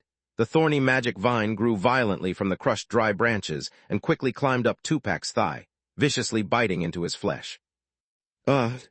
Tupac let out a hysterical scream, but was successful in breaking free from the vine's grasp. He then sharply raised his head, staring intently at Huinia. "What are you doing?" Didn't I just say?" At that moment, Huinia had already pulled out the magic wand hidden up her sleeve, pointing it at Tupac. Simultaneously, the fireworks of the last day of the 7 notes syllable shot up into the sky, illuminating the night and Huinia's pupils. "Mr. Tupac, please give me your body, to be precise, your note." "What?" within the Third Academy auditorium. "You seem a bit distracted, Phineas," said an elder's voice, awakening Phineas from his deep thoughts. "As the bell ringer of the festival, you should be more focused right now." Phineas came back to his senses, looked at the elder, and then respectfully bowed. "Sorry, Chancellor, I've indeed been somewhat distracted." Chapter 391, 49 I have already got what I wanted, 6K3. Chapter 391, 49 I have already got what I wanted, 6K3. The Dean of the Third Academy, Gucci, looked at Phineas with a smile. "I can understand you, after all. No brother could remain indifferent after learning of his sister's successful ascension. It seems you've heard as well." "Of course, Miss Orana is still a student at our academy," Gucci said. "Her becoming a golden note is also a pride of our academy. She should thank you for your nurturing." "That's too much. I haven't taught students in a long time." Gucci shook his head, then looked around. "Where is Orana? Hasn't she come to find you yet?" "Not yet. She knows I am a bell ringer. She will probably wait until after the opening ceremony to come find me." "Is that so? I thought Orana would resent you," Gucci said with a smile. "Even I know she was not pleased about you abandoning her for Huinia. I guess that might have been her motivation to strive for ascension. It was all for the family, she will understand." "For the family, right? Indeed," Gucci nodded slightly. "It's remarkable, really, the Lawrence family has prepared to such an extent for the festival. Two who can participate in the festival as golden notes. It seems no one can stop you now, not even the Teichu family. But that's good. Seeing the birth of a third Teichu family in my lifetime would be quite something." Phineas responded with a smile. "It will be as you hope." As time passed, more and more students entered the auditorium. Phineas then turned his gaze to the top of the auditorium, where a huge bell was covered by a red curtain. In half an hour, he would unveil the curtain as the young lord of the Lawrence family and ring the bell, declaring the opening of the festival and the approaching era of the Lawrence family. If there had been any suspense before, now that Orana had become a golden note, the process was unstoppable. He turned his head to look out at the fireworks outside the window, slightly lifting the corners of his mouth. "What? Third Academy, Forbidden Forest." Amidst the chaos, Tupac, covered in blood and hanging by numerous thin threads in midair, still swallowed his last breath unwillingly. Not far away, Hevnia was breathing heavily. She was gripping her magic wand single-handedly. Her body seemed hollowed out, and it was difficult even to stand as cold sweat soaked her body. "But, barely unharmed," Baiwei said with a smile. "To achieve this in just a few days is pretty impressive." Hevnia pursed her lips. She didn't feel it was good because the process was much harder than she had imagined. Tonight's ambush on Tupac used the array, silence, and puppet strings that Hardock had used on her a few days ago. Baiwei taught these spells to her after watching her, but she was still not as skilled as Hardock. Even though she had the advantage from the start, Tupac nearly escaped the boundary of the array several times. Once he wasn't within the array's range, the narrative would have been very different with silence inactive. Fortunately, Hevnia managed to dispose of Tupac at the edge of the array. Though the process was rough and fraught, she at least accomplished the goal, without using Baiwei's power. Hevnia slowly walked over to Tupac's body, looked at the lifeless Tupac, then extended her hand slowly, gently touching his chest. When she retracted her hand, another dazzling golden fifth note appeared in the golden score on her body, complementing the initial seventh note. Hevnia looked down at the fifth note. This one was different from the previous notes. It was the first note Hevnia hunted on her own, not by planting dangerous traps within her or exploiting her opponent's ignorance of the golden score. Now she truly possessed the capability to hunt. She finally had the right to appear as a hunter. Hevnia slowly clenched her fist. However, this was just the beginning. This was what Hevnia thought. After taking a few deep breaths to calm her mindset, Hevnia set down Tupac's body, preparing to quickly dispose of it and return to the dormitory. Although the commotion was a bit loud and several trees were damaged, as long as she disposed of the body in the Forbidden Forest, it wouldn't be discovered for a while. Thus, Hevnia skillfully prepared for the burial. But just then, something caught her eye from the corner of her view. When she instinctively looked over, her body tensed immediately. Because tens of meters away, there was a shadow sitting under a tree, quietly watching her. Someone was there. With a snap, Hevnia immediately raised her magic wand, aiming at the shadow. "Who's there?" The person did not respond, still quietly watching her. Hevnia, of course, wouldn't just stand there. She immediately activated gaze. Then she discovered that wasn't a living person, but a mutilated corpse. "Wait, it's about time," Gucci said with a smile to Phineas. "It's time for you to go on stage, Phineas." Phineas scanned the auditorium. The students of the Third Academy had already filled the auditorium. Everyone was waiting for the bell-ringing ceremony to begin. However, Phineas scanned the entire auditorium and then slightly furrowed his brows. Chapter 392, 49 I have already gotten what I want, 6K, 4. Chapter 392, 49 I have already gotten what I want, 6K, 4. Because he hadn't seen Orana. Ever since he learned of Orana's successful ascension ceremony from the daytime until now, he hadn't caught sight of her. And it wasn't just Orana. Daniel, Huinia, and Tupac were also absent. He was the only golden note in the entire hall. Although Phineas knew where Huinia and Tupac had gone, he still felt a certain sense of strangeness. But he didn't show it and instead nodded politely. Then, under the gaze of countless people, he walked toward the ancient bell covered by a red curtain. When the last firework had finished, he would personally draw back the curtain. Huinia stood in front of the body under the tree. Judging from the body's position and traces, it should have been hung on the tree previously and had fallen due to the commotion from Huinia and Tupac's battle. If it weren't for that, it's likely that no one would have discovered him. But who exactly was he? Apart from Huinia, was there another killer in the Forbidden Forest? A Snowthorn's beast. But would a person attacked by a Snowthorn's beast still have such an intact body? Trail after trail of intense doubt surged in Huinia's heart, accompanied by a strong disquiet. Huinia slowly bent down, quietly observing the corpse. The corpse's face was unrecognizable, and its outer clothes were gone. One could barely discern from the silhouette that it was a man and that he had been dead for at least 3 days. But who could it be? At that moment Bai Wei's voice arose. "There's something in his inner garment pocket." Hearing this, Huinia immediately reached out her hand, feeling for the inner garment pocket. Sure enough, she touched a hard card, and upon taking it out, she saw it was a blackened name card.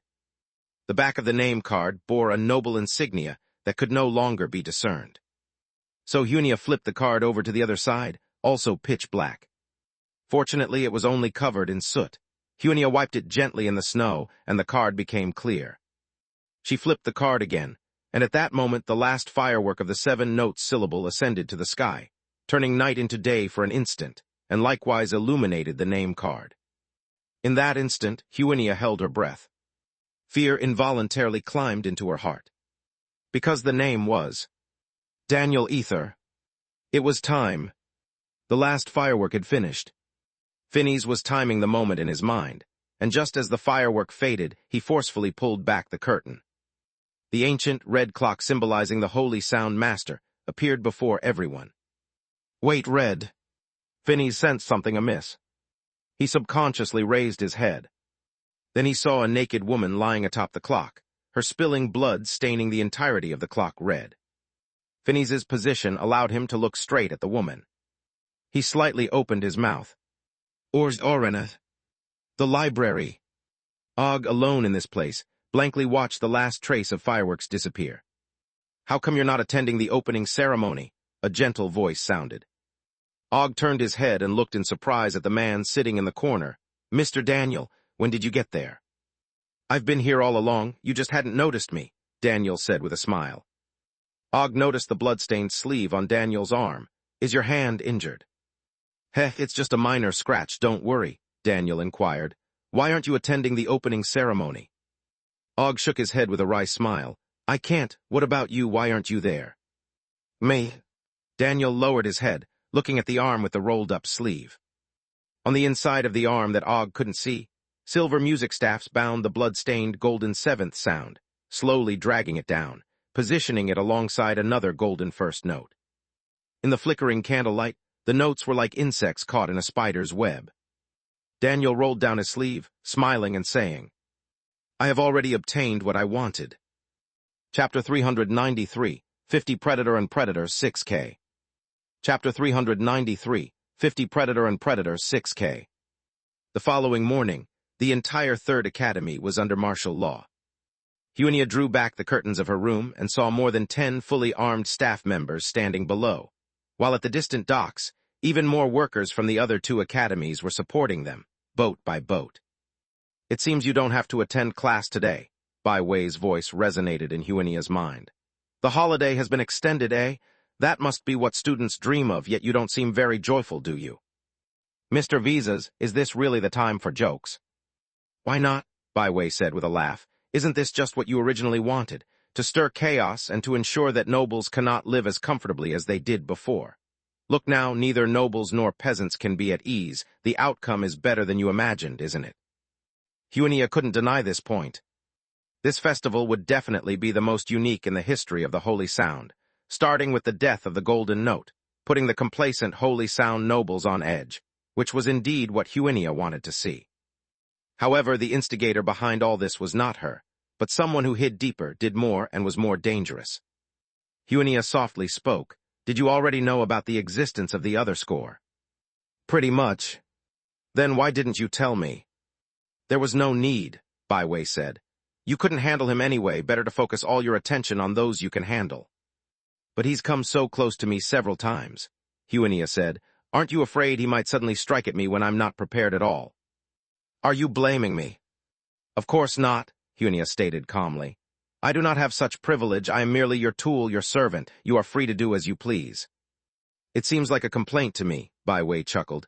"Just speak up if you have a problem. I won't get mad, but you should know I won't let you die." Bai Wei paused for a moment, then continued. "But I didn't tell you the truth for a reason. He has one of my corpse blocks, granting him a very keen sense of danger. The more you know, the more unnatural your behavior becomes, increasing the likelihood of revealing something in front of him, understand?" "A very keen sense of danger." After pondering for a moment, Huenia asked, "So that's why he hasn't made a move against me?" Even though Huenia had always been cautious to keep her distance from the foe Daniel, believing it would deter him from attacking her, the realization that he had managed to kill Orana without detection made her understand that it wasn't about distance. "Yes," Bai Wei said with a smile. "While you dread him, he also dreads you." Huenia shook her head. "I do not possess such power. He is wary of you, isn't he? Does that mean he can sense your presence?" "Not in the slightest," Bai Wei replied. "If I could be easily sensed, I wouldn't have remained hidden for so long. He can't sense that finely. He merely has an instinctual feeling of danger. That intuition prevents him from rashly attacking you, yet you are the only golden 7th sound prior to Orana, so he is also reluctant to give up." Bai Wei made his point clear, and Huenia naturally understood his intention. So the foe Daniel's previous approach to her had been out of caution and probing, dreading her danger but compelled by the risk because she was the sole golden 7th sound, trying to find her flaws, wasn't he? Therefore, when he realized that Orana had successfully ascended, and she was no longer the only golden 7th sound, he immediately shifted his target, killing Orana and taking her note the very same day. And if one were to deduce from the timeline, the real Daniel had also just arrived at the 3rd Academy when he was killed. Such decisiveness. If it weren't for Bai Wei's existence, the foe Daniel would have likely made a move against her much earlier. Much earlier. Huenia suddenly remembered the profound sense of danger she felt by the lake on the eve of the 7-note syllable, which was eventually repelled by Bai Wei. That meant at that time, the foe Daniel had already set his sights on Huenia. Considering this, a wave of dread washed over Huenia. Given the strength exhibited by the foe Daniel, if not for Bai Wei's existence, even if Huenia had survived the night of Daphne's assassination attempt, she would have inevitably met her end at the hands of the foe Daniel. Thus, her initial desire to reach the end on her own strength was nothing but an unattainable fantasy. Seeing that Huenia had been silent for a while, Bai Wei spoke with a smile. "What, still holding a grudge against me?" "Of course not." Huenia took a deep breath, casting aside all the redundant thoughts in her mind before speaking. "I just didn't expect the existence of another score, and that he has collected at least 2 golden notes. No, to be precise, at least 2. I can tell you outright, he has 3 golden notes," Bai Wei said. "Apart from the 7th note you both share, he possesses 2 notes you currently do not have." Chapter 394, 50 Predator and Predator 6K, 2. Chapter 394, 50 Predator and Predator 6K, 2. Huenia felt utterly surprised, but she wasn't sure if her astonishment stemmed more from the fact that the other party already possessed 3 golden notes, or from Byway knowing that the other party had 3 golden notes. Although getting rid of him would immediately yield 2 new notes, Byway said leisurely, I still wouldn't recommend doing that. Do you remember what I told you before? Huinia nodded slightly. You said he was dangerous, but if we don't go after him, won't he come after us? That's not necessarily the case, Byway said with a smile. When a forest has enough food, it can accommodate the existence of 2 top predators. Huinia raised her eyebrows. You mean he will hunt other notes and not come after us? It's very likely, Byway stated. After all, what was previously unique was only the 7th golden note, so he had no choice but to approach you. But now that he also has the 7th note, there's no need for him to keep a constant watch over you, at least for the time being. He likely won't risk a confrontation with you until you're both after the same note again. And that's my advice to you. His being alive now holds far more value than if he were dead. After all, having him around can help draw certain attention away from you, right? Huinia knew Byway was right, but she still felt an intense unease enveloping her heart without knowing why. It was at this moment that her door was knocked on. When Huinia arrived at the dormitory's ground-floor lobby, she saw several familiar faces. The head of the 3 colleges, Gucci, her mentor Leon, her pharmacology teacher Adele, and Phineas were all there. Everyone looked as though they hadn't slept all night, and Phineas showed the worst symptoms of all, with bloodshot eyes devoid of his usual elegance and warmth. However, considering what he had gone through the previous night, everyone could understand. Please take a seat, Miss Hevnia. Gucci smiled and gestured for Huinia to sit on the chair in front of them. We need to talk for a bit. Yes, headmaster. Huinia nodded nervously and then carefully took her seat. And the moment she sat down, Adele behind her tapped the back of Huinia's head with her magic wand. Caught off guard, Huinia felt a surge of magic power sweeping through her body from head to toe, making her even more nervous and causing her speech to stammer. Headmaster, what is this? Everyone looked towards Adele, who nodded and said, No problem, she's the real one. Relieved, Gucci smiled and comforted Huinia. Don't be nervous, it's just a routine check. Miss Hevnia, you should know what happened last night. Huinia nodded. Then, do you know about the existence of the music score? Huinia hesitated for a moment and then nodded again. Good, Gucci continued, stroking his beard with a smile. Since you know, then we can speak openly. It has been confirmed that there is a very dangerous individual within the academy who possesses a music score. Since you understand what a music score is, you should also understand why we had to perform this check. Do you think I am that score? It's just a necessary precaution. Everyone has to be checked, Gucci reassured her with a smile. Now we can be certain you're not that score, but we still have several questions for you. Please answer them. Huinia nodded obediently. Okay. First of all, why weren't you at the opening ceremony last night? Gucci inquired. It's a very important event, isn't it? I couldn't make it. Why couldn't you make it? Huinia glanced shyly at Leon, seated next to Gucci. Leon's expression immediately fell. What are you looking at me for? Are you implying it was me who didn't let you go? Of course not. It was the assignment you gave me. I hadn't finished it, Huinia explained with a forced smile. And it wasn't just yours, there was also Professor Ariana's paper. She required me to hand it to her before I went to the second college, so I had no choice but to write all night. I see, responded Gucci, nodding his head. Did you stay in your room alone writing? Huinia shook her head. No, I was writing here, and besides me there were a few other students. And teacher Adele was also here. Everyone immediately turned their attention to Adele, standing behind Huinia. Adele, with an expressionless face, nodded. I was on duty last night, and indeed I saw Huinia writing here all evening, but I can't confirm whether it was the paper or not. What else would it be if not the paper? Huinia muttered under her breath. With Adele's corroboration, the rest began to truly believe Huinia. This also surprised Huinia, because everything that had transpired was within Byway's expectations. It was Byway who had Huinia rush back to the dorm last night, and then used domination on Adele and the other students staying in the lobby. Domination had 2 forms of use. One targeted the body, making the other person's body immediately obey one's commands, and the other targeted the mind, allowing the other person to believe one's words subconsciously. Huinia had used the latter, making Adele and those students believe she stayed in the lobby all night and didn't leave, and also making Adele believe she wasn't the golden score, so even when Adele herself conducted the test, she would unknowingly refute the result. Chapter 395, 50 Predator and Predator 6K3. Chapter 395, 50 Predator and Predator 6K3.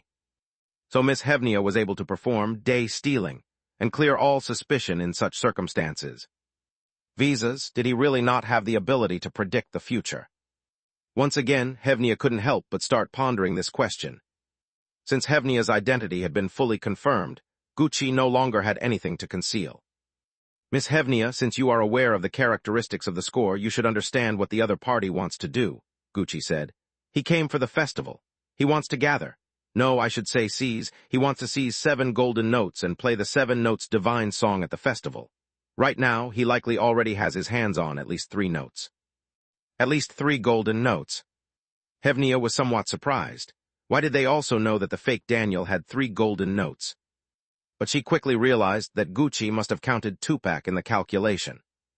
Indeed, Gucci soon said, these 3 golden notes are Mr. Daniel Ether's first note, Mr. Tupac Rogers' 5th note, and Miss Orana Finis's 7th note. Hevnia feigned surprise. Mr. Tupac and Mr. Daniel, they met with accidents too. Yes, Gucci nodded. He and Miss Orana both met their demise yesterday. When Orana was mentioned, Hevnia's peripheral vision caught Finis's fists clenching slightly. So you should understand how ruthless and powerful he is, Gucci said. Theoretically, he can now unleash the chorus magic of the 7 notes on his own, which means any individual player facing him would be hard-pressed to win. Moreover, he can also disguise himself as the owner of the stolen notes. I'm sorry to tell you, Miss Hevnia, that the Daniel who has been in contact with you since you returned to the academy was a substitute. Upon hearing Gucci's words, Hevnia timely feigned a frightened expression, her eyes widening. How can this be? Then she immediately shed all suspicions off herself. Why didn't he strike me then? That's also something I wanted to ask, Miss Hevnia. Have you been alone with that Daniel these past few days? Gucci asked seriously. You'd better tell me everything in detail, including every time you met. Still appearing quite scared, Hevnia took several deep breaths to barely calm down before she stammered out the detailed circumstances of her meetings with Daniel. Of course, these detailed circumstances were also orchestrated by Baiwei. After listening to Hevnia's narration, Gucci nodded slightly. That explains it. Explains it. You're very lucky, Miss Hevnia. I think the reason he never attacked you is that he didn't find an opportunity to be alone with you, Gucci said. You met 3 times in total. The first time, when you had just returned to the academy, would have been the most opportune, but at that time he must have just struck the real Daniel and wasn't in the best condition to act. The second time, Mr. Finis and Mr. Tupac found you, so he couldn't make a move. The third time, which was the last time, he probably decided to act, but just then Miss Orana had completed her ascension and had become the golden 7th note. Perhaps he thought that the newly ascended Miss Orana was an easier target, so he changed his plans. Hevnia's body immediately shivered, perfectly portraying a look of fear that comes after a close brush with death. All right, Miss Hevnia, at least you are safe now, Gucci consoled. Nevertheless, he probably won't consider you a target anymore since he now has the golden 7th note. But even so, you still need to be careful, as we cannot rule out that he will continue hunting other golden notes to ensure he can secure the Lord's wish. Upon hearing this, Hevnia blurted out like a scared little white. If that's the case, why not put a hold on the festival and catch this person first? Hearing Hevnia say this, Gucci hadn't spoken yet when Leon next to him frowned and interjected. What foolishness! How could the festival possibly be cancelled? Don't you know that would be mocking the Lord? Hevnia immediately shrank back in fear. And Gucci timely said, It's all right, Leon. Miss Hevnia was just scared. Don't be so aggressive. He paused, then continued. But as your tutor said, the festival cannot be cancelled. Miss Hevnia, you should know that no matter what he has done, as long as he appears before the Lord at the last moment, no one can stop him from performing for the Lord. That's why he is so confident. The Lord is indifferent to the process. Only the result matters, so the process is what we need to consider. As Gucci said this, he handed Hevnia a list. Hevnia took the list and glanced it over, recognizing all the familiar names. In addition to the 3 golden notes from last night, there were also Ariana and Daphne. Dean, what does this mean? This is a list of people confirmed missing after our investigation, Gucci said. These people were very likely also killed by that individual. Remember what I told you earlier. The score can transform a robbed note, so he might be disguising himself as these people. Therefore, wherever you see these people, you must immediately be vigilant because it's very likely that it is that individual. I suppose you should be quite familiar with the names on the list. Chapter 396, 50 Predator and Predator 6K4. Chapter 396, 50 Predator and Predator 6K4. Huinia nodded gently, and then her body uncontrollably began to tremble again. Professor Ariana, Daphne, they actually. Tears fell timely, wetting the list. Sob, why would that person do such a thing, why? Seeing that Huinia's emotions were somewhat out of control, Gucci looked up at Adele behind her. Adele nodded, and then stepped forward to gently pat Huinia's shoulder in comfort. Okay, that's enough for now, Miss Huinia, Gucci said, somewhat distressingly pinching the bridge of his nose. I know these things are hard to accept, but since they've already happened, we must confront them. Don't worry, we will catch that guy for sure, and as for you, you still have to work hard for the festival, don't you? Huinia was already crying inconsolably, unable to even respond. Gucci could only have Adele take Huinia away first, to let her return to her dormitory to rest. But before they had taken 2 steps, Phineas caught up with them. Miss Huinia, please wait. Huinia stopped and turned to look at Phineas. I know it's not appropriate to say this at this time. Phineas's usual bravado had vanished, and now his voice was unusually deep. But there is something I need to confirm in advance, Miss Huinia. Are you still willing to stay with the Lawrence family's band? Huinia immediately understood what Phineas meant. Tupac and Orana were dead. Now the band only had her and Phineas as the golden notes, naturally no longer the favorites to win as before. In this case, Phineas naturally worried Huinia would also leave the band at this time. So he had no choice but to come and stabilize Huinia in such a precarious situation, because if Huinia also left, then the Lawrence family would have no hope at all in this festival. Of course, Mr. Phineas, Huinia said between sobs, since I promised you I wouldn't leave easily. Phineas showed a look of surprise. Apparently, he had been prepared for Huinia to ask for a raise in her compensation at the last minute, but he did not expect Huinia to be so loyal. So Phineas gave Huinia a deep bow across his chest. Miss Huinia, the Lawrence family will not forget your kindness. We will also ensure your safety at all costs, and tomorrow morning we will take you away. To the 2nd Academy. No, Phineas shook his head.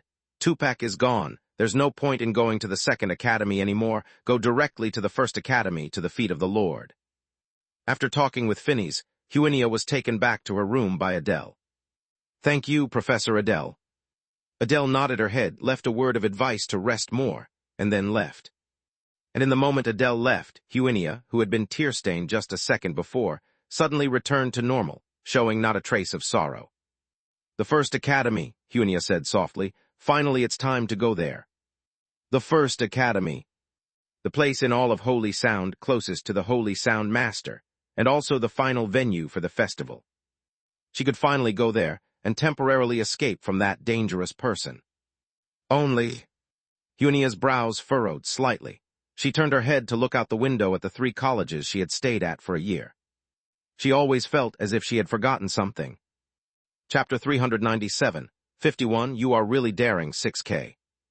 Chapter 397, 51, You Are Really Daring 6K. The college had been completely sealed off. Classes were canceled, and students were confined to their dormitories with nowhere to go. The staff and professors were vigilant in their watch over them. And still, more players kept pouring in from Thousand Snow Lake or from outside the college. Among these people, half were college staff, while the other half looked like private servants. Huinia could discern various noble house insignias on them. Quite the spectacle, Baiwei said with a smile. It seems the Teichu families are truly serious this time. No one cared when so many died before, but the moment a golden note dies, especially one of their own golden notes, they become frantic. Upon hearing this, Huinia nodded in agreement. But they aren't completely frantic. It seems they've mostly called upon their vassal families. Not many from their own houses have shown up, Baiwei continued leisurely.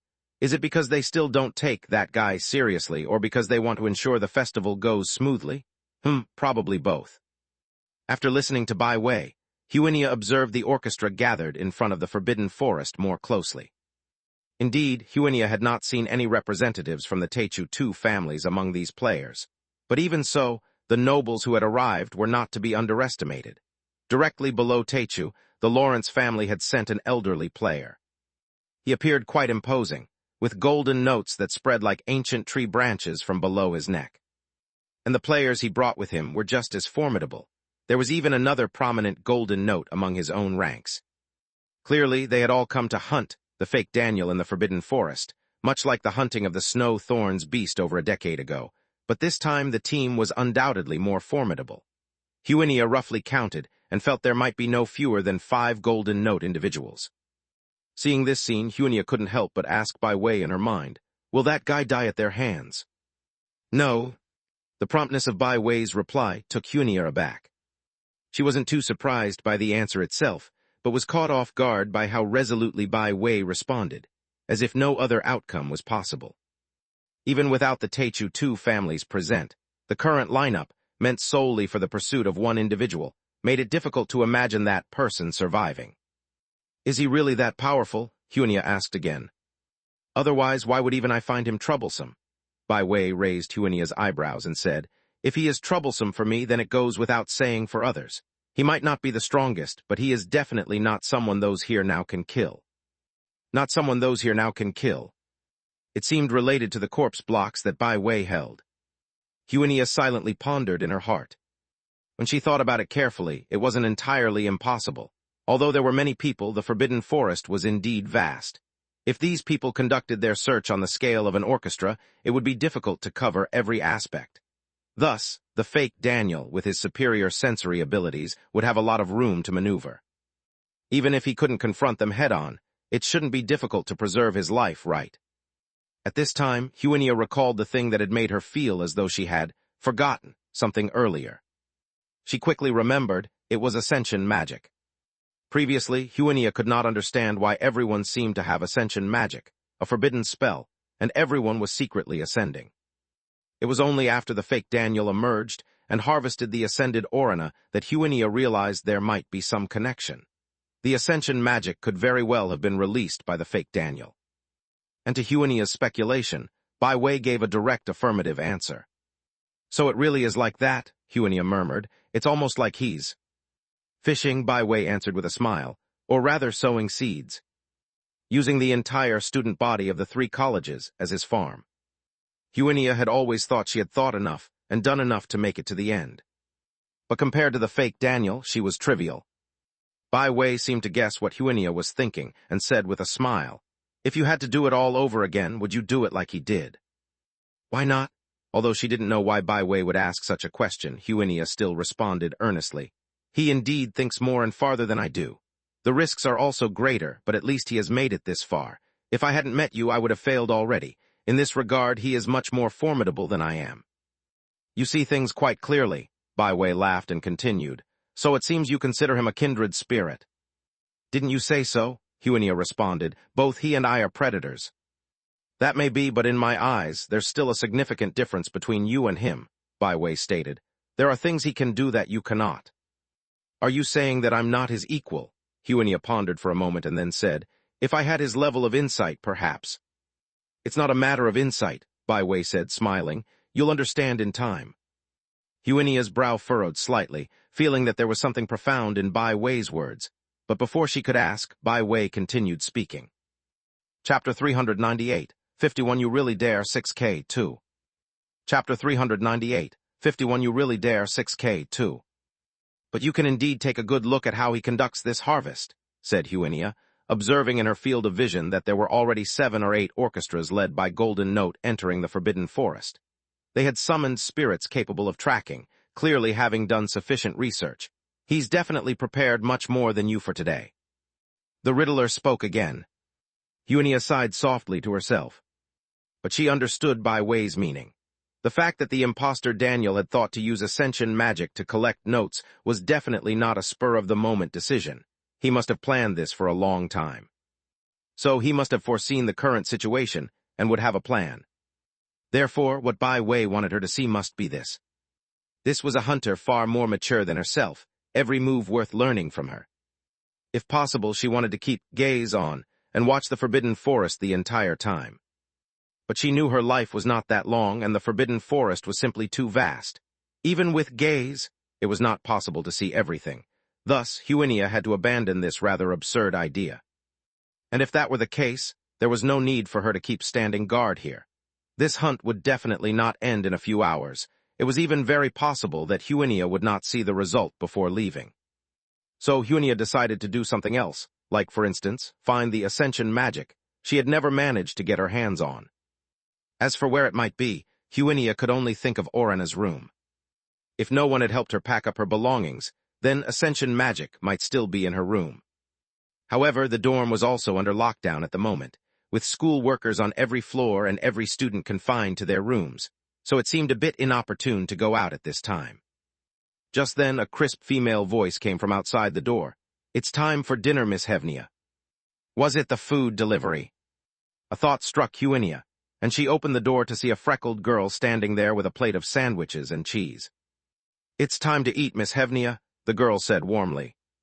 Huinia nodded and then, feigning interest, glanced at the food on the plate before murmuring with slight difficulty, "The bread has gone cold, hasn't it?" "Ah, really?" The girl quickly looked and seeing that this was the case, hurriedly said, "Oh, it seems a bit cold, maybe I was too slow. Let me go get you another piece." "There's no need for the trouble," Huinia said. "You take me to the kitchen, I'll get it myself."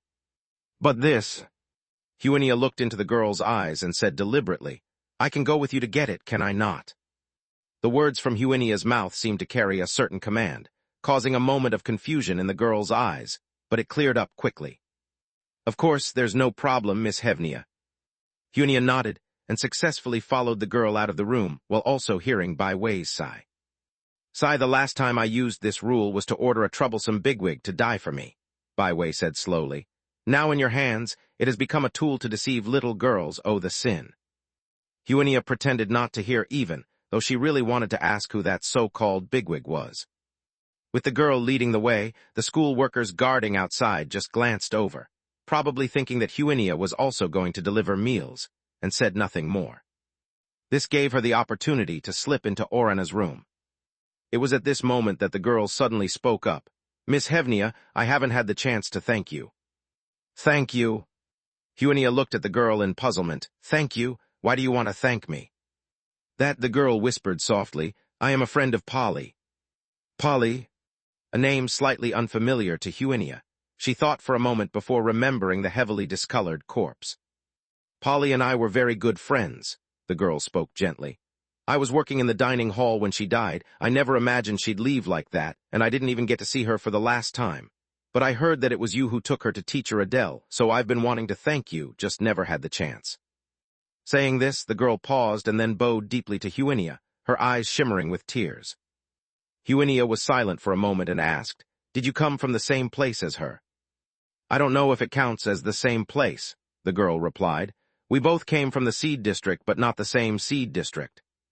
"I see." Huinia nodded, and the two continued walking towards the kitchen. She did not want to ask more, but the girl kept speaking softly beside her. "I'm just a copper sound, and Polly was a silver notes, but she always took good care of me. In this academy, she was my only friend.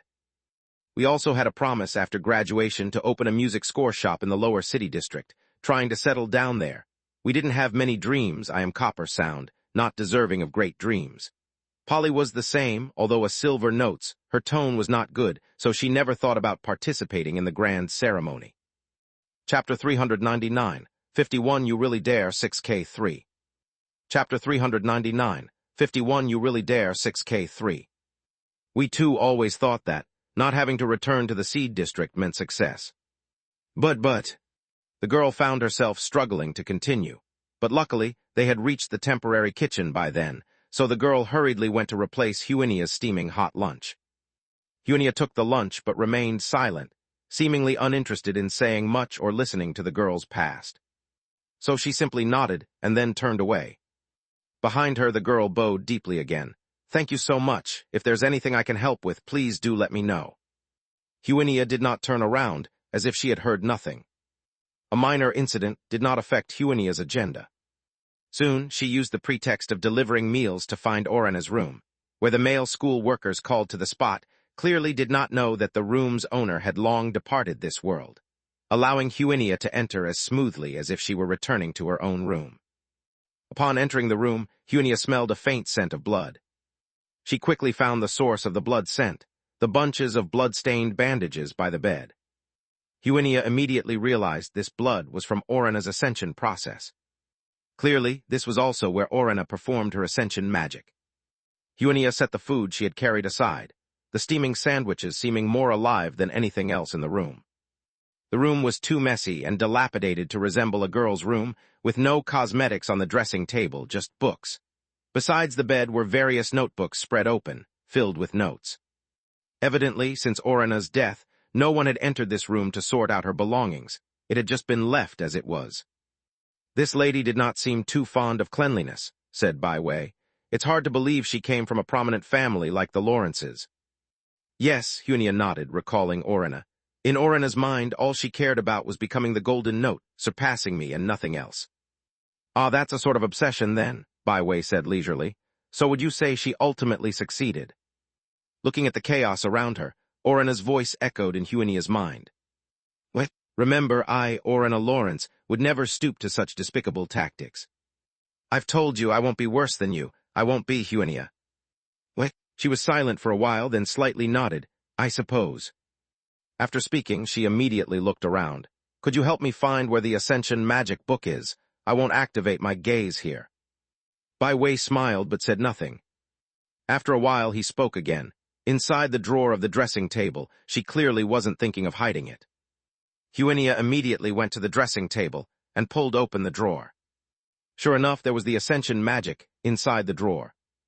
But upon seeing this Ascension magic, Huenia involuntarily frowned.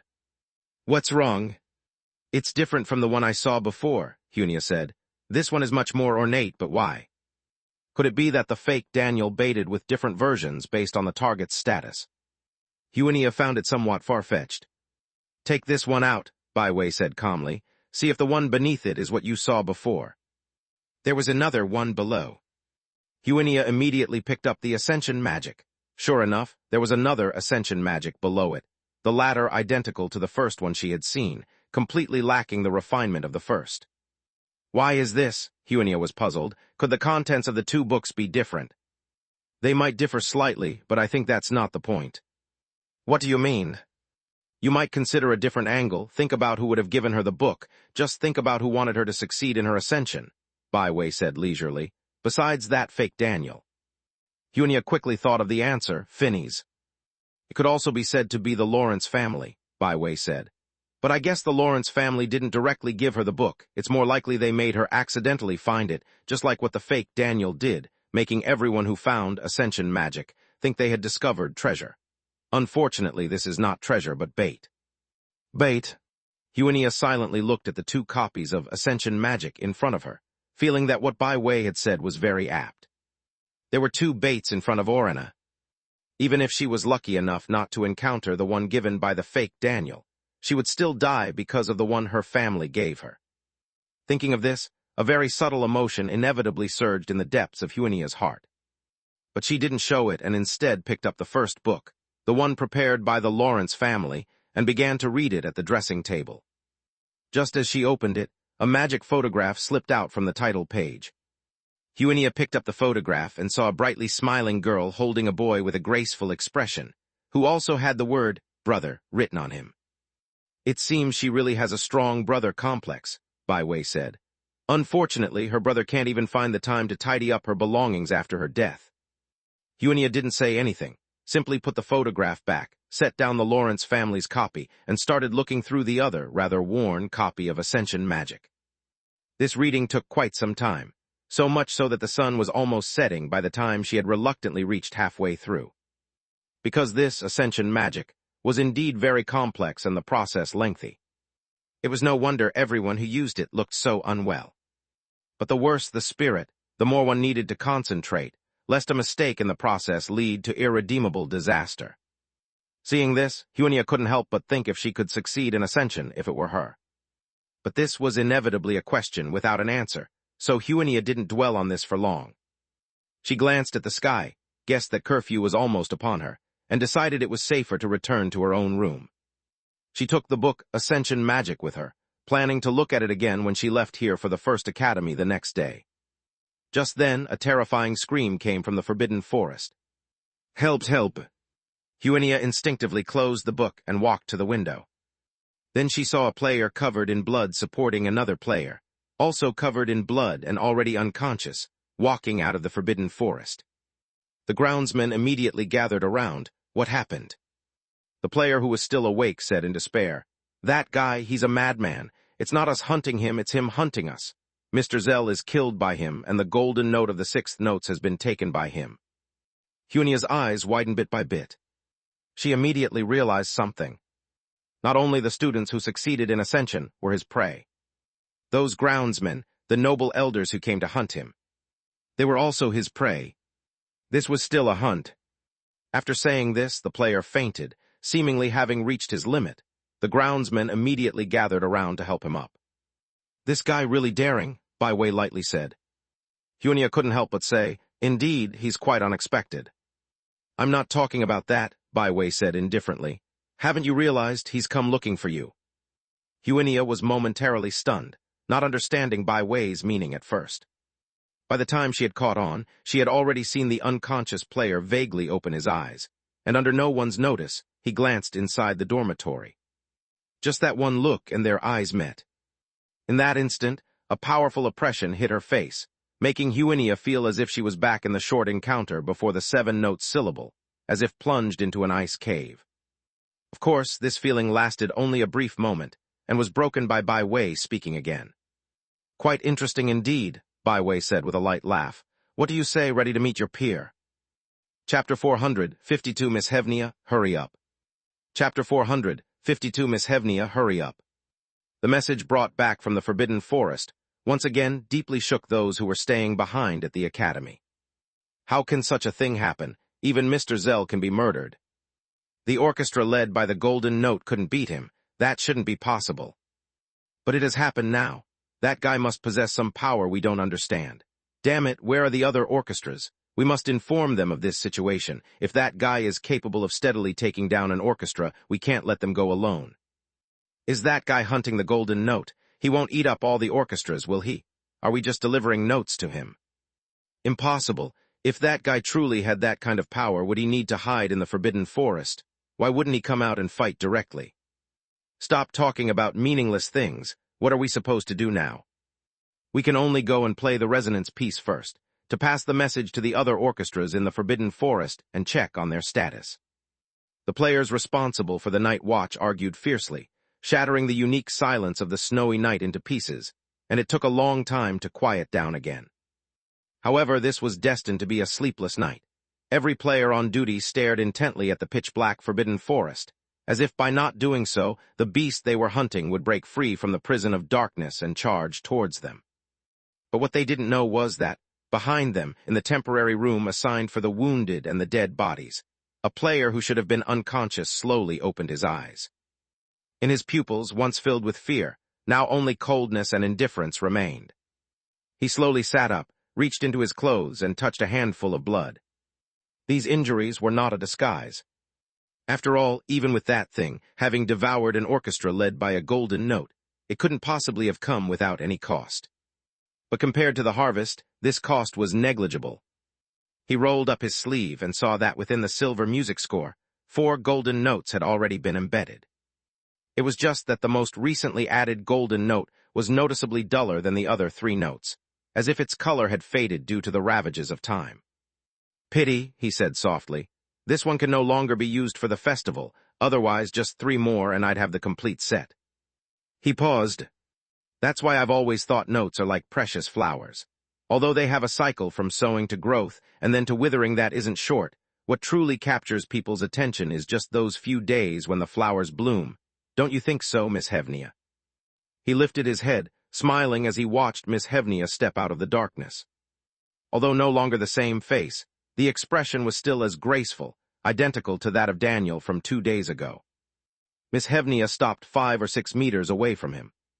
"How should I address you?" Miss Hevnia began calmly. "Should I still call you Mr. Daniel?" He laughed. "That is your choice, of course. You can also call me by my real name, Cesar." "Cesar?" Miss Hevnia silently noted down the name. "It seems you're not the real Miss Hevnia either," Cesar said. "So how should I address you?" Miss Hevnia was silent for a moment before saying, "I can't remember my former name." "That's so?" Cesar wasn't annoyed. On the contrary, he smiled even more joyfully. "Then I'll continue to call you Miss Hevnia." Do you know, Miss Hevnia, when I guessed your identity, I was quite shocked, as if I had seen one of my own kind. He gazed at Miss Hevnia with eyes full of aggressiveness. Not like looking at his own kind, still as if looking at prey.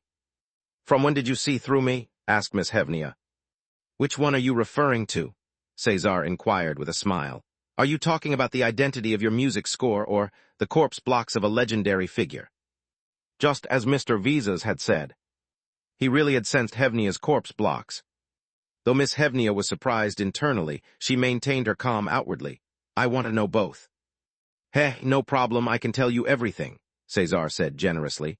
About the corpse blocks of the legendary figure, I had some suspicions from the first time I saw them, but I wasn't sure.